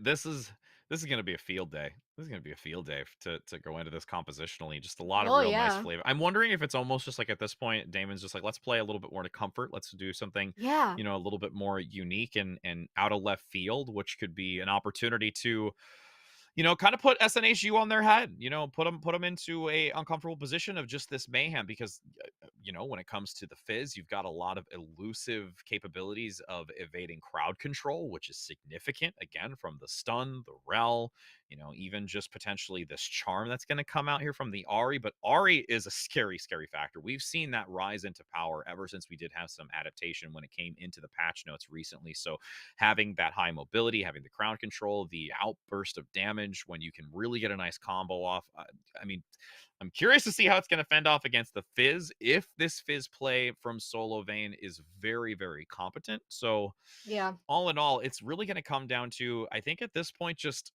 outside of the engagement potential that SNHU, a lot of skill factor for Daemon to try and outmatch their opponent right now. Yeah. I definitely agree with that. Because, I mean, we do have the Nocturne, which is scarily good and devastating in first level, second level, and maybe trying to steal SNHU's jungle. But Kaisa, the Fizz, they really do require such a good positioning and such confidence in well executing those plays. Whereas, I don't know, again, I feel on the side of SNHU, they have a cohesive comp. They have nice damage, they have engage, they have front lines, they have disengages as well if they need to. It's gonna go down again to an ADC and the middle lane to deal all that damage, and the other team members are just gonna be there to enable them and to make everything work well on those team fights. You did comment on one thing that I want to elaborate even further on, is when you're talking about, the Kaisa and their mobility and also positioning, how key that is. I really feel that Daemon is going to have to look for favorable fights outside of very narrow choke points, because if they find themselves into a position of where they don't have that ability to maneuver and escape and play a little bit more, withdrawn in some cases to look for a re-engagement, I think that's going to be really devastating, especially when you're talking about, this Gnar play from, overall, if you get yourself into a narrow position or if you cluster too tightly, that's it. Done. Like you get a full combo from that Gnar and you're out of the fight, period. Like before anything else comes through. You can basically just have that plus a bullet time and done. Plus Like the bullet that's it. time. Yeah. Yeah. It's over. It's done. So I mean, again, looking at that, that's something I'm so going to be hyper focused on, and how well the positioning comes out from Daemon. In the previous game, I feel it was a little bit lacking. I'm hoping that's something that they can refine with this composition, because if they do continue to have these same tendencies as previously shown, that's the concern. They have to level up right now and evolve in this short amount of time to really bring this to a third rift, to give them an opportunity to differentiate themselves. Because again, as we mentioned earlier, that this is a seed positioning where they're both at the same point scoring. They need to try and differentiate themselves to be in that top four. That's why it's so substantial between these two, because really everybody else underneath them isn't as close in proximity. So it's necessary for them to make that differentiation now so that they can continue to be in that top four segment. Yeah, and I really do hope that the Kaisa and the Fizz can just rise and shine with all that like precise positioning that we can see those two champions just flourishing so much. So It will yeah, it would have to be a work of concentration and just centering that mental that was a little bit crumbling on the last game when they were seeing an SNEG just executing things so well. So they have to gather their thoughts. We might we picked something different in this draft. Mhm. We we have the opportunity to give them a little different comp, and we Mhm. might just have the opportunity to surprise them and Yeah. bring something newer to the table. And even further talking about, the possibility when it comes to the significance of the engagement as well. I mean, Rel is also my biggest fear just because of what she can contribute into this dynamic play from bot lane. Like we've definitely recognized that, the ADC has such a power position for Daemon that it is one of them that they've really looked out for and that they've scouted to get information and how to punish it and this presence. There was a lot more agency towards the top half when they wanted to try and get the jungle roam early to see if they can give the advantage, and it did go in favor of SNHU, and I wouldn't be surprised to see that again, or even trying to opt in towards this middle position to give the Ari the advantage. But it actually looks like we are going to be heading to a short break. The teams are going to strategize before we enter in now that we've got the picks and bans selected. So don't go anywhere, friends, because we'll be back in just a moment to see if it's going to be SNHU able to take this 2 games in a row, or it might be an even 1-for-1 and heading into a third rift. So don't go anywhere.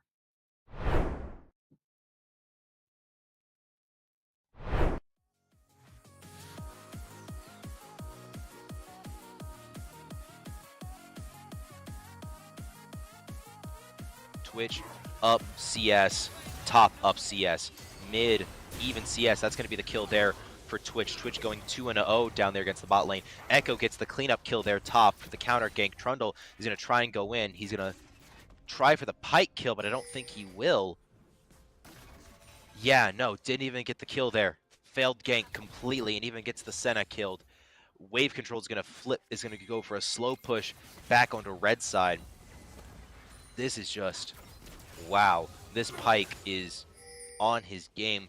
I know Riviera don't have an exact rank on them, but I gotta assume Plat at the minimum. At the minimum, he's a Plat player, or they're a Plat player, excuse me. And we see both junglers going in. Jungle actually looks pretty even right now, which I will give full credit to Alpazal there. Was able to keep jungle even. That's his entire goal. Twitch early up CS. Gets the stun there by Senna. Senna doing a great job trying to stun that Twitch as much as possible.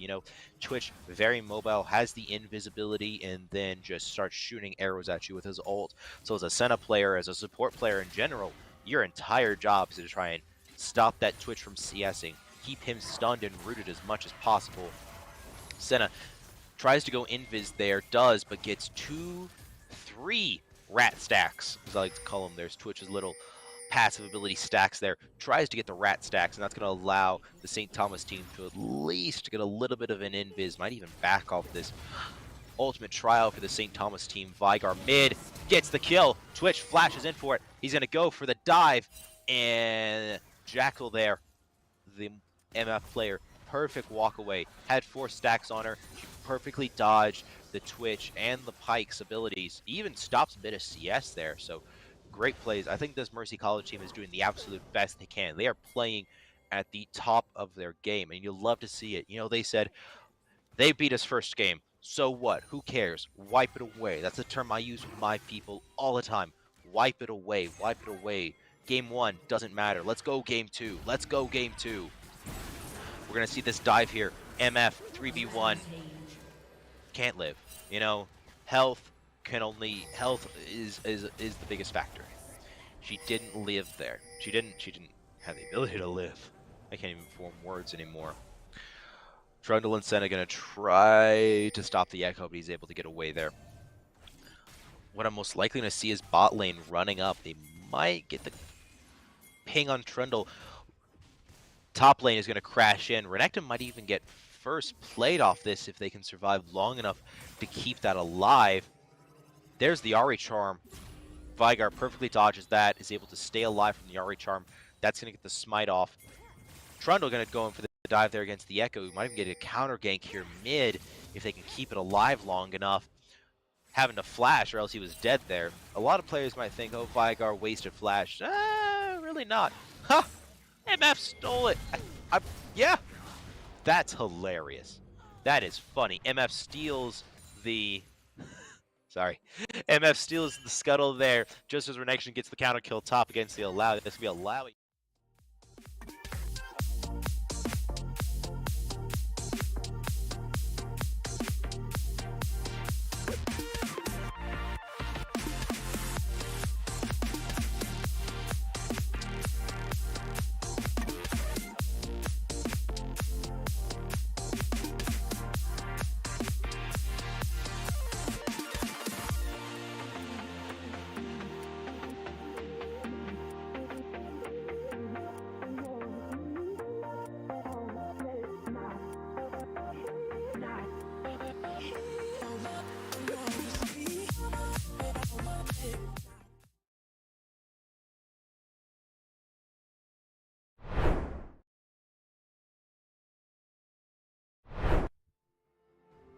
Welcome back, my friends. As we entered the rift once with a frog, now we find ourselves with a tailed creature that I'm most likely going to say is similar to a squirrel, but who knows from the lore? Somebody's probably going to at me on Twitter telling me exactly what the name of that is, and it's probably listed somewhere in Legends of Runeterra. But as we enter in onto this, I am super excited that we continue this game to see if Daemen is going to be able to take advantage of SNHU with their unique composition that is quite flavorful, and hopefully it's going to be packed with enough flavor that it brings them into a Rift 3.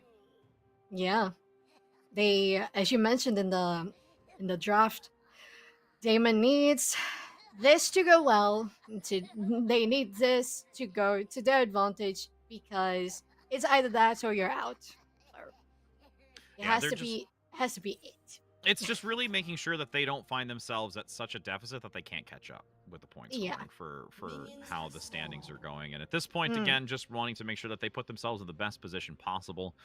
As we do look to see now, originally, you're going to actually have a little bit of a focus, though, from JTech's going to start on blue side.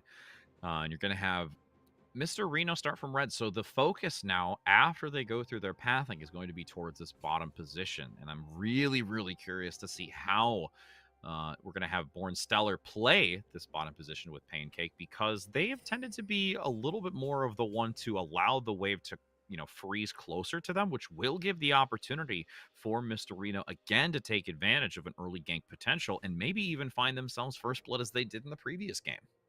Yeah, it would be very exciting to see that. And well, as a personal opinion, I do love myself some bot lane action, so it's always nice to see that. As we start here, nothing but claiming those waves, some little pokies, cues from Kai'Sa, Misfortune here and there. Nothing much. Maybe we could see a fight coming in after securing that level 2 on bot lane. I mean, even just also kind of just seeing, again, this bot lane has really held their own. Like we talked about earlier, where it came to, the new players, the mid laner, the jungler, and the top laner. The bot lane has been such a significant consistency for SNHU that, it's really looking to these other lanes and this other presence to give additional value. And they've really held to their own. They've come in, like we mentioned, just 1 week prior, before the first round started weeks ago. And have to give major credit here to 12 CS, Mr. Reno, and then also Glorious Killer, who have really stepped up and brought a lot into this. Yeah, we have a decision from Ari and Fishin in here. Oh, nice job. Nah. And again, just also, this precision in this mid lane. I know I've said precision, quite a bit, even acknowledging myself, but like it's great to see how well-rounded Glorious Killer is. Quite a scary opponent in the grand scale of things here. Definitely. So bottom Scuttle Crab going for SNEG. Nobody's taken the top one yet. And as I was mentioning, Na did go in and place a deep ward on Daemon's jungle in the top half of the map. But nothing much happening still, aside from Mr. Reno securing both Scuttle Crabs. able to get that early vision too. Again, we've not seen it be as much priority ever since the adjustment when it came to the amount of experience that's gained from it. Oh. So it's been very helpful. Nice, decent chip here, consistently coming onto this Fizz play. All Woo! pots have been expended too, so there's no way that they can stick around in this. And that's such a weird position to be in when you're going to have to back this early to not really have a lot more in the pocket to work with. But as we do take a look here, a little bit of a rotation back up to the top half. But since you've got 12 CS a minute, playing very aggressively, no opportunity to get a gank opportunity, and just really goes back to the jungle. Granted, grab the last option that they've got, go for a back, and come back in to reevaluate where they need to start applying pressure from Mr. Reno. And I wanted to highlight the nice decision from Ari in choosing the corrupt potion along with the inspiration runes for the biscuits. Just that extra sustain and middle lane, also from mana. So they could push in, and they knew that that's what they wanted to do. They wanted to pressure the Fizz and give them no opportunity, no space to farm. And just having the range advantage to poke him out of the lane. And it's working very well until now. Even something I'm also looking at too, I'm now looking at some of the other runes as well. You've got Pancake coming in with the Glacial Augment. Again, something that's been really rising into power, but as I talk about that, there's going to be still quite a decent engagement here coming out from Clorox, getting a nice presence against this Gnar, who again doesn't have any more pots, so they're going to have to play super safe for the remaining portion of this, because if they do get outmatched like that once again, especially towards the minion wave and allowing to take that damage, it's going to be really detrimental for them. But presence towards this bottom position, Mr. Reno able to get this Drake very early. JTix is going to be like, all right, well, I just saw that on the map. I should have maybe gone and checked, but now lose out on the value. It has to just go right back into their jungle to continue farming. Yeah, it was so sad to see them pass through the little vision fruit and just not pop them. Right. Ooh. Top. You got the... Okay, well, that's what I was talking about. Again, you had to play cautiously. You don't have any health pots. You don't even have biscuits coming through. Clorox had a really great counterplay onto this and took full advantage of a little bit of the over-aggression, I would say, or overconfidence from 12 CS a minute. Yeah. They're coming in back with a TP, trying to secure the lane before it crashes under the turret. Oh, and delaying the recall as well. And at the same time, we still have the solid, consistent damage from Ari on this Fizz, just bullying them so much. You stay where you are. Your place is under the turret. You're not leaving anywhere. Gonna try and press forward, gets a little bit of a stagger. But again, I mean, they're just trying to see if they can hold him here a little bit longer. Verix doesn't really have much mana to work with, so that's the biggest concern. Then they're going to have to stay into this wave since it's going to shove into them. They don't want to lose out on this wave, pressing under the tower. Potentially going to try and maybe keep it into a freeze, but unfortunately, if they stay, they're welcome. Going to get some punishment out, so this is going to now start to kind of reset back into their favor, into this middle position, and not really be able to get locked down as another aggressive play comes in, diving forward. Attempts to try and counterplay against Clorox, but Clorox is saying, I'm going to get out pretty clean here. No pun intended.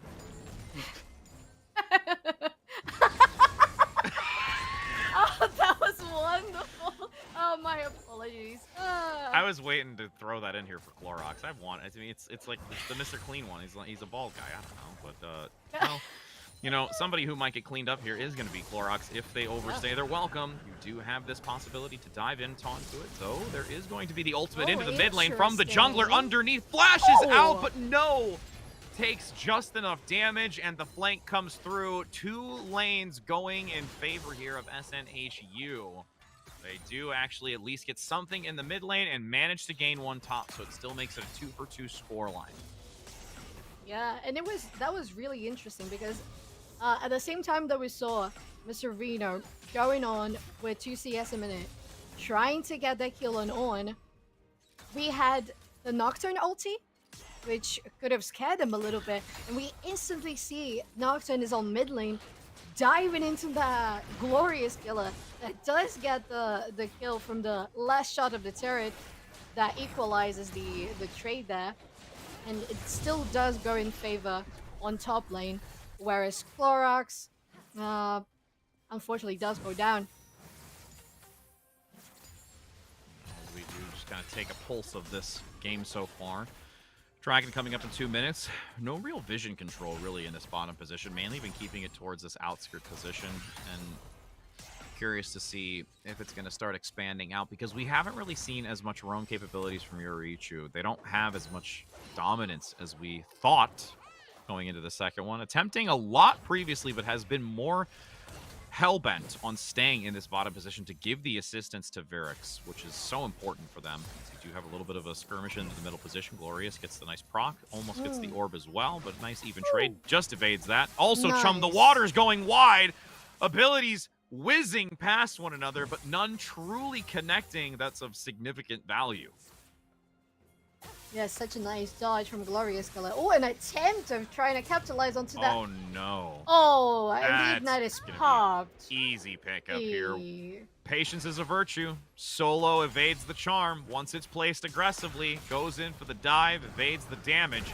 Be able to take it. Now going to go to the bottom position. Comes in with the paranoia, having to force the flash out, going up towards the river position. Heal as well. Committed. Pancake Man also commits the flash. The divide and conquer is not going to be able to give value as Virix now being counterplayed. Mr. Reno slowed, locked down. There's the concussive blow. Has to go over the wall. 3 flashes expended. Solo Vayne over on this movement position from mid lane. Almost gets a second takedown. Would have been beautiful to have that to make it a 2-0-1 score. But that was a lot of summoners spent here from SNHU to just get out of that scot-free. Yeah. We have both summoner spells on Born Stella.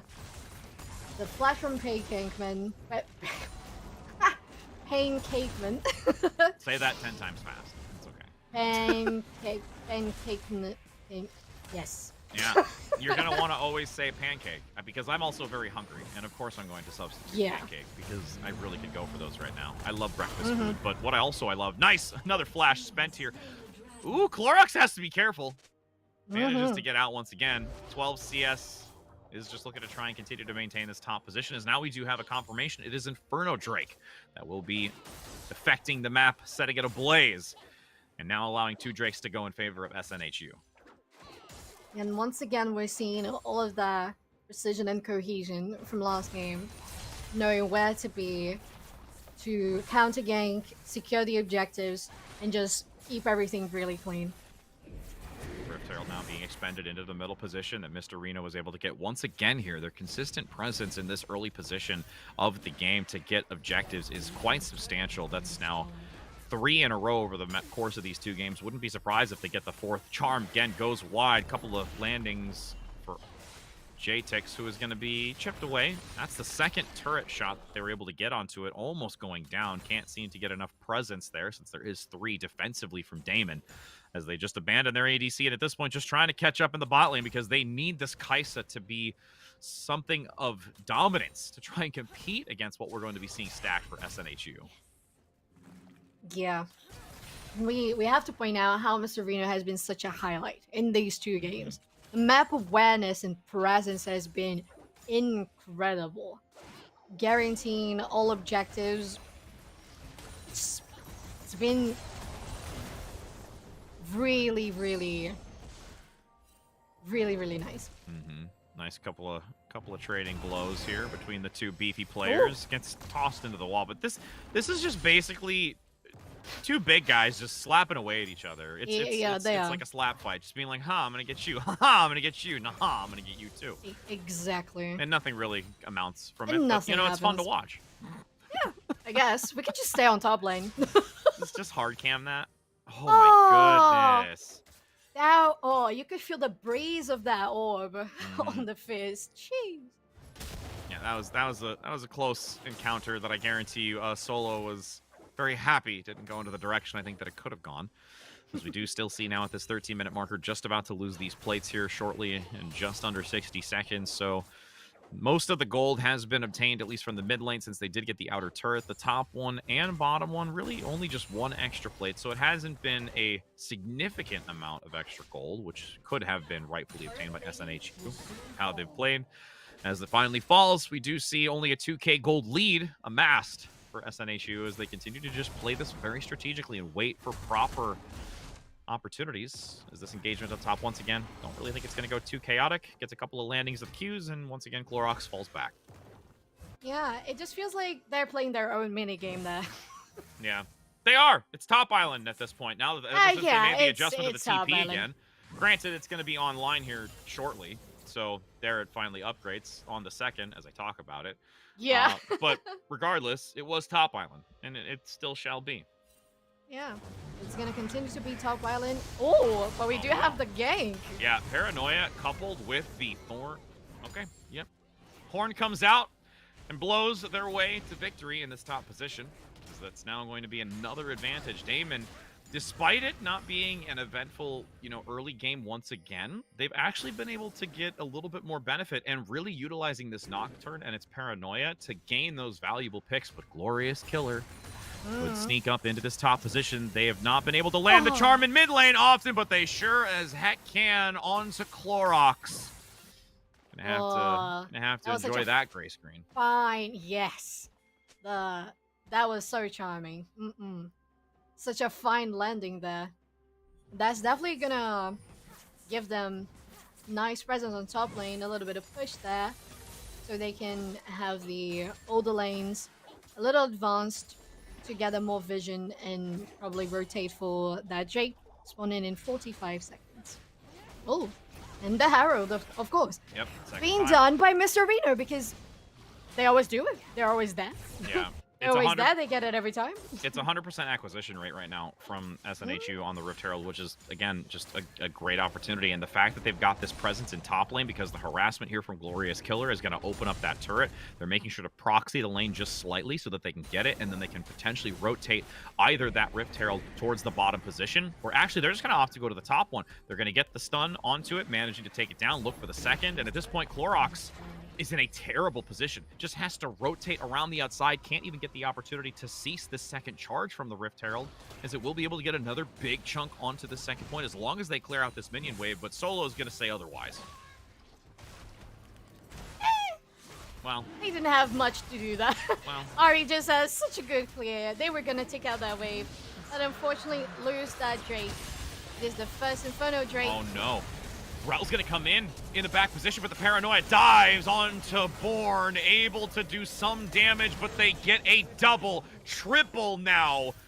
Born Stellar was the focus, but their play was absolutely stellar. And I'm gonna be honest, if they don't figure out a way to get that execution faster, the combination of 12 CS and this Pancake player with the Rel is going to cause some serious problems, and this should be a nice pickup here. I'm really hoping Solo can get the advantage of it. Ooh.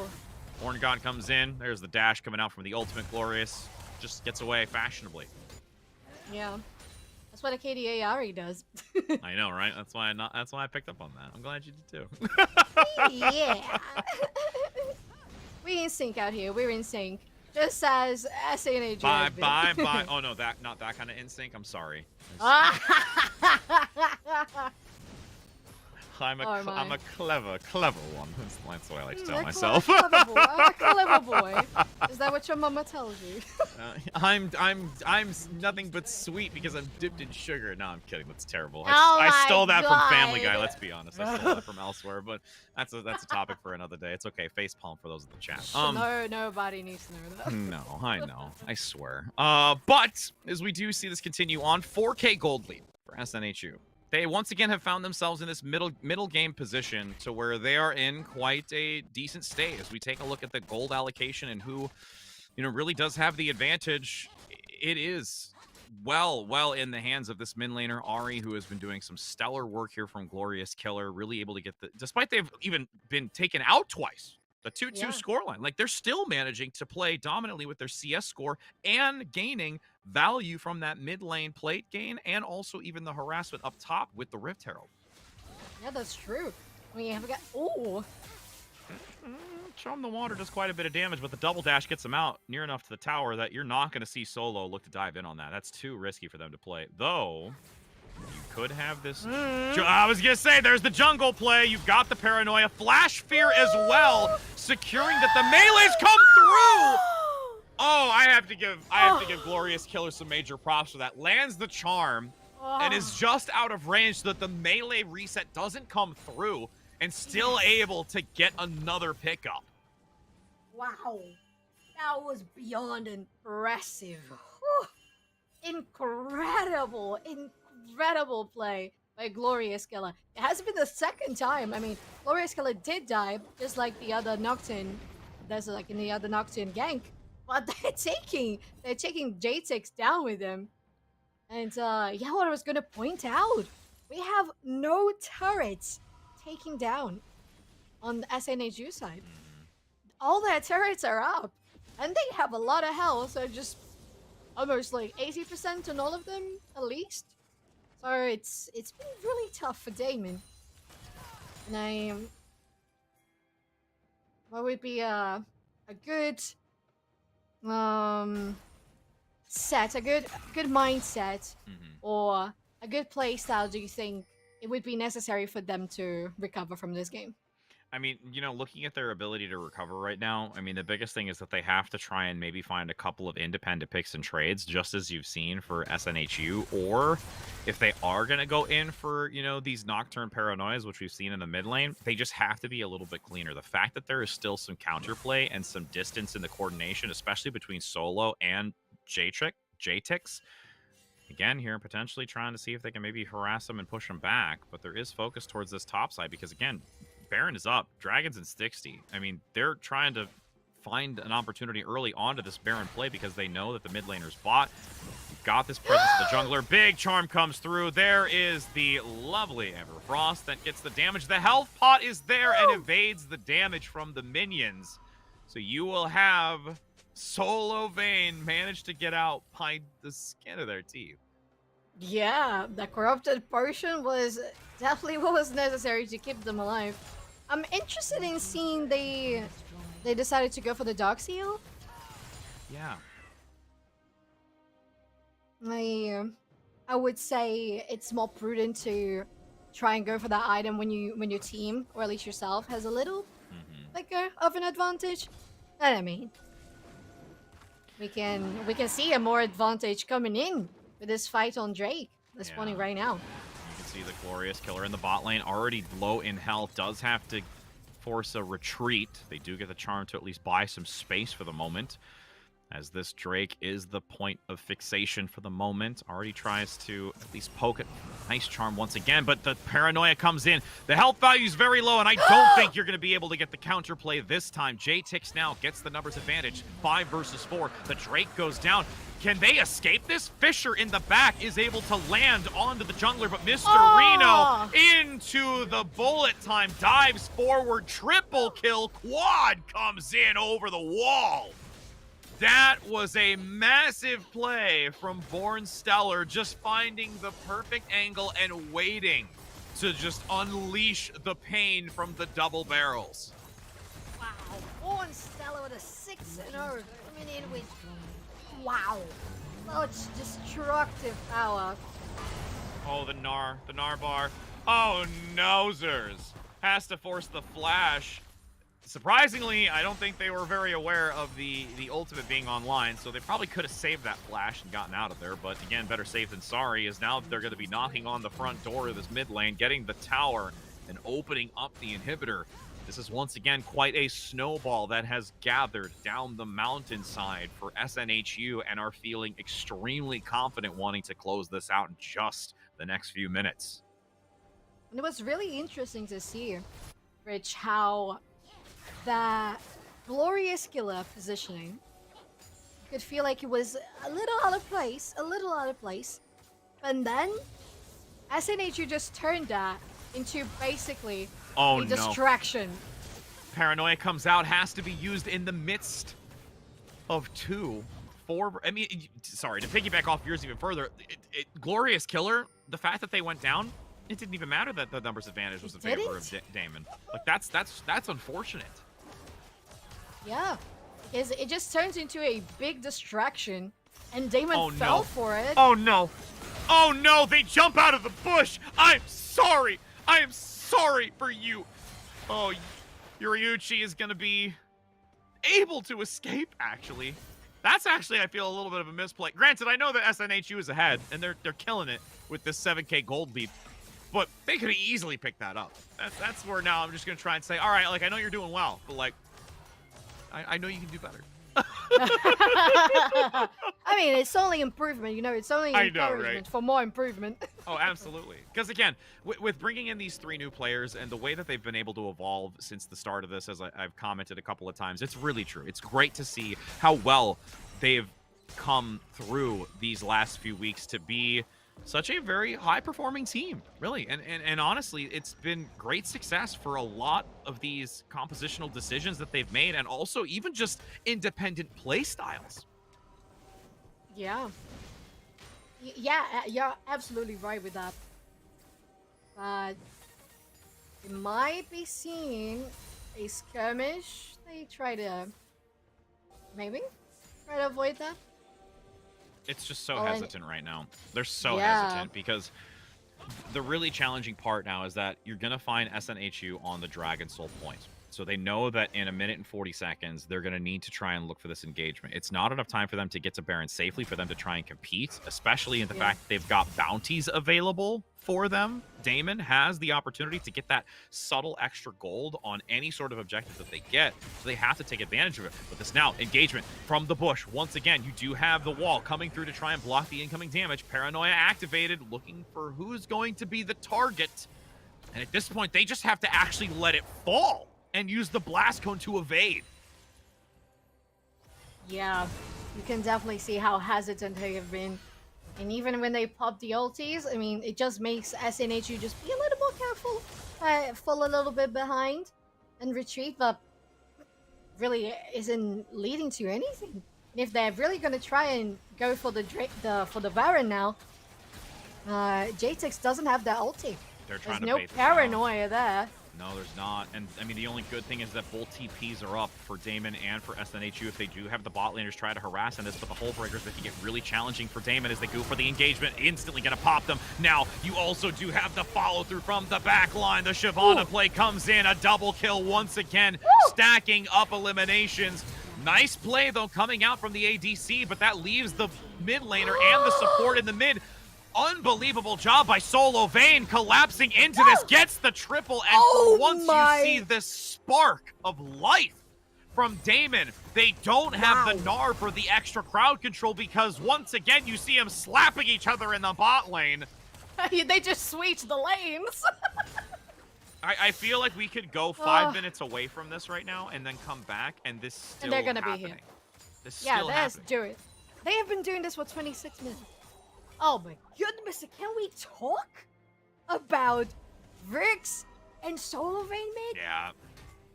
What? Yeah, but that was the key point. They have the openness of this map because of the Drake. It has opened up segments that they can utilize for mobility. In that blue buff area, if those walls were there, I feel that would have been vastly different of an engagement. Yeah, definitely with the Shyvana, Nah, Misfortune, it's just combos after combos that can be done there. Oh, and the damage from that Kaise is huge. Carrying a double buff. This is going to be such a challenge. You have to have SNHU play this perfectly to not allow themselves to get overzealous as they saw last time, because again, this is going to be a 5 versus 5. It was only the 4 versus 4, and the fact that you've got Gnar now in the equation is significant, and you still have the mid laner Glorious in the wings attempting to regain positioning, because this fight has to happen near the Drake. Daemon can't manage to lose this Drake. Yeah, they cannot. This has to be Daemon denying SNHU the soul. That's going to be incredibly massive on that bullet time. Oh, you're going to have 12 CS a minute, has the Gnar bar up, looks for the slam into the wall, gets 2, but there's no follow-up, so it's just going to be 4 members pummeling this critter who has risen in size, and they get the Dragon Soul, a worthwhile sacrifice for 12 CS a minute, because it nets them a long-running buff for a massive opportunity to transition up towards this Baron that they might honestly just look to take out because they know the jungler's not available. JTix is gone. The Paranoia and Smite are eliminated. Yeah, we do have the very insanely huge power of devastation coming from Solar Vein. Well, they're having. Can they steal it? Can they steal it? No, they're not going to get it. They're going to have the smite and the pickup into the back. That was an opportunity to try and engage it, but it's far too late. It's going to be a 3v1. There's no way you can escape on this bot laner. That is a pickup now for them to throttle into this mid position towards the top and even bottom, spread the buffs, boost the minions, and take even more objectives. Now they've got everything. On a TP from Na, taking down that bot turret. Yeah, with the whole Even though breaker, they don't even though have they don't have the, Baron. They've got the yeah, whole breaker. they don't have That's Baron. more than enough here. Exactly. Oh my, that's very unfortunate for Daemen. We could see a pattern in SNEG using one of their team members as kind of a distraction to just secure the objective, which is far more valuable, especially talking about a Drake Soul. It's just far more valuable than having 12 CS a minute falling down on a team fight, as they're gonna be taking down 2 inhibitors. Just So one, close. just one. You just can see 12 CS sitting there like, do I really want to overstay my welcome? Do I really want to get this inhibitor? Do I really? I'm not gonna throw my body against this one. Yeah, I'm not gonna get greedy. I already died last fight for the team. I don't think this is worth it. 30-minute marker has been a longer running game than our previous one, but it still looks heavily favored in favor of SNHU. Biggest thing, I mean, Daemen right now at this point, they have to look for objectives. They haven't been able to find it. They've lost the Dragon Soul. There's pings up towards that top position to see if they can maybe look to try and find some kind of value on any of these turrets, because like you commented earlier, and it's going to be a comment again, well, that's a decent grab. Paranoia comes in. They're trying to collapse onto the back line. Gets the shutdown gold. A second elimination comes through. My. This is massive to try and turn, but the health values are still so significant when you've got the Ahri and also this mid laner continuing a quad kill. A quad kill from Mr. Reno. This Shyvana has absolutely ballooned and is such a looming threat because of the amount of significant AP damage that they're able to overwhelm Daemen with. And now that fight's going to end it despite the efforts against SNHU. There is not enough firepower that can outmatch it. It was all forced into Born Stellar and Pancake Man. But when they get those two pickups, everyone else falls to the fires of the dragon. Oh my god, and that last fight was so intense. Yeah. It just felt so much in favor of Daemen for such a long time in there. They got the first kill of that team fight on Bonstella, and for a second it just felt like everything was collapsing for SNHU. Wow, so scary. But damn, just Mr. Reno and Glorious Killer coming through. Wow. Insane. I wasn't expecting that outcome actually. I'm very I was actually very impressed with the engage from Daemen. They saw they needed to go in that 80 carry, and it was well executed. But SNHE just played it better. They had already the gold advantage that leads into the item advantage that leads into item advantage.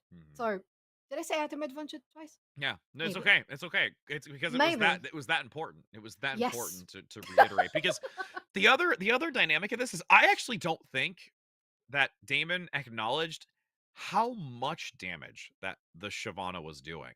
Because again, you commented, they really did have an opportunity to dive onto the back line. That shutdown gold was so needed. Those were the gains that they had to get to try and close this massive gap that was there.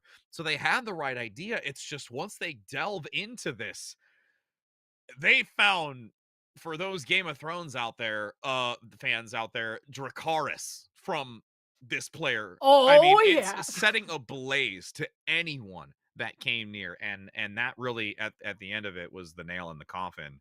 And we're even going to have a chance to be able to speak to someone from SNHU after this as well. We'll have a lovely interview with them, get their insight, how they're feeling, what they believe in the map, especially as it's, you know, towards that team that is just below them in seed ranking. So we'll be able to speak with them shortly. So don't go anywhere, friends, because we'll be bringing that back just on the other side of this break.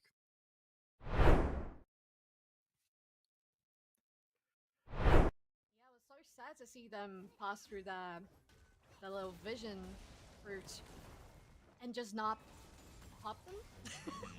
All right. Ooh. Top. You got the... Okay, well, that's what I was talking about. It's going to be Clorox. If they overstay their welcome, you do have this possibility to dive into it. So there is going to be the ultimate into the mid lane from the jungler interesting. underneath. Flashes out, but no! Takes just enough damage, and the flank comes through. 2 Yeah, lanes. such a nice dodge from Glorious Color. Oh, an attempt of trying to capitalize onto that. Oh, no. Oh, and the That's ignite is gonna be popped. Easy pickup here. He didn't have much to do that. Well. Ari just has such a good clear. They were gonna take out that wave, but unfortunately lose that Drake. It is the first Inferno Drake. Oh, no. Rel's gonna come in the back position, but the Paranoia dives onto Born, able to do some damage, but they get a double, triple now. You could have this. I was gonna say, there's the jungle play. You've got the Paranoia, Flash Fear as well, securing that the melees come through. Retreat. They do get the charm to at least buy some space for the moment, as this Drake is the point of fixation for the moment. Already tries to at least poke it. Nice charm once again, but the Paranoia comes in. The health value is very low, and I don't think you're going to be able to get the counterplay this time. J-Tix now gets the numbers advantage. 5 versus 4. The Drake goes down. Can they escape this? Fisher in the back is able to land onto the jungler, but Mr. Reno into the bullet time, dives forward, triple. And I mean, the only good thing is that both TPs are up for Daemen and for SNHU if they do have the bot laners try to harass in this, but the hull breakers that can get really challenging for Daemen as they go for the engagement, instantly gonna pop them. Now, you also do have the follow through from the back line. The Shyvana play comes in, a double kill once again, stacking up eliminations. Nice play, though, coming out from the ADC, but that leaves the mid laner and the support in the mid. Unbelievable job by Solo Vayne, collapsing into this, gets the triple, and Massive on that bullet time. oh, you're gonna have 12 CS a minute, has the Narbar up, looks for the slam into the wall, gets 2, but there's no follow-up, so it's just gonna be 4 members pummeling this critter who has risen in size, and they get the Dragon Soul, a worthwhile sacrifice for Vayne. Well, they're having... Can they steal it? No, they're not going to get it. They're going to have the smite and the pickup into the back. That was an opportunity to try and engage it, but it's far too late. It's going to be a 3v1. There's no way you can escape on this bot laner. Grab, Paranoia comes in. They're trying to collapse onto the back line. Gets the shutdown gold. A second elimination comes through.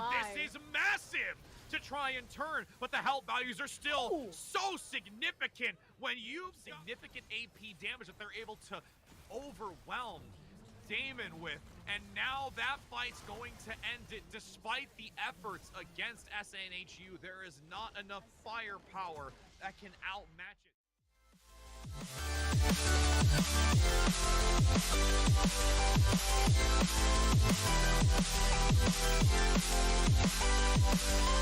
Yeah.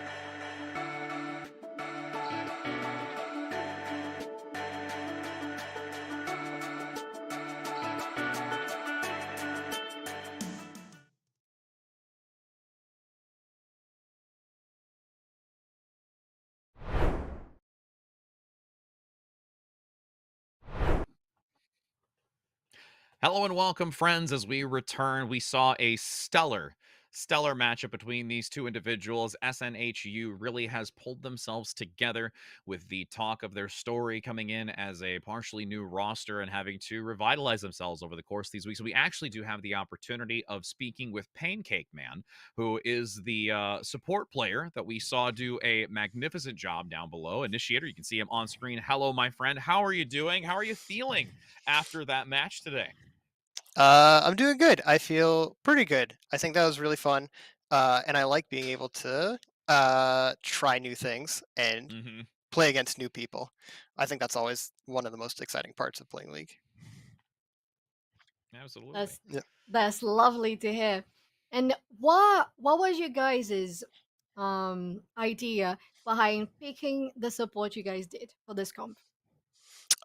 So for the first game, we wanted to just make sure we had some form of peel. Most of our comp was designed to go in, which is good. But if you Understatement. if you only have go in, then your comp is kind of one dimensional. So you need to make sure you have other options too. They had a Leona, so they also had the option to go in. So picking a Rakan was just a little bit extra that we can do. In the second game, we had some form of catch in the mid lane, and then we had just a big bruiser in the jungle and top. And so those were good for kind of like skirmishes and fighting, but we also picked Rel so we could have some form of wombo, specifically with Misfortune as well. It just gives us different ways to play, so we have different options throughout the game. Yeah, the variety of strategy really was available to you with your compositions. And again, this is something where we saw and even talked about a couple of times where the composition of your champ select is something a little bit more unique to what we see more so in like the mainstream. Is this something where you're looking more to kind of test this out? Because even when we were, just about to get into this interview, you talked about you're really excited looking forward to the games that are ahead of you and what those hold for you. Are you looking to still kind of keep these unique picks, in your back pocket, or are you looking to then transition to maybe something more a little bit meta that you see in the upper either academy or pro league scene? I think we definitely have our own way that we enjoy playing. I think if we find something in the meta that fits that, I think it makes sense to adapt to that. But comfortability is also pretty big for us. Being able to perform consistently on champions and play the way that we know how to play is very important. And there are some champions that are just good right now and meta picks. I think we just try and take the best of both worlds and see what overlaps and then take it based on that. I think there are still some pocket picks because we all have champions that we enjoy that may not be specifically meta, but we are good at playing them. So I think that's a decent explanation without giving too much away. I was gonna say, I know that you're probably like, how do I get around this without giving information since we still have weeks ahead? Yeah. You did a stellar job of it, so we appreciate it. Thank you. Yeah, definitely. And would you like to say anything? Yeah, just in general, I think we played pretty well. I think our everyone on the team performed. I think our coach did a good job prepping us, making sure that we had all the information we need and we kind of knew what we were up against. And then beyond that, we also had like our own production team here doing work, so thank them as well. That's awesome. Yeah, no, I was able to talk with King a little bit earlier and gave some just really great insight about you and the team and how you've kind of really come together and, you know, found your own with such a unique story and transition to the new players that you have, the leaps and bounds and perseverance that you've had. And it's really exciting to see the direction that you've gone and what we have ahead of you, like you mentioned, going into these next few weeks. And, you know, for the final thing, is there anybody else additional wise that you would just like to shout out? Whether I know you mentioned already the production in the back and your coach, of course, is there anyone like personal to you that you also want to give a shout out to? Yeah, I probably have to thank my parents. They're probably the reason they're the reason I'm here. So, and I still kind of owe them for that. So I'll fit them in wherever I can. We'll omit the probably part and we'll just say we'll throw that in there. yeah. Sorry, we can change that in post, right? On that. We can change that in post, right? Sorry about that one. Whoops. No, you gotta love the parents, though. I mean, again, it's amazing to recognize them and allow them to do, you know, what you love and be able to do something like this still while, you know, gaining your education. And that's just one of the great things when it comes to, you know, the collegiate scene and being a part of it and seeing, you know, what this conference can really bring for us. So we appreciate your time. We're super excited to have had the chance to talk with you. Can't wait to see how things continue on for you over the course of these next few weeks for your conference, and looking to see how you continue to grow, my friends. Awesome. Thank you so much, guys. Definitely. Yeah. Have a good rest of your day. Thank you. Congratulations. You as well. Awesome. Such a wonderful performance. Yeah. We're excited. Alrighty, and again, for those that have been tuning in, this is not done yet. There's still more League of Legends to come. It's not going to be us bringing you through the action, though. There's still a lot that you can take underway in just a moment, as we're actually going to be continuing on after our time, and you're going to be seeing St. Thomas versus Mercy, which will be games continuing after this. But at least for us, we get to say our fond farewell. We do appreciate the amazing opportunity to be working with production. It's been a fantastic opportunity to be casting alongside of you. As you mentioned at the very top of the broadcast, we've not had the chance to, but Soph, it's been super amazing to be working with you in this, and just really, really pleasant all around, my friend. Yeah, it's been wonderful. Such a great experience casting with you for the first time, and I hope we get to cast together more often. Absolutely. And for those, again, stick around. Don't go anywhere. It's bon voyage for us, and we'll look to see you next time, friends. So take care. Goodbye.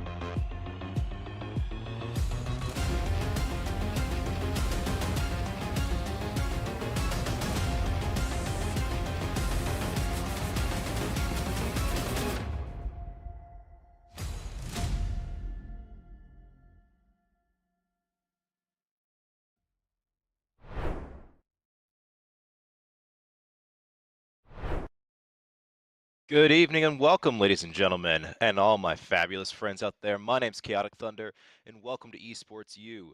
Tonight we have an amazing matchup between St. Thomas versus Mercy College League of Legends. I think we're going to be getting right into it. From looking at both of these teams, I think we're going to have an amazing match tonight. I know St. Thomas is coming in hot, Mercy College is coming in equally as well, and I'm looking forward to bringing you everything going on. Getting right into the draft, looks like St. Thomas is going to be starting off on blue, that early Poppy and Ivern ban. Poppy and Ivern down there, most likely is going to be some jungle bans. I'm expecting that to be heavy in. Looking over at Mercy's first two bans, the Tryndamere and the Kiana, those are going to be really nice. Probably stopping some mid, top lane plays with the Tryndamere. Ooh, the Zillion ban, Zeri. Wow, changing it up there. Two Z's, so close, so close. Looking over there for St. Thomas. That Zeri, everybody knows Zeri is just so hard to play against right now down there in the bottom lane. Mercy finishing off the first round of bans there with the Akali. Again, that Akali is just so painful to play against top lane. I'm not surprised that's being banned out. Personally, it's a near permalock for me down there in the top lane. Let's see. St. Thomas bringing in ESU Dolphin is going to be kind of swapping around, locking in on the Akshan Echo, maybe locking out the Echo. That could be really interesting. You know, Echo could be a jungler, could be a mid laner. Today I played against a match of a Echo jungle that went amazing, but Echo's one of those really interesting junglers to play against because he could swing either way. Mercy bringing in the Jinx. Jinx is really high meta right now. I think the last time I checked, she was sitting about 1-2 tier on a lot of the leaderboards. She has that nice damage. She has a really good damage graph where she has a lot of early damage with her W and her Q.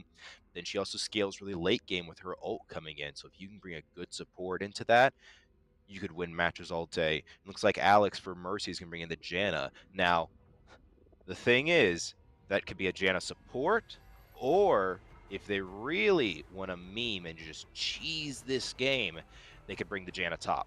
I'd love to see it, but I probably won't. So most likely what we just saw Mercy bring in is going to be their Jinx and Janna bot lane. You know, Janna, she had that little flutter there at the beginning of the season where she was a 100% top laner, and now she's kind of switching back into her normal support role. St. Thomas's Diomar bringing the Jhin. You love seeing Jhin down there in the bot lane. Well, you love seeing him unless you're playing against him. His traps and then his ult are just game-changing. One ult can swing an entire OBJ fight. The Renekton, so that'll most likely be the Renekton top there from the Ultimate Trial for St. Thomas. Haven't really seen that much Renekton play this season. It's very interesting. I genuinely can't remember the last time I saw a Renekton come top, so really interested. I'm going to be very fascinated to see how this Mercy team is going to play that, because Renekton can scale really hard late game, just like his opponent or brother, really, the Nasus. So we'll see.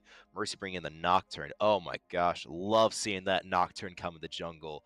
His ultimate and then just diving in halfway across the map is beautiful to see played every time. Personally, I, as a jungle and support main myself, love seeing that Nocturne. And then Mercy's going to be banning out Leona. St. Thomas is going to respond with the Zillion, two support mains.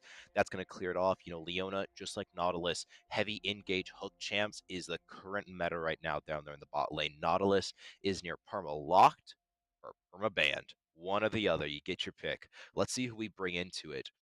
Mercy's going to be bringing up that next band. So setting up the Jinx, Janna, Nocturne. Looks like we're going to have some early squish champs here coming in. So I'm expecting Mercy to bring in some tanks here for the mid lane and that top lane. Most likely Urgot or Victor. Something that can tank a lot of damage so that the Jinx and the Nocturne can dive in and do that heavy stuff. We see Mercy bring in the Blitzcrank, and St. Thomas is going to wrap it up with Ari as our final ban. You know, Ari is just an all-around good mid ban. That charm does so much damage. Riot's tried to rework it, but it's Riot, so they didn't really rework it, let's be honest. Mercy's going to bring that top lane, is going to be Set. Yeah, that's the kind of tank I'm talking about. Set can stay in lane for just so long by himself that he can tank nearly half a team fight, just take it straight to the face and win it every time. See what the St. Thomas is going to bring. You know, they've got some decent damage from the Jhin, decent damage with the Echo, the Renekton, and the Pike support. Oh my gosh, these are big brain gamers tonight. Oh my gosh, and the Vigar mid. So that is going to be Echo Jungle. This St. Thomas lineup is looking incredible right now. A Jin Pike bot is the most painful thing to play against. I do not envy Dan and Alex from the Mercy team having to go against that. Nearly 2 ADCs, let's be honest. Pike's an assassin support, so that's just going to be so much damage down there in the bot lane. And then just swimming up into a Vygar cage mid, I do not want to be this Lux right now. The thing is, it's a smart ban to bring that Lux and the Vygar last there. You know, the Lux is a great counter for that Vygar, so we'll see how both these teams go into it. I think that early game, the St. Thomas team is really going to do damage, and the Mercy team is going to have to scale really late if they want to stay alive.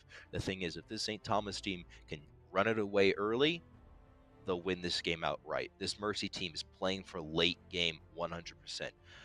Jinx and Janna do a decent amount of damage early, but they are looking to play long game. They're looking to where Janna can just ult and basically revive an entire team, and where Lux's ult is on a 30-second cooldown, and you are just spamming that every second you can. So I'm really going to hope this Mercy team can stay alive as long as they possibly can. Looking at these bans again, I'm really noticing the Poppy Ivern coming out early. I'm really expecting that Mercy team. That was most likely some jungle targeting.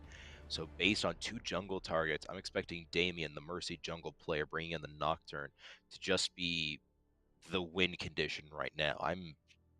It's not very often you see one team bring a ban or 2 bans at that onto one person without that one person being a heavy win comp for them. So usually you see it thrown on an ADC, if anything. So we'll see how these teams get going. I know I'm really looking forward to see that Renekton against a set. It's 2 bruisers going into each other, so I think it's going to be an even matchup. I believe the Nocturne has a faster clear speed than the Echo, so I'm assuming that Echo is most likely going to be ganking a lot earlier. You know, you don't really see Echoes going in for a gank. Maybe he'll go for a level 6, 8 gank, maybe top. I'd love to see it go bot, but I just don't know with that Janna. Her tornado is still high buffed than what it reasonably should be. So we'll see how that goes into it. The Jinx, again, she's got the way faster wave clear than what it actually needs to be. It's just, I am...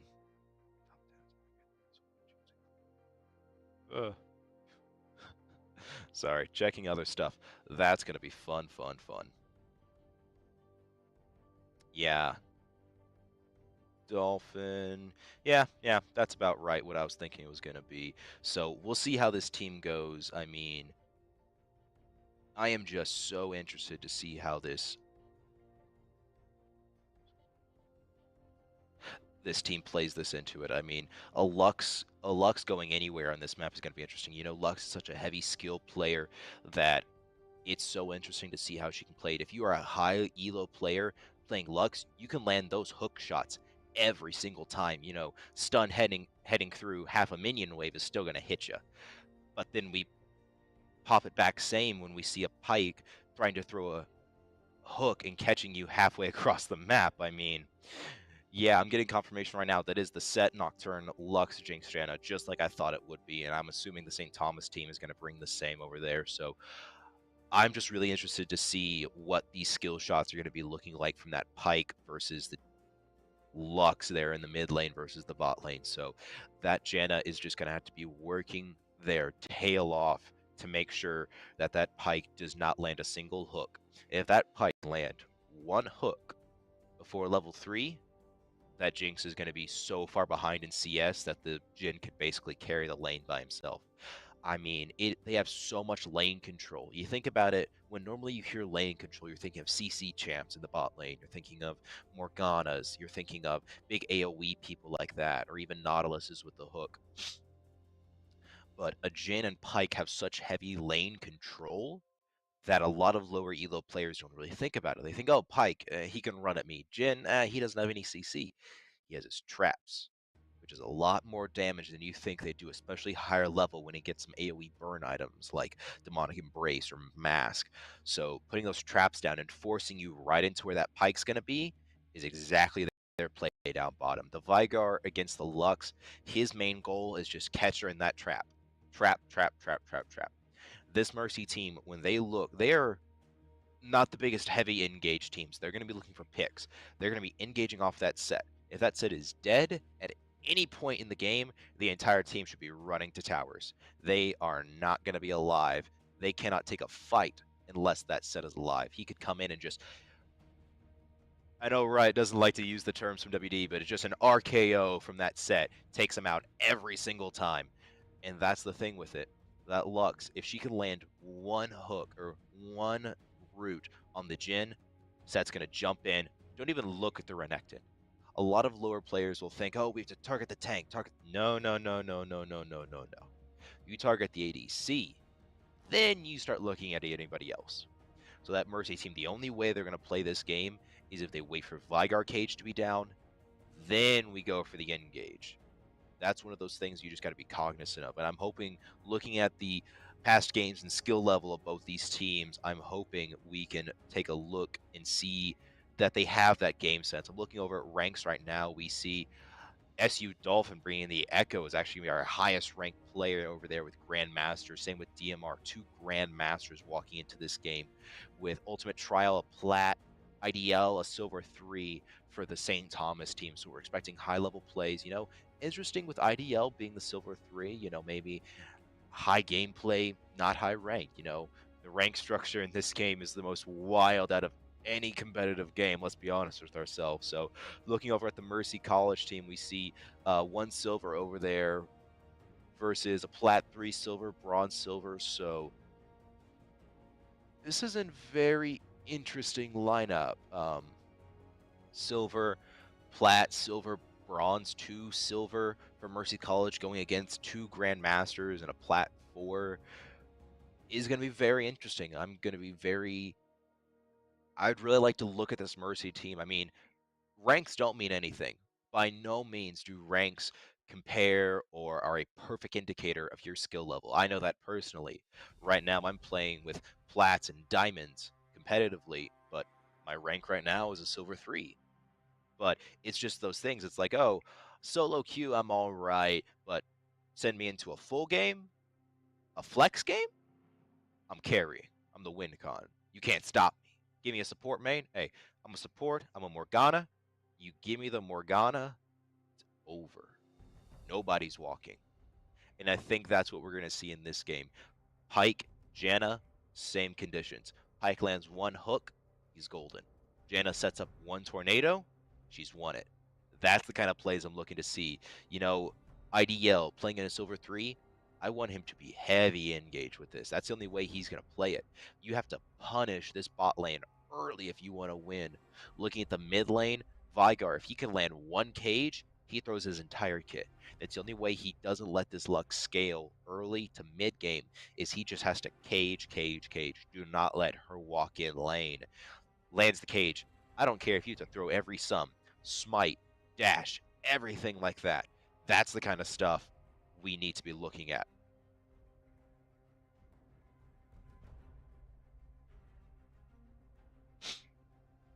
Looking in the jungle, not the perfect jungle player, you know, I'm just now picking up jungle. That's one of those things, I'll be honest. But jungle, looking at that Echo versus the Nocturne, looking to see what the Echo can play. I know he likes to get, I'm expecting an Echo gank mid a lot just because those two bruisers top are not going to be something we're going to be looking at a lot. They're not our biggest damage dealers, but that Veigar into the Lux is something I'm really going to be looking at. I'm expecting, just looking at these 2 junglers, that Nocturne is going to be looking down bot, while the Echo is going to be looking mid. Nobody's looking at top. That's a Renekton into a set. They are both just going to punch each other in the mouth the entire game, and it's just who's going to blink first or who can get a gank first, really. I'm not going to be looking top that much. I want to be looking in the mid lane and the bot lane, and then checking jungle. But those are the areas we're looking at. You know, I'm looking over here at the bans again. I just like always going, I like looking back at the bans because they can tell you so much. As a captain myself, looking at the bans for a team can give you so much insight into their game plan going into it. A lot of lower players think, oh, I'm just going to ban who I don't like to play against, which is valid for a lot of teams. But the higher you get, you know, when you're playing with Grandmasters, Plats, Diamonds, champs like this, you start thinking, all right, I don't care. I can play against a champ. I'm going to ban a champ that stops my comp. So looking at that, looking at the Ahri, Arya into Vigar doesn't work anytime. Zeri into a Pike or a Jhin doesn't work. Zeri's got too much mobility. She can skirt around your traps, has too much damage. Ivern into a Poppy, into an Echo jungle, yet they have too much CC. Echo does not like CC. You lock him down for 1 second, and he's dead. His recall is amazing, yes. Can't hit that when you're rooted, or stunned, or knocked up. So, interesting to see what that Echo is going to look like. I know just the Nocturne is going to be incredible to see. Really looking forward to this. We're going to be heading into the game. Starting it off, heading over to blue side with St. Thomas. We're going to be seeing those teams go up. Looks like we're going to see a blue start here for the Echoes, going to be running in there. And then we see the bot lane. Yeah, bot lane's going to be probing down there, normal. Looks like right now we're going to see our two teams kind of setting up these normal run-ins. We're going to see Deomar and Dolphin setting up top there. Yeah, they're just gonna be in their normal positions. I wasn't really expecting an engage, and we didn't see it anyways. So these two teams are just gonna be going into our normal rounds right now. Set's gonna be playing around Try. Pike and Jhin are gonna be around Pixel Brush. Janna Jinx are gonna be over there in the bot lane. This is not gonna be some grand, amazing plays where we see 1,001 people invading. This is gonna be the normal stuff we see. I'm not expecting anything crazy. You know, a lot of other players who don't have a lot of game time, don't have a lot of this or that, will think, oh, I gotta rush, I gotta rush, I gotta rush. We'll invade every game. It's so tiring to see that. You know, you love a good invade, but on the other hand, it's, oh, wow, we're invading again, or why do we need to invade? It's just interesting to see players with it all the time. Going into the Nocturne taking red smite, Echo taking blue smite, that's going to be normal. Definitely thinking I'm going to be looking for that Nocturne. Interesting he took the red smite. Quick pause, we're all good, maybe, good, yep, we're good, never mind. Live broadcasting is always fun. You never know what you're going to see. Looking down here in the bot lane, we see the Pike and the Jhin start setting it up. We do see Pike brought steel caps, Janet with steel plates. A little bit of technical difficulties there, like I said. Live broadcasting, always just fun. But what we could see there, you know, top lane,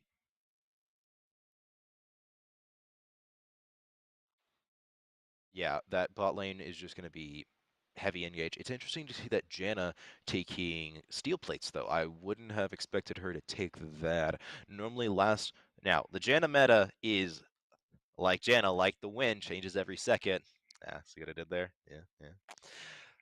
Janna with steel plates, though, I mean, we're expecting Spell Thief or Knife there, not really looking at the steel caps. You know, Janna more of a ranged player, not really thinking about her walking up and meleeing. The Pike with steel caps, though, that's normal. That's normal. Looks like we did see Echo start the red buff there, and I think what I saw was the Nocturne on red buff as well. So it looks like they're both going to be doing red to blue, full clears, and then maybe a level 3. Maybe at the bare minimum, you'll see a level 3. The Echo, I can see doing doing a full clear, grabbing Scuttle, running to mid lane for a gank. But that's it. Wow, that would be... Dynamar would have to really be on his A game tonight if they wanted to try that. I mean, uh, the Nocturne doesn't even need to look at a gank until level 6 when he has his ult. Nocturne is not a factor as a jungler until level 6. There's a lot of other players who say, no, Nocturne can play at level... No, he can't. You're lying to yourself. False.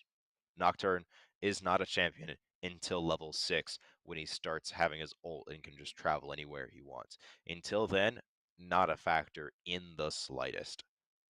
You know, Echo can be a champ early game. Igar, early champ, especially with Cage. I didn't get to see what he built early, but I did take a look at the Echo. You know, he built Q, pretty normal. Vigar taking Cage would be the next normal thing I'd see. Pike taking that. think we'll be heading back into it momentarily, but I'm definitely interested to see how these two teams play it. I want to look at that bot lane a lot, see how they play, mid lane, even top lane to see what our junglers can do. Heading back into it, looks like Jhin and Jinx are going to be pretty even CS. The only way they're going to get ahead is if this supports can take it. We see Nocturne. Looks like he actually started on, yeah, started red buff, got the help from the set. Set going to be a bit low there, but fighting against that Renekton's normal. Actually seeing a lot of aggro play here by the Jinx, forcing them under tower. Wave is going to crash into blue side here, so I'm interested to see if this Pyke is going to set up. They did hit the level 2 slightly ahead of red side, but gonna be interested to see how this bot lane plays out. Jhin hasn't set a trap yet. Looks like he did take it. Going back up to top lane, that's definitely gonna crash under the set. Interesting that this set is playing so passive. Not really trying to aggro the wave, not really trying to control it at all, just letting Cannon go free. I am very surprised to even let SU Dolphin take the level 3 early, and now the wave is going to just completely wreck that tower.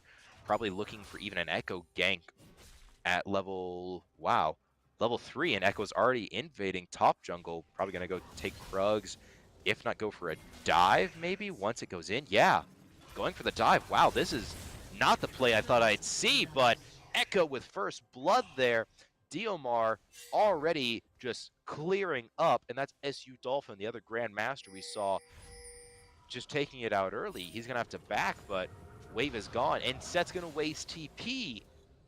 Wow, I mean, waste is not the best word there. He gets back into lane to save the crash, but wow, not even 5 minutes in, already first blood down there by that Echo early gank top, and now Echo's looking mid at the Vigar and the Lux duel. You know, this SU Dolphin, this St. Thomas Dolphin team is playing under tower there, but this is just, wow, I was not expecting this much heavy aggro from the St. Thomas team. This Mercy College team is going to have to really play fast and loose. Here we got this fight down bot. We see the early flash there. Nocturne might be trying to set up for this counter gank. Oh, but misses the claw, and that's going to mess it up. The Jin's going to live. Pyke might die if this Nocturne can play it right. He's going to get the full root off. No, he doesn't. Pyke is just outplaying that Nocturne at every step. He flashes perfectly to avoid the root, then uses E to dash away and avoid the secondary claw, which is 2 of Nocturne's massive CC abilities. So perfectly played down there bot. Jhin is going to be slightly behind in CS, but Jinx just has a faster CS speed, let's be honest. She can just completely throw everything. Good to see Dark Swordsman's actually going to be able to crash wave there against Dolphin, but now Dolphin can just play safe. He's under health, but it's a Renekton. He can get health back in 2 seconds. Excuse me. Yeah, this wave, this is just interesting. Vigar is going to TP back mid to save that wave from crashing early, but Pyke going for the second dive. He's going to kill there on the Janna. Gets the kill on the Jinx with the 1 auto there, and that'll be our second blood. St. Thomas University up 2-0 against Mercy College, already nearly a 1K diff in gold, and this is exactly what I was afraid of. The St. Thomas team, such an early team that they are just stomping down this Mercy College. I really want Mercy College to bring it back. You know, they didn't have the best of drafts, had a lot of squishies. Okay, squishies mean damage, though, in this game. We see Dolphin up here is clearing out a lot of the waves, controlling it, even going to get a little bit of stun in play.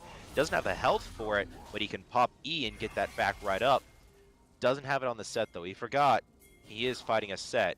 He might be getting a second gank here by the Echo? What? We don't...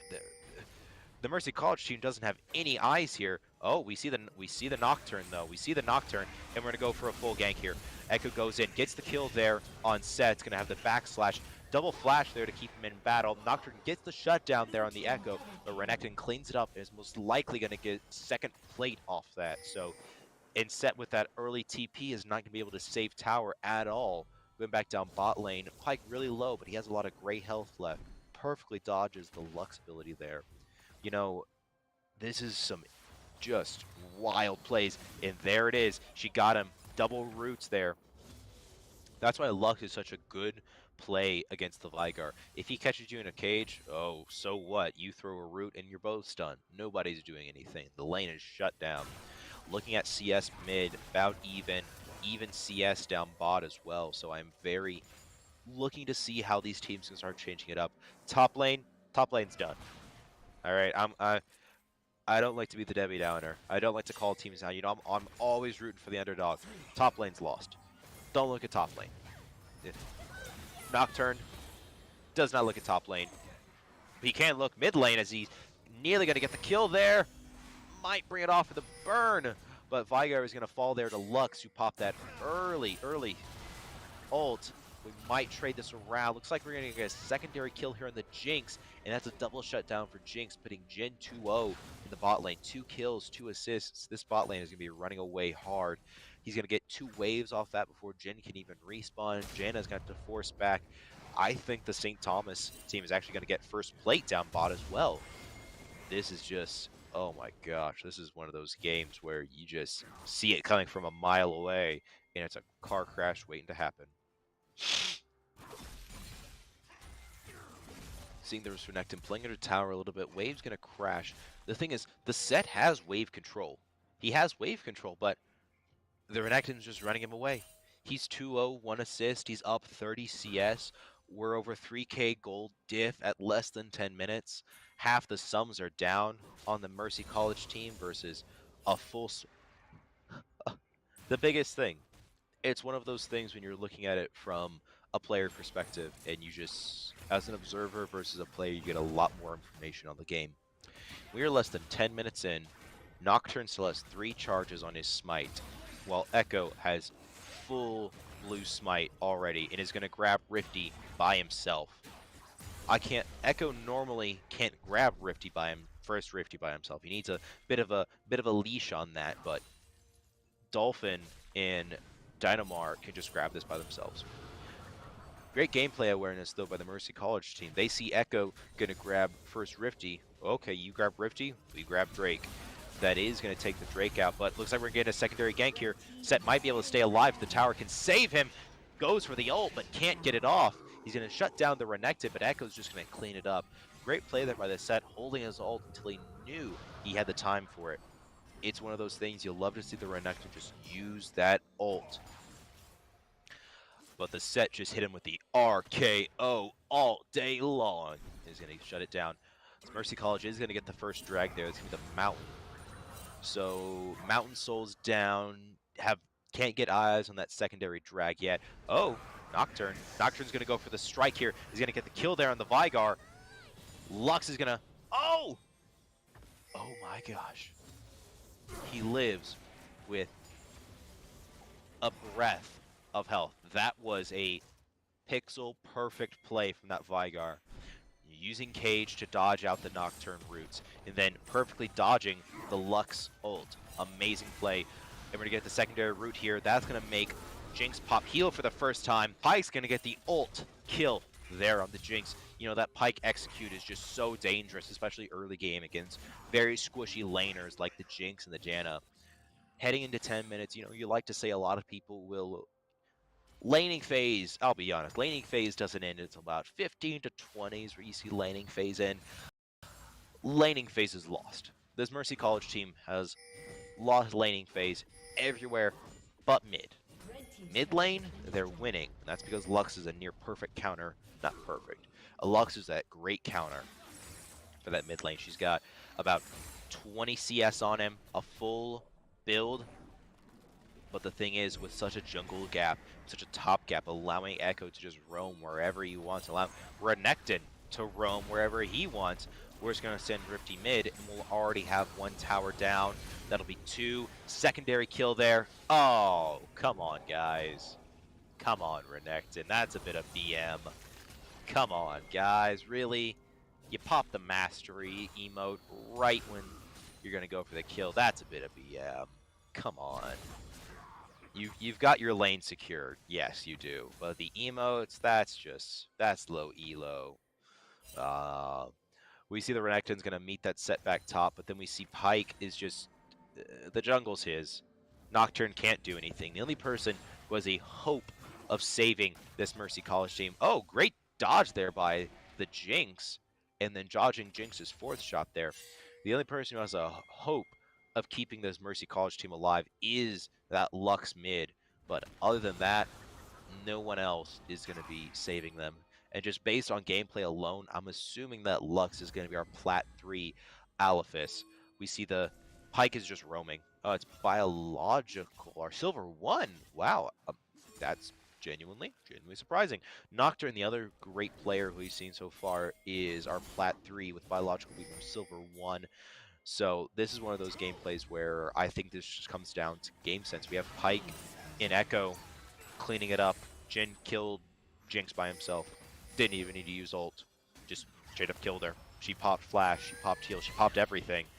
Veigar, perfect flash, saves him from the Lux ult. Veigar is down, I think, 3 levels right now. Looks like we're going to get another gank here. Nocturnal might save this Janna here. Nocturne gets the shutdown on the Pyke. He's going to get the 2nd kill. Oh, and he gets it! Jin's going to get the shutdown there on Nocturne. Jinx sending the ult might actually kill the Echo. He doesn't have ult right now, so he can't full regen that.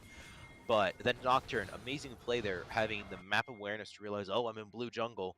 Oh, we're going to have this dive. All right, counter dive. Saves his entire team, and Renekton can just flash right into it. Oh, and the Jinx gets the kill. Dynamar gets the assist there from the Renekton. Echo's going to get shut down. Yep, gets the shutdown there on the Renekton. But we're going to have this fight here in the river. It's a 4v1. You're a set, you're a tank, you're a bruiser, but you can't live against 4 people. And Pyke's just going to execute him just because. It's like Pyke's still hunting. He's just a hunter. He's got Predator. He's got Blades. He is going for these kills. You know, 12-5, nearly 10k gold diff. Mid lane is the only lane that's actually won so far in. We have 2 people on the St. Thomas team with full over nearly 300 gold of just straight. Pyke with a interesting miss there. That was a really easy hook to land. I'm surprised he missed that one, but you know, when you're 2-1 in a 4-0, 5-0, I'll correct myself real quick, as Idle is just going to get the 5th kill. Drag is going to be up. It's going to be Hex Drag, so it looks like we're going to be fighting for Cloud, Infernal, or Ocean Soul heading into it. We don't even know what the soul is. It's not even 15 in this Mercy College team already has full objective bounties. I think Renekton might steal blue buff. Ah, no, he was going for it. I think if Boom was there, he goes for the steal, but it wasn't there. I think genuinely, Renekton has abandoned his lane and is just his lane is everywhere across the map now, because Dynamar and Dolphin can just easily take that drag, slaying the Hex Drag. It looks like we're going to be fighting for a Cloud Soul this entire game. And now we're just going to get the 2nd kill on Lux, going to be shutting down Biological top unless they can live it. Echo goes for the kill. She's going to pop Cryo. That's going to be her only stopwatch. And Renekton finishes it up. Renekton unstoppable right now. You'll notice he was able to run through Jinx's traps. Whenever Renekton pops his ability there, he is unstoppable. So abilities like Jinx's traps, and we're going to for a full team fight. Nocturne with the ult. Jin with the ult, kind of popping that down, gets the assist and the kill there on the Lux. Also getting the kill there on the Jinx as that gets shut down. And this Mercy College team is just playing to stay alive. There's nothing they can do. Jinx and Jin both having to flash there just to stay alive, and it did nothing. Echo with his dive roll. Renekton, again, abandoned his lane. Veigar is going to go free farm top just to get his CS back up, I guess. There's no other explanation for it. 17-5, not even 20 in. 10k gold gap, 2 towers, one Rifty, 1 drag. I don't want to jinx him. You know, you hear a lot of people always saying, oh, the casters always jinx it. I hate being cast if it's there. They always like jinx us this and that. I feel like I am well confident to say that St. Thomas has won this game. Unfortunately, I think Mercy College is going to be fighting from an underdog position. They're going to be fighting for games 2 and 3 because Ultimate Trial is just going to be starting Rifty, is going to get Rifty. Renekton was able to walk from mid to Rifty to top. Set had plenty of time, set something up, get wave control. Renekton walked into lane, cleared the wave, and Set is back fighting under tower. He's having to fight 2 waves right now if he wants to even stay alive. Nocturne can't even contest the Rifty for a smite duel. You know, you always love seeing smite duels, but when it's this far behind, you can't afford to contest a smite duel. As we see the fight going off right there in front of Raptors, Jinx is going to get the barriers down. Pyke's going to pull the Lux back in, getting the assist there from Echo, and we're going to be shutting down the Lux. You know, this Lux is the one person you want to get the shutdown for, and she has not been alive for the past 2 minutes at all. It's just they're gonna sit in river. They're gonna sit mid. Pyke doing a little dance. He doing his little dancey dance there. Just they're gonna crash the wave. Genuinely, if they can get this tier 2 tower mid, this might turn into an ARAM. As Nocturne is gonna go for his ult, is gonna stay alive. As Echo has to pop ult there. Didn't matter. Did not matter. Dynamar going godlike as this game is hitting 19 minutes and you're already tier 2 tower down mid. Most likely just is going to turn into an ARAM. I'm sorry to say it if you're a Mercy College fan. I love you. I do. I really do. And I want you to win. But this is a game where Rifty is going to take tier 2 tower by himself. Tower's not going to do anything. He's just going to sit there and... Oh my gosh. Pyke getting the kill down on the Lux. Nocturne also falling down. And Jhin is going to get just dominating the Jinx down bot lane. 12k gold diff, 5 towers plus the inhib. Looks like the St. Thomas team's ARAMing it. Pyke killing spree, secondary kill there on the Nocturne. Nocturne wasn't even up for less than 2 seconds. Wow, the Pyke finally gets shut down just in time for the Set to kill him. And I thought Rifty was going to be dancing at the end of the game.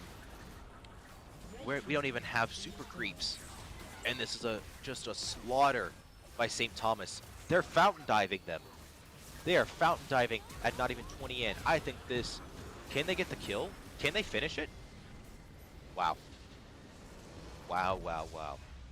1911 game. Wow.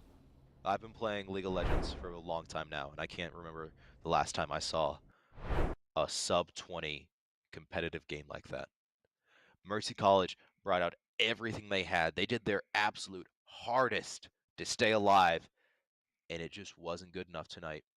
This first game is definitely going to be a wash here, but I'm really looking forward to see if this Mercy College team can bring it back game 2 and 3. You know, game 2 and 3, always the win condition. I really want to see them pick up that top lane. Set, not a factor at all. The top lane needs to be a factor in this game if he wants to stay alive. And we'll see that next game as we take a short intermission.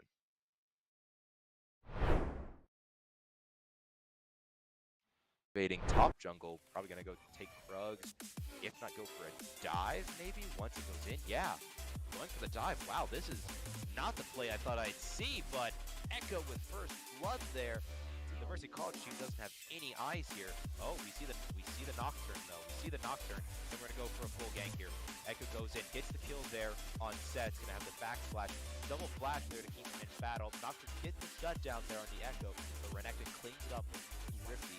Okay, you grab Rifty, you grab Drake. That is going to take the Drake out, but looks like we're getting a secondary gank here. Set might be able to stay alive. The tower can save him. Goes for the ult, but can't get it off. He's going to shut down, saves him from the Lux ult. Vigar is down, I think, 3 levels right now. Looks like we're going to get another gank here. Nocturnal might save this Janna here. Nocturne gets the shutdown on the Pyke. He's going to get the second kill. Oh, and he gets it! Jin's going to so abilities like Jinx's traps, we're going to look for a full team fight. Nocturne with the ult. Jhin with the ult, going to popping that down, gets the assist and the kill there on the Lux. Also getting the kill there on the Jinx as that gets shut down. And this Mercy College team is just playing to stay alive. There's nothing they can do. Jinx and Jhin both having to flash there just to stay alive. And it did nothing. Echo with his little dancey dance there. Just, they're going to crash the wave. Genuinely, if they get this tier 2 tower mid, this might turn into an A-ramp, as Nocturne is going to go for his ult, is going to stay alive, as Echo has to pop ult there. Didn't matter. Did not matter. Dynamar going godlike, as this game is hitting 19 minutes, and you're already tier 2 towers down mid. Most likely just is going to turn into an A-ramp. I'm sorry to say it, if you're a Mercy College fan, I love you. I do, I really do, and I want you to win. But this is a game where we don't even have super creeps. And this is just a slaughter by St. Thomas. They're fountain diving them. They are fountain diving at not even 20 in. I think this, can they get the kill? Can they finish it? Wow. Wow, wow, wow. 19-11.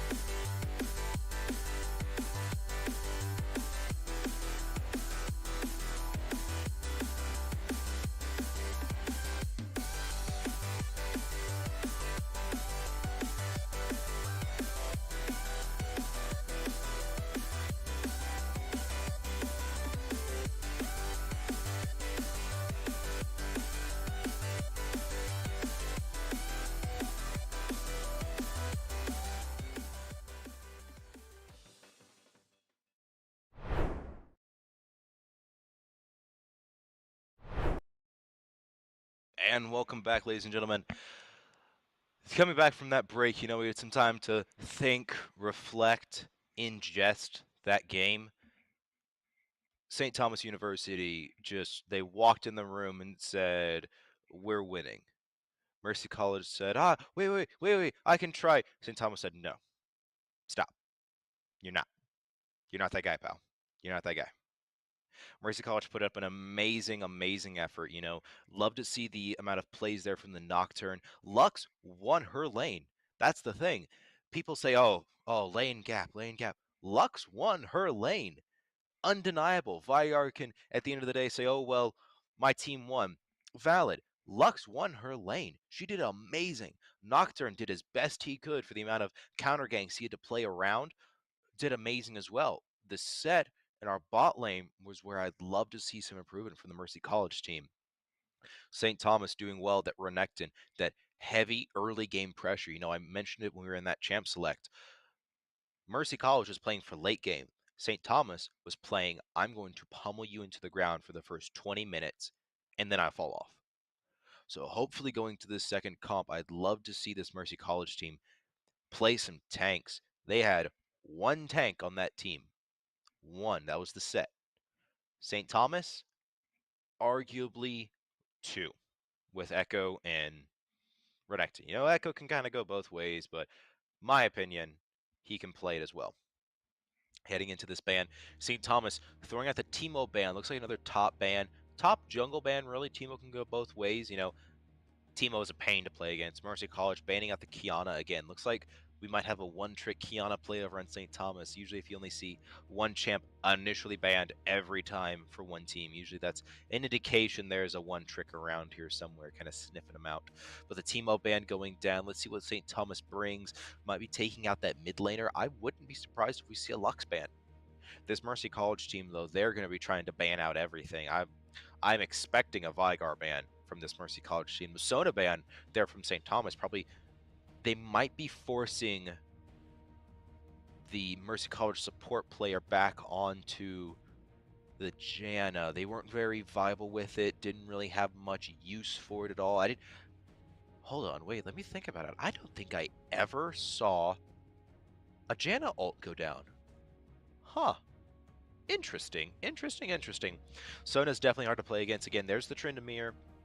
Yeah, Mercy College is definitely trying to force, I believe it was SU Dolphin, the top laner, back onto something he's not comfortable with. Probably a Tryndamere player as well. Based on everything I'm seeing so far, Ultimate Trial, who was the Vigar player mid, most likely a Kiana main, and SU Dolphin most likely a Tryndamere main, just because those work so perfectly together. And Dolphin very comfortable with the Akali as well. That looks like the Mercy College's big initial 3 bans right now are going to be played against their 2 Grand Masters, or the 2 high players for St. Thomas. Mordekaiser ban, again, St. Thomas is trying to force Mercy onto something they don't like top. Seeing the Echo ban come again there, Dolphin is just dirty with the Echo. I know there's a lot more descriptive words with it, but he's dirty with that Echo. Really. Ari coming in by Dark Swordsman is most likely going to be seeing that Dark Swordsman go mid for it. That's what I'm kind of expecting it to be, you know, that kind of thing around there. We'll see how they really, really play it. Dark Swordsman. Dark Swordsman, I think, was actually the top laner last game. That I'm looking back at my notes here. Yeah, that might be Dark Swordsman top, which is interesting. Seeing the Ari. Oh, the Twitch. Oh, not a Twitch. Anything but a Twitch. Please, no, not the Twitch. Twitch down bot lane is just going to be so much pain. He gets those poison stacks, and that's just an early game diff. You know, Twitch does a lot of damage late if you can counter him early. It's kind of a... Of course, he does damage late if you counter him early. But Twitch can be a non-factor early in game if you have a heavy tank or hook champ down support down bot who can counter him. Oh, there's the Renekton. I'm really expecting that to be an Ari top then going into the Renekton. Ari top is it's viable, absolutely. You see it all the time, and it's a very good counter to that Renekton. You know, she hits one charm, and there goes his entire wave control. But I don't know if that'll matter if the Echo's perma-ganking him top, because then Ari can't do anything. You know, you see the MF down there. I'd love to see who their support's going to be. I really hope... That's an Alawi top. Okay, so scratch that. Okay, here we go. I got a whiteboard. Hold on. Alawi top, Ari mid, MF's going to be down bot lane. We'll see the Twitch bot, Echo jungle, Renekton top. Blitzcrank ban. Nobody likes playing against Blitzcrank. Personally, insta-lock Blitzcrank anytime I'm playing support. Xin Zhao ban, jungle. So now we're kind of just banning things around. Wow. I'm running through my head the different comps the Mercy team can be playing right now, and I'm pulling nothing. Ari is just a straight counter for the Renekton. Lowy is another tank to fight that Renekton. MF is just a good all-around ADC down bot lane. She's a good damage equalizer with the Twitch. Leona countering that hook champ. And then we see the Diana banned for the jungle, most likely trying to force him onto the Nocturne or something similar to that. Interesting, interesting, interesting. I'd love to see how these two teams finish up this draft.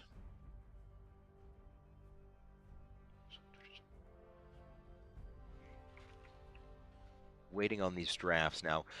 The Alawi is definitely going to be Senna support. Here we go. Here we go. Yes, sir. Senna support. That's what you want to see. It's not the hook champ, which would be the ideal, in my opinion, pick. But that Senna is going to equalize damage against the Twitch. And unless you bring a heavy, heavy tank down bot lane here, X-Riva, this is going to be an interesting game down bottom. Okay, Pyke Twitch, same amount of damage as Pyke Jhin. It doesn't really change much. Jhin and Twitch kind of even. But Senna might be a game changer down there for bot lane. Alawi can also do a lot more damage with her tentacles. You know, she likes to get in close, get into those really jungle. So I might expect Lowy to kind of roam a bit more jungle. This is going to be a good match. This is the kind of stuff I like to see.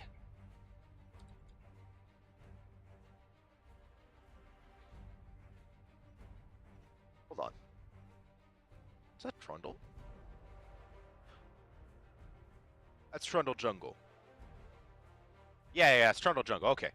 No, I was thinking like Trundle top. Where's? No, it's Trundle Jungle. This Mercy College team is really messing with my head right now. I'm doing jumping jacks. I'm doing loops in my head. But I really hope they can bring this out. I really, really, really want them to bring this out.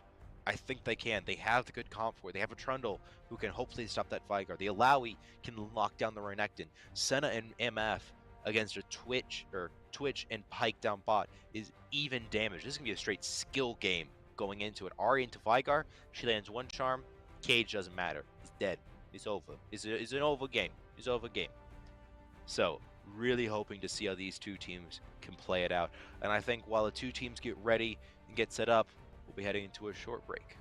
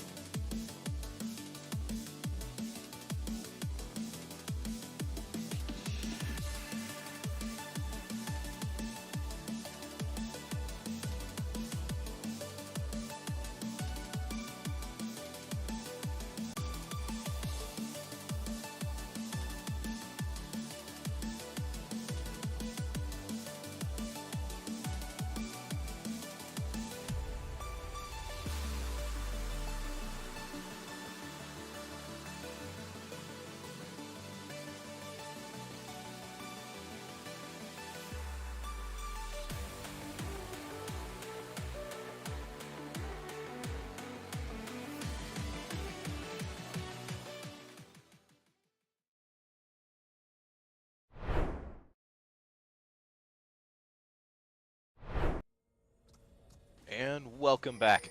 Coming into a game 2, we did have a little bit of a lineup change. We see down in the bot lane, Trishy Tawasi. That's TT. Congratulations, your name is now TT to me. Is changing out for Alexandria there down in the bot lane. Let's see where these people line. Okay, so we do see the Lowy top, Trundle jungle, Ari mid. Okay, so that was kind of how I thought I'd play it around. Going for an early invade top, maybe? Question mark? 5? Yeah, no, we're going for it. Okay, we're going for it. We might get the kill there on the Lowy. No. That was interesting. Okay. What are we doing, guys? We're going on a field trip. That's what we're doing. We're going on a field trip with Professor Vigar, who's just going to lead us around the map, and we're just going to drop people off along the way. Let's say we drop the Renekton off and the Echo off top. We're dropping Vigar off mid, along with Pyke, and Twitch is going to ride a wave down bot. So, I don't know how this game's going to go. I'm being honest. I've played a lot of League of Legends. I've even casted a decent amount now. I don't know how this game's going to go. St. Thomas coming just at the peak of their game. Mercy College changing up their lineup, changing up their comp, changing up a lot of stuff going into it. I want to see how this plays out. Looking down here in the bot lane, we see the MF and the Senna. Let's be honest, Senna is a hybrid support. A lot of games call her a second ADC down bot lane. She's got first strike, so if she can get a proc here on the Twitch, gets the proc there on the Pyke, who takes the E early, takes Q into that, it's going to land it, dashes forward, it's going to get that early going. Renekton is going to be able to get some early CS back top, but this bottom lane is where I want to look at for majority of this game. Renekton's going to be able to have that wave control. Yeah, there goes Twitch early in. He's going to pop 2. Pyke gets the stun, pops some. There's going to be a double kill there. Might get the second kill because we see the Twitch using exhaust to get that second kill off. MF is going to die, but Senna's barely going to live. Renekton, heavy wave control. Lowy putting those tentacles down. The thing about a Lowy, she has great wave control, but only in certain areas. So you see those tentacles doing down both sides to protect the tower. Gets the flash off, gonna go for the stun, gets it. Pyke's gonna die here. Twitch is gonna try and get that early kill. Pyke lives off it. How? This Pyke, Rivia down there in the bottom lane, is just on their A game today. Wow. Flashes perfectly, lands the Q back in, dashes for the stun even when he's rooted by the Senna ability, and still lives. When we see Dolphin up here, 3 minutes in, has a near wave and a half full control up top. Vigar is just dancing. Echo double buff, probably going to go here for the gank. Gets it. Oh, and Ari with the flash dash. See, that's why Ari is one of those great counter champs against the Vigar. She has flash, and then she has her dash, which does not affect the Vigar cage. So, this is just something I'm loving to see. Trundle going against the Echo in the jungle, however, is not what you wanted to see. Trundle, great team fight. Really annoying to play against, really. Not a good jungle counter for the Echo, though. Echo has way more mobility, way more gank ability. I don't even think that's a word, but this is League of Legends. We don't use words. We use whatever feels right in the moment. Twitch, up CS, top up CS, mid, even CS. That's going to be the kill there for Twitch. Twitch going 2-0 down there against the bot lane. Echo gets the cleanup kill there top for the counter gank. Trundle is going to try and go in. He's going to try for the Pyke kill, but I don't think he will. Yeah, no, didn't even get the kill there. Failed gank completely, and even gets the Senna killed. Wave control is going to flip, is going to go for a slow push back onto red side. This is just, wow. This Pyke is on his game. I know Riviera don't have an exact rank on them, but I gotta assume Plat at the minimum. At the minimum, he's a Plat player, or they're a Plat player, excuse me.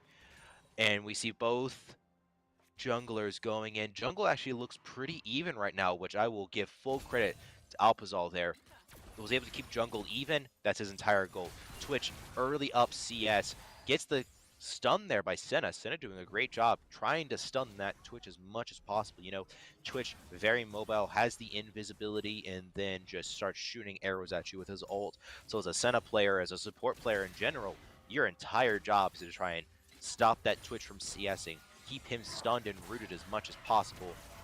Senna tries to go invis there, does, but gets 3 rat stacks, as I like to call them. There's Twitch's little passive ability stacks there. Tries to get the rat stacks, and that's going to allow the St. Thomas team to at least get a little bit of an invis. Might even back off this ultimate trial for the St. Thomas team. Vigar mid gets the kill. Twitch flashes in for it. He's going to go for the dive, and Jackal there, the MF player, perfect walk away. Had 4 stacks on her. She perfectly dodged the Twitch and the Pyke's abilities. Even stops a bit of CS there. So great plays. I think this Mercy College team is doing the absolute best they can. They are playing at the top of their game, and you'll love to see it. You know, they said they beat us first game. So what? Who cares? Wipe it away. That's a term I use with my people all the time. Wipe it away. Wipe it away. Game 1 doesn't matter. Let's go game 2. Let's go game 2. We're going to see this dive here. MF 3v1. Can't live. You know, health is the biggest factor. She didn't live there. She didn't have the ability to live. I can't even form words anymore. Trundle and Senna gonna try to stop the Echo, but he's able to get away there. What I'm most likely gonna see is bot lane running up. They might get the ping on Trundle. Top lane is gonna crash in. Renekton might even get first played off this if they can survive long enough to keep that alive. There's the Ahri Charm. Vigar perfectly dodges that, is able to stay alive from the Ahri Charm. That's going to get the smite off. Trundle going to go in for the dive there against the Echo. We might even get a counter gank here mid if they can keep it alive long enough. Having to flash or else he was dead there. A lot of players might think, oh, Vigar wasted flash. Really not. Huh! MF stole it. Yeah.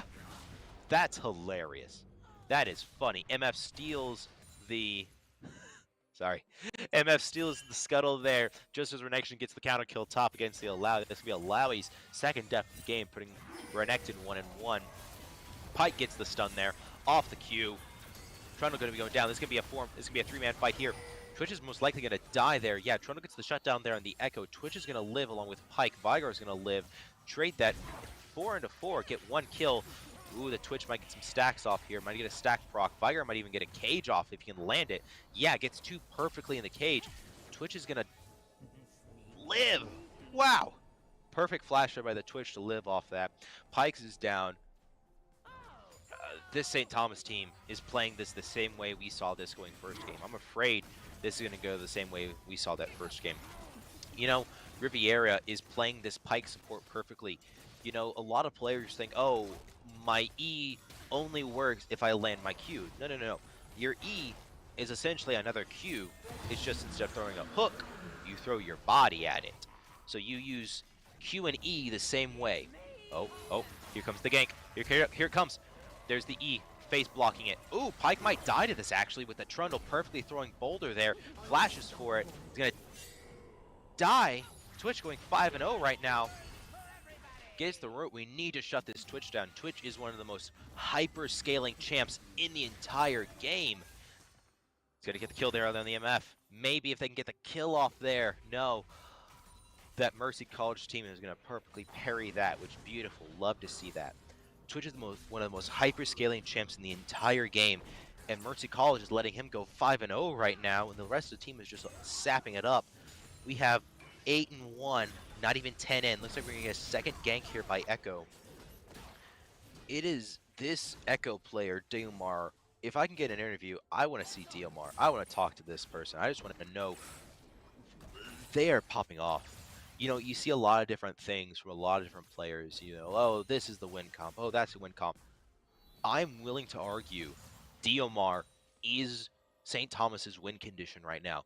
They are the reason that St. Thomas is winning so much because they're everywhere on the map.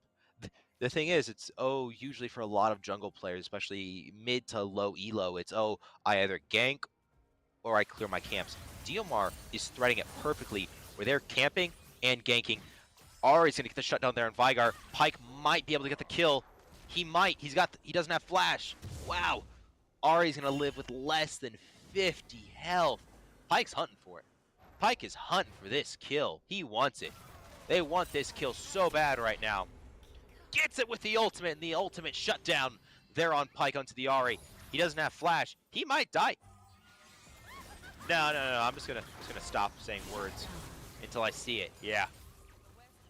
I'm slowly learning. I'm slowly learning with the St. Thomas team. I'm not gonna call anybody dead until I see it on the screen.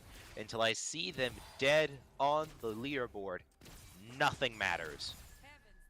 Twitch 61 CS against Misfortunes 41. Goes for the full. Jeez. Idle. Clearing the entire wave and getting the kill. Renekton most likely going to get the kill there on the Lowy here unless she pops ult. She does pop ult. Doesn't matter. Renekton with his clone kills it, and he's going to get the full wave. That's 100% top tower. Mid lane holding even. Bot lane, if Twitch can ride a wave, that'll most likely be bot tower as well. Ooh. Aw, Renekton with the emotes. Come on, guys. That'll be the kill there on the Trundle.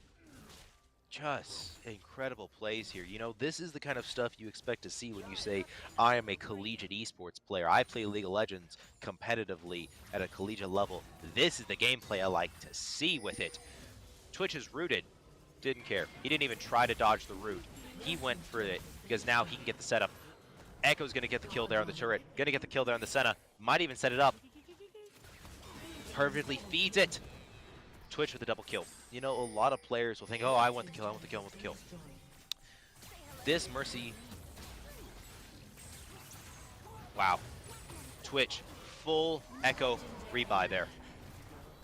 Legendary with it. Jeez. Twitch going 7-0 right now. 17-4. 10k gold diff. 2 towers at not even 20 in. I think Mercy College will live longer. Yeah. Twitch, over 6k gold by himself. 9 kills, 0 deaths, a 700 bounty on him, going nearly 40 CS above the MF there. Twitch, hyper carry. Hyper carry, just a hyper champ. He's a rat after all. Come on. Wow. This Twitch is just dominating this game. I think genuinely, Twitch is going to be able to just start one-tapping people. If we go into a team fight and he pops his ult, that's just dink, dink, dink, dink, dink. Entire team dead by myself. Thank you very much. Renekton going to get a shutdown there on the Ahri. Going to trade it in with the assistance from the Pyke, who gets the execution kill there on the Trundle. And Senna and MF are just trying to save towers. Alawi's going to let the second wave crash in there as we are defending Tier 2 tower top. Tier 2 tower bot is going to be under siege here soon. We pop everything and still only get 1 kill mid. Literally, MF popped ult. Senna didn't pop ult because she didn't have the chance to. Trundle was still respawning. That's going to be Tier 2 tower top. Going to be sieging Tier 3 and inhib here in a sec. And now Twitch is just stealing jungle just because they can. Here comes Rifty, going to take out that tier 1 tower mid. Wow. I am sad to say I want Mercy College to fight back. I want the underdog. I want the 20-5 upset to come in. But Trundle trying to 2v1 the best he can with the assistance from the Alawi. Pyke's going to go up there. Echo's going to be there. Renekton's going to get it. Alawi gets the shutdown on the Renekton. Might get the kill here. And they do. Echo's going to stay alive. Alawi stays alive. Trundle stays alive. That's a perfect play. Where has that play been all day, Mercy College? Come on. That's the stuff I want to see. Twitch, 11-0 right now. 17, 15 in. This is incredible by this St. Thomas team. They are playing this pixel perfect. 1 wave, and Ahri finally gets a shutdown there on the Pyke. Pyke going 3-3 with an 11-0 ADC carry. You know, Twitch just shutting people down left and right. This is what I'm saying. An 11-0 Twitch. It's going to take near all 5 of Mercy College just to kill Twitch by themselves. Twitch is going to be walking into Fountain and buying whatever he wants. Yeah, buys Collector. I legitimately believe Twitch bought Collector and Boots straight from gold. That's a legitimate thought from me. He bought Boots and Collector straight from gold. Renekton gonna be running up just to kill the Alawi. Nah, he's just gonna kill her. I think he will. He might here. Echo and Vigar are gonna be sieging that mid tower with the assistance of Pyke. We see Twitch just he's just grabbing camps. He's just grabbing waves just cause. That mid tower is gonna be gone. We have 1 Rifty, 2 towers, 10k gold, 19 or 12 kills. Pyke just dodging every Ahri charm like it's his job, which it is. So you love to see it. I think we're about to see a mid fight here. Senna's gonna be popping it off. Twitch does have R, I believe. No, Twitch's R is down. Vigar's R is up, and so is Echo's. Pyke has R again. Let's see it. There goes red turret down mid, sieging that top turret, and top turret's about to die here in a second if Renekton can siege this wave through. This is just... I think we're about to see bot lane turret go down as well. Pyke and Echo. Twitch is just going to auto it. Yep, this is going to be bot turret right here. Pyke and Twitch are just going to auto the wave. They're just going to auto the wave and kill it. Renekton's going to go 1 for 1 here. Come on, Dolphin. Come on, really? You're winning. Don't throw the mastery. Come on, that's BM. We're better than that, guys. Come on. We're collegiate athletes. We're better than that. There goes the Senna ult. It's going to shut down the Pyke. Twitch is still going to get the turret off. Hunt him down. Hunt the Twitch down. Ah, hunt him down, guys. Come on. Oh, Twitch is going to be able to run back. We might even get the kill here. Gets the shutdown. Echo gets the Senna. We're going to see Ahri running behind, but Ahri's going to be fighting 2v1 right here. 2v2. But that 2v2 is the Twitch and the Echo. We're going to get the TP here from the Vigar into the back of the fight. 3v1. He's going to land the cage here on the Ahri and shut him down. Misses. Yep, there's the cage. There's the smite. Trundle 2v1. Echo does not have R. He might die here. Except I forgot who the other champ was behind him. Was the Twitch. Twitch going 14-0. Renekton closely following 7-1. 27-9. That is, for those mathematicians out there, that's a 3 differential kill for St. Thomas. I can't remember the last time I saw 3 times the amount of kills on one team to the other. Pyke's going to land the Q, lands the E. Senna's going to be there. Lowy's going to be there. Doesn't matter. Renekton's just bodying tower shots now. She's going to die to the Twitch. Double kill there. Renekton going 9-1. Wow. This St. Thomas team is playing it perfect. A lot of other games, a lot of shooters especially, you'll hear people use the phrase pixel perfect. You hit a pixel perfect peak. And what we're seeing right now is St. Thomas playing this pixel perfect. If you notice one thing for a lot of the observant viewers, that's tier 1 drag. That is a tier 1 drag. No one's even touched the drag. Echo hasn't even looked at the drag the entire game because why? I don't need to look at your drag. I can take it whenever I... Ahri gets the kill there on Pyke, shutting him down. 3-5 on that Pyke there. See? I mentioned it, and now they're going for it. Oh, that's... Oh. We're just going to grab the drag. Yeah, we'll grab the drag, because why not? Echo didn't even take more than, I would estimate, 200 points of damage there. Wow. Hex drag is going to come up, and I think this St. Thomas team is just going to take the Hex drag just because they can. I legitimately think they're going to take Hex drag just because they can. It's that kind of game we're seeing tonight. Ahri is going to try and just clear wave to keep CS even. We see a 167 to 113. I can't even comment on these Twitch kills anymore. He's just walking at people and they're dying. He's going to kill the MF by himself off screen. Alawi's going to pop ult and can't even do it. MF was full health and Twitch just walked at her and killed her. Alawi is going to get the shutdown there with her ultimate. Senna ult's going to go down. Doesn't matter. That's a near ace by the St. Thomas team. I think the only reason Senna lived is because she's in base. Wow. Wow. 16-0 from the Twitch. You know what? I'm Mercy College. I know I'm going to lose here because I'm going to lose right now. I want to kill the Twitch. I want to kill the Twitch. If I'm Mercy College, if I'm anybody on the Mercy College team, I want to kill that Twitch just because.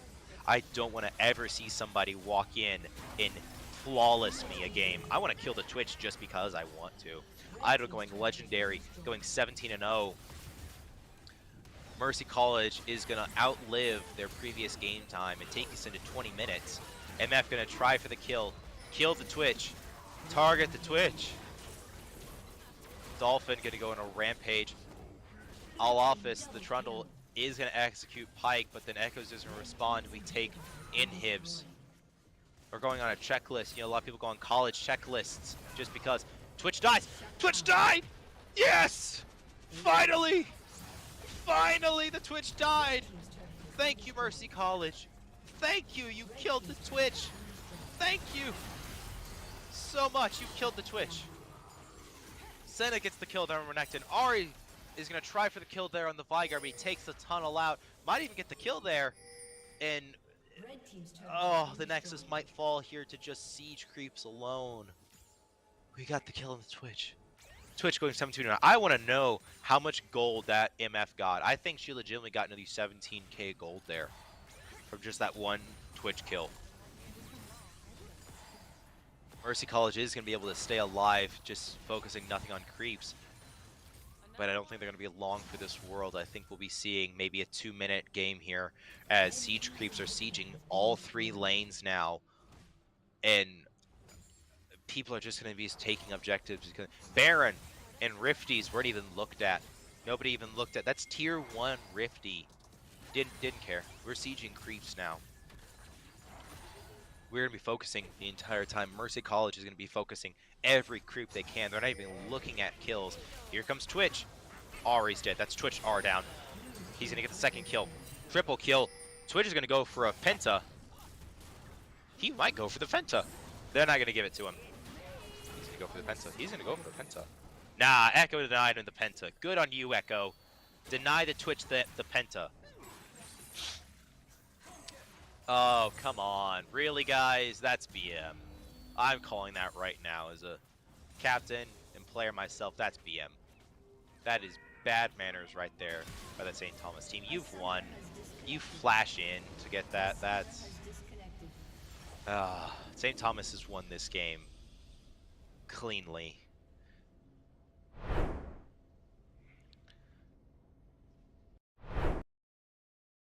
St. Thomas winning the game there. I don't think there was any doubt. I really wanted to see Mercy College try. They put their absolute heart and soul into that game. They did everything they could. I love seeing the Senna bot lane there by TT and Aphelios. Yeah, Aphelios down there in the bot lane. Or that was Trundle. Excuse me. I believe that was Jackie down there in the bot lane with TT. They tried. They brought everything they could. I no doubt in my mind, Mercy College was trying their best. They were doing everything they could to win that game. And St. Thomas just said, no, you're done. Twitch going, I believe by the end, 20-1. I don't think there was anything anyone could have done for that. St. Thomas just walked in and won. They were just going for it the best they could. Hopefully, we'll be able to talk to one of the St. Thomas players. I'd love to get an insight into their mentality, thought process throughout the game. I really want to know what they were doing, what their thought process walking into that second game is. But until we can get that interview all set up, we'll be taking a short break, so stay around.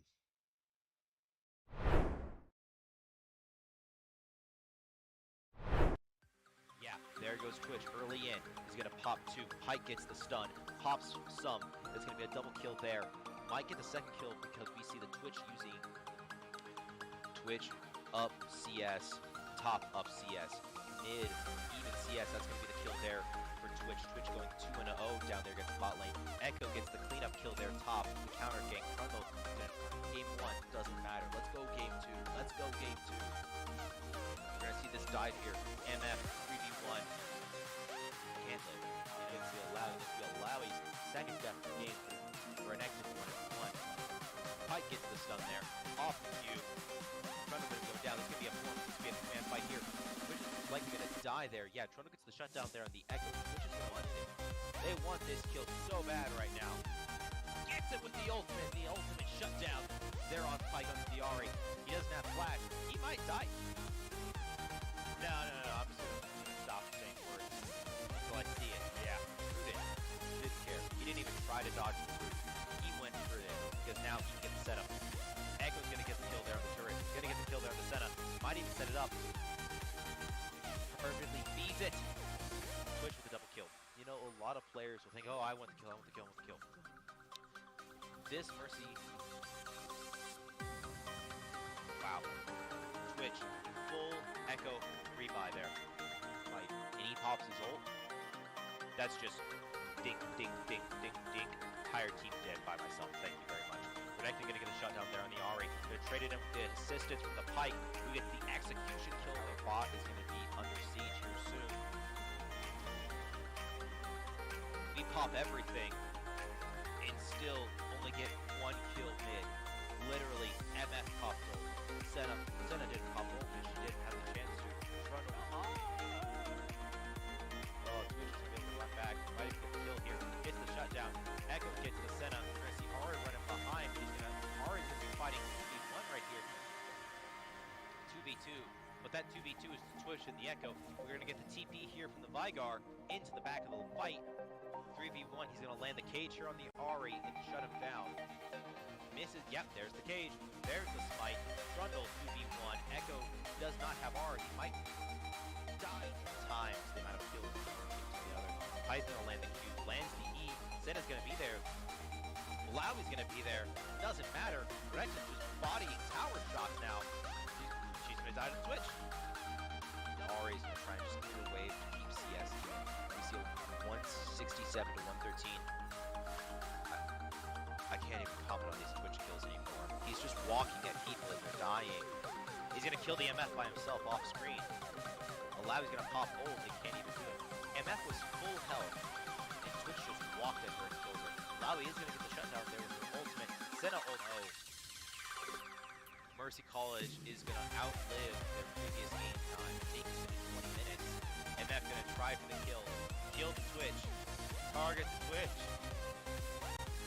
Dolphin gonna go on a rampage.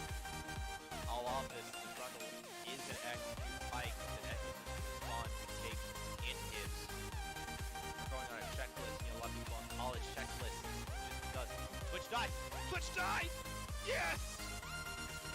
Oh, come on. Really, guys? That's BM. I'm calling that right now as a captain, player myself. That's BM. That is bad manners right there by the St. Thomas team. You've won. You flash in to get that. That's... St. Thomas has won this game.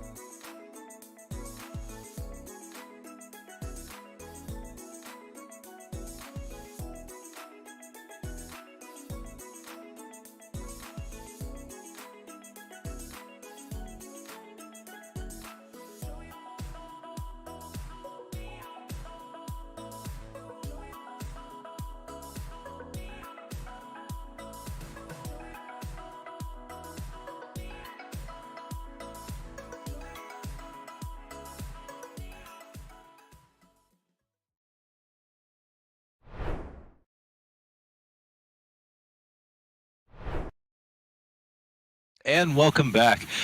Again, an amazing game there by St. Thomas University versus Mercy College. St. Thomas just bringing their absolute S-tier gameplay today, outdrafting, outplaying Mercy College. Mercy College doing their best to stay alive as long as they could, but they just didn't have it. Wasn't in the heart of the cards, as an old character used to say. But now I'm going to be joined by the ultimate trial, the mid laner there for St. Thomas University. Saw him playing Vigar. How you doing tonight, Trial? Obviously well off that game. Yeah, I'm doing all right. Glad that we were able to get a win on stream for once. I'm assuming that kind of implies well, last stream wasn't that well. Sounds like it. I think it was just stream curse because we lost the last 3 games on stream. So Oh, I've always heard of the caster's curse. I've heard that so many places about it. But let's walk into that first game. Walking in for it, talk to me about what your thought process is going into that draft. I think the big thing was when we looked at their accounts and what they like to play. We really didn't see any real priority bans. So instead, we decided to pick things from them. Their jungler plays a lot of Echo. Their top laner plays a lot of Renekton. So we picked Echo and Renekton straight from them. Things like that. Yeah. Saw that going into game 1 and game 2, and I think your top laner and your jungle need to look at playing a bit more Renekton and Echo because they were just pixel perfect on it. Your Renekton had near perfect wave control that first game, not letting the set even get, I think it was nearly twice CS by the end of the match. Echo double ganking, near perma ganking top, and then just barely looking at drags and rifties until it was 15 in, where they were just controlling the entire map. He's sort of known for being able to just split push very well. That's sort of been parts of our core strategy, where we were able to just 1-4 and have the confidence that he's able to 1v3, 1v4. He's 1v5'd in comp before. It's Wow. I think last semester he was able to first time Jax and 1v5 in split push. Yeah, I'd believe that based on the gameplay we saw. A Grandmaster, you kind of assume you'd have that ability around there. But I, as a support main myself, I like looking at the bot lane a lot, bringing the Jhin and then the Twitch. Yeah, I think 20 and 1 was the final count. I think so. I know it was very it was 21 and 8. He absolutely popped off this game. We've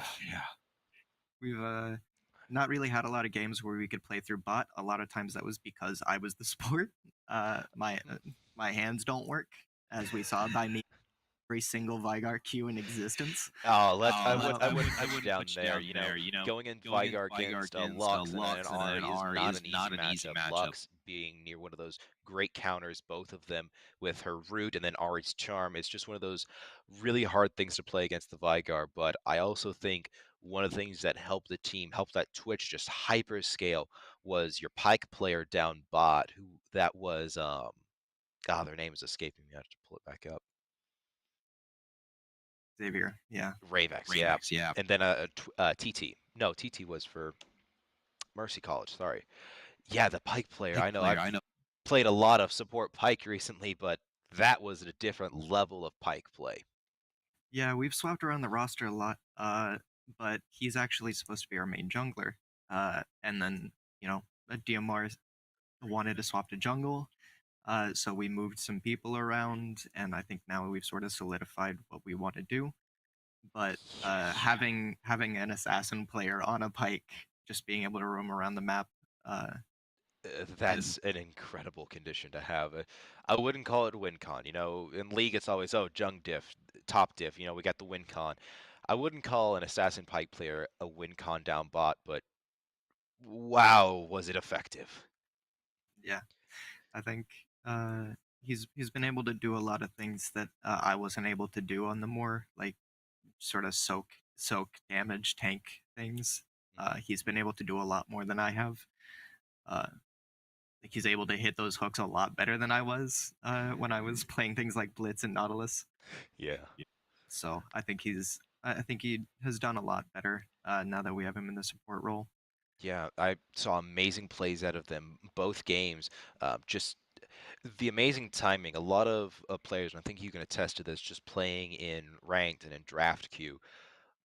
A lot of players, when they play Pike for the first, or even for a lot, they think, oh, the Q and the E are separate abilities. But I think your player showed perfectly tonight to all of our viewers that the Q and the E are one and one. You throw Q, you throw E. They are meant to be used together. I think that's something amazing we saw tonight. And then going back to your top laner, I just have to go back to them because they were splitting.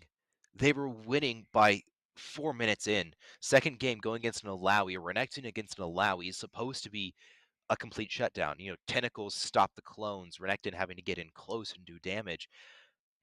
It was completely the opposite way. Even without the Echo ganks that didn't even happen until minute 7 on game 2, was just shutting it down.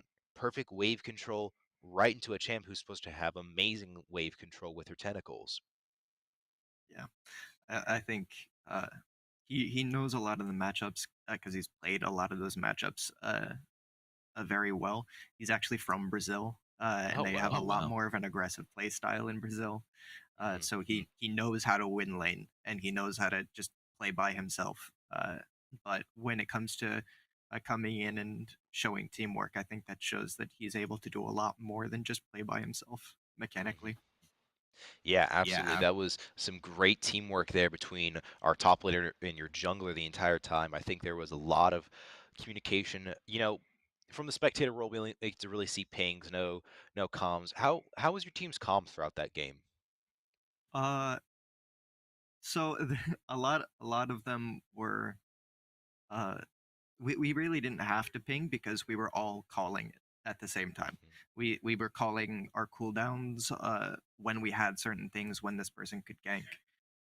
There was a point in time where we were thinking about diving the Ari, or Ari was pushing into me, but I had to call that I was out of mana. I didn't have to ping anything.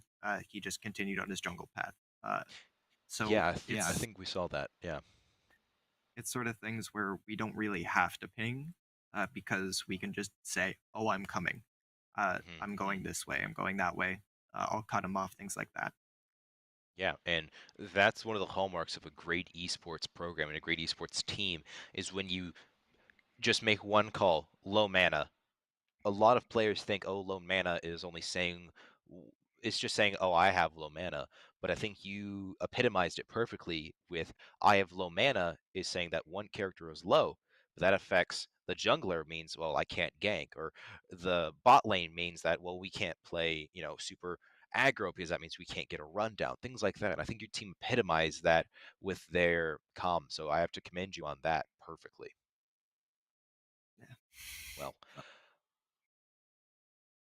I've kind of exhausted everything that I wanted to speak about. Do you have any other comments you'd like to make before we finish it up?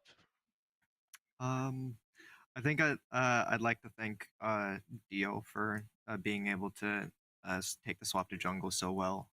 It's not his main role. He hit challenger in 2 different roles, neither of them jungle. But I wouldn't be surprised if by the end of the season he hits challenger and jungle now too. Yeah, I think he's already hit Grandmaster this season. Yeah. Looking at that. He's been doing it pretty well.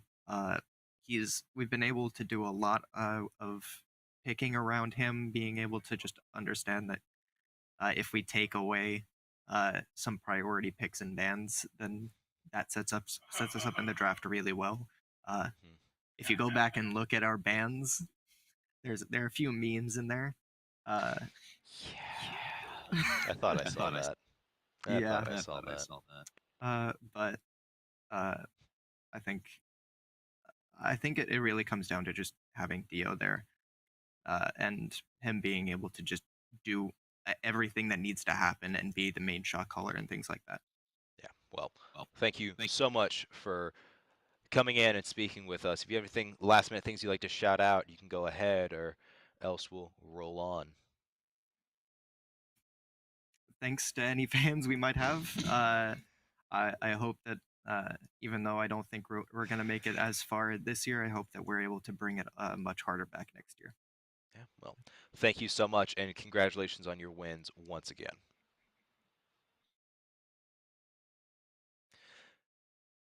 Speaking to Trial there, I think you can see the communication, thought process, and overall gameplay that high elo and high competitive teams bring into League of Legends.